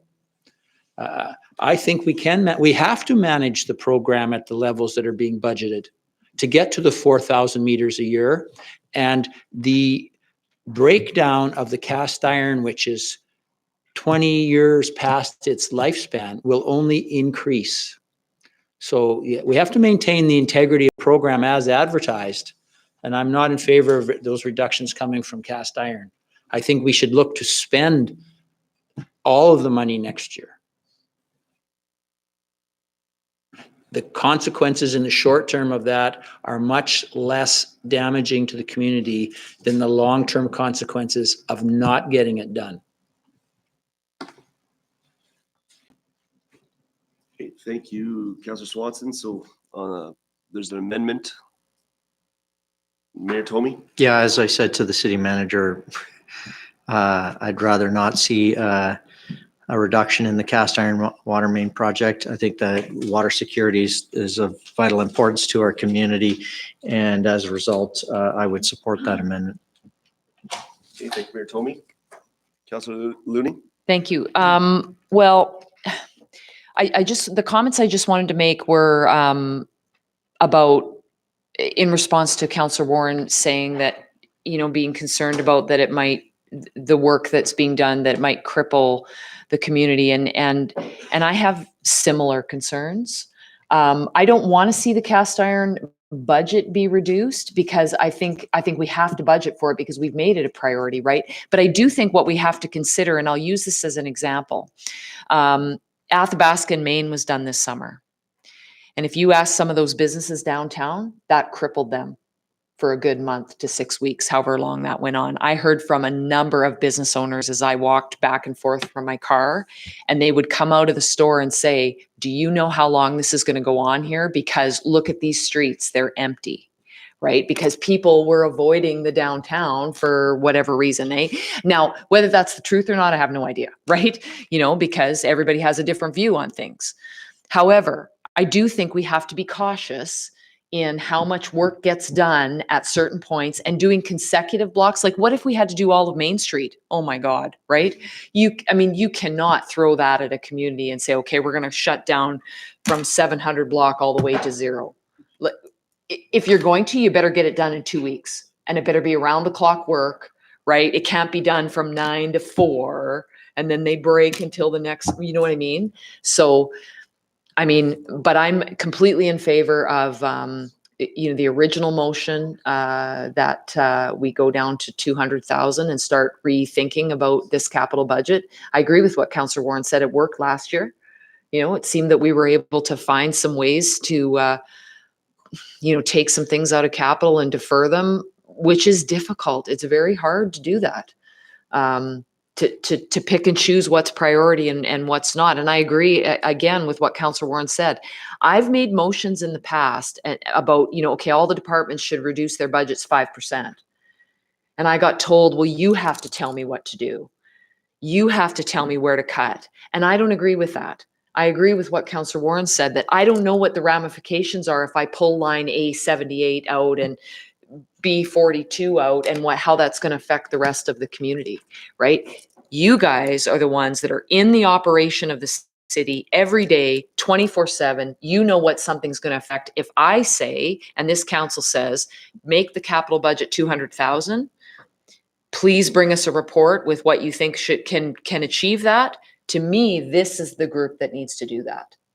We have a goal of what we think the city can afford, but you need to tell us where those areas are. Sure, we might have a few ideas here and there of what to cut or what to pull out, but anyways, we've gone on long enough. Thank you. Thanks, Councillor Living. Councillor Froese. Thank you, Chair. So, the question about reducing the budget, the 9 million, I guess my question would be to administration is what does that look like in increasing the actual project? We're in the phase, like how much more are we going to actually accomplish with that? And how does that, if tenders of that have to go out in April and May, are we going to accomplish an additional 3 million when we had a 3.1 million carryover from last year? Yeah, I'll go first. Then you can. Administration. Well, a couple of changes. One, of course, is that we have the in-house engineering team now. As we've heard, we're 60% designed already, which is, if you recall, last year, we came in January to get approval to hire the design consultant. So, we're months and months ahead. And when I was asking about cast iron, I was thinking more, there is an opportunity with the federal funding to spend it over 5, and we were trying to do it over 2. Just because to get that major impact that Councillor Swanson talks about, to get to the point that we're over the triage part of the breaks and get that we can pick a quadrant of the city and go get it done, and as compared to having to deal with the hotspots that we are right now. So I think we have a much better chance. And perhaps it's extend out that money out to the full 5 years, which would take a little bit out. We wouldn't lose it. It would just take a little bit longer to get it done. Yeah, that was going to be my second question about the funding and how long we have to actually spend that. And I'm not questioning the importance of cast iron at all. I think there's 100% consensus around this council table about how important this is to our community, but it's also about being good stewards of taxpayers' money and not adding additional percentages of burden onto them if we're not actually going to be able to get the work done. And that's my big concern. This isn't a couple pennies. This is $3 million. So yeah, I just comment on that, particularly with cast iron, the carryover you see up there, and I think the Director of Finance alluded to it earlier. That's an estimate that is, kind of largely a financial exercise. What you don't see up there is the $500,000 that was added mid-year. Well, that was never going to happen. So that carryover, drops down to 2.6 million. What you also don't see there is the projected expenditures to year end, right? So the effective carryover is 1.1 million out of the 6.5, right? And, you look at projects and you do your lessons learned and whatnot. And you know, we've seen unit rates. Well, you always have 10% contingency, right? I mean, if you have a $40 million capital program and you deliver 36, you've hit the mark, right? You've got contingencies in there. So keep that in mind. And, you know, these are estimates going into construction. We've seen pretty flat unit rates with it. So that would have contributed to a portion. And then, you know, the other big one was implementing a new technology that we'd never done before with respect to the lining. So, you know, our estimates were a shot in the dark and, you know, we fell a little short there. But, you know, I mean, you keep that in context, right? You spent, you know, what, 80% of the budget, 83, I think, percent of the budget on cast iron. So could it have been better? Yeah, it could have been, but it's not 3.1 million, right? The target that was set was 6.5. What was delivered was 5.4 million. And that's true of a lot of those items up there, particularly in the water group, right? When you look at the reservoirs and the transmission line, I mean, those projects are tendered. The construction's happening next year. So, you know, Bevan pulled together some good analysis on that. And when you look at the contractual commitments that we've got and the expenditures and projected expenditures to year end, we'll be at the 88% delivery on capital. So, you know, that's a valid concern. And, you know, I think that we are past that hump now. You plan, design, construct those cycles with the commitments at 90% this year. We're firmly into the design and next year will be construction, right? So yeah, I would anticipate next year being north of 80% on expenditures, not just the commitment side of things.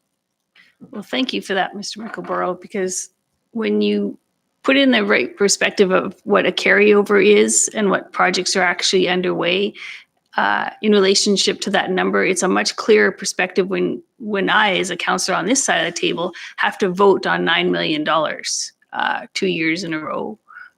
It gives me a much better sense of confidence knowing that the work can actually be accomplished and what's actually being accomplished. But when you have a carryover sitting there with not a lot of information attached to that on where we are kind of in the project, and I guess maybe that speaks a little bit to being able to see what the actuals are. And I know we're going to get there with the new accounting process that we're trying to implement, that we will be implementing with a software program. But that's really vital information when it's on this side. So I appreciate the little bit deeper dive into the actual carryover. Yeah, thank you, Chair. Thanks, Councillor Froese. Councillor Eby? Well, it's not going to be any surprise, but I would not be in favor, of course, of reducing cast iron at all. And Councillor Warren had made the point about maybe adding a 1% dedicated piece to the mill rate. And I believe it was in 2011, Councillor Swanson, he's better at this than me, but I believe Councillor Swanson had made a motion. We had never touched cast iron before. And he made a motion that we would do a 10% tax increase to cast iron. And of course it failed. And I, being a Green councillor, made a motion for a 1%, which, you know, was a drop in the bucket, no pun intended, but that was our very first 1% dedicated to cast iron. Now we have 6.5% currently dedicated in our tax bills for cast iron. And I think it's great that we can look at that number now and see that we might have $9.9 million worth of work done next year. And thank you, Mr. Mickleborough, for the update on the carry forward. And the phrase, the integrity of the program was put out there. And I think it's incumbent upon us as only the second council at this table to be stewards of the cast iron program, to be sure it stays intact, because as everyone can see, it's pretty easy to let it erode away. And for people who weren't here to fight to get it through, you have no idea how many licks we took to really get it through. It was not fun. It was not easy. And so I think it's really important for us to be sure it stays intact. And so that, you know, that's really important to me. And I do think that those big numbers of 9.9 over 2 years would get us maybe to that point where we could start to realize some of those savings that were talked about in the early years of the program that would then begin to make a difference and an impact in other parts of our budget. So as I said earlier, I wouldn't really be worried about the 5-year capital plan, but I will vote in support of the mayor's motion at this point because it does include the part of cast iron. And I know everyone's tired, so I'll be done there. Thanks. Thanks, Councilor Eby. Seeing no other speakers, so we have the amendment that the cast iron program is not reduced. Call the question. All those in favor? That's carried. On the main motion, does anybody need that read again? No? Anybody want to speak to it? Wait, what? No. All in favor? Opposed? That's carried. Anybody want to do a motion to adjourn? Oh, sorry, Mr. Locatietto. Sorry, we need to rise and report first, adopt the motions from today in full council, and then we can adjourn. Okay, so your committee of the whole makes report as follows. Thank you. We have a motion that is moved by Councilor McMahon and seconded by Councilor Looning that the report of the committee of the whole be taken as read, received, and adopted. Call the question. All those in favor? Opposed? And that is carried. The next special council meeting, the next special meeting of City Council is scheduled for Wednesday, December 11th, 2019. And with that, councilors, thank you for your deliberations. We are adjourned. Sorry? Okay, I know it gets hot, eh? Does yours not get hot? I didn't think we'd be this late, but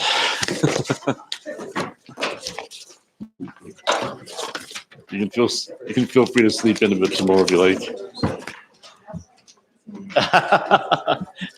This is cruel and unusual punishment.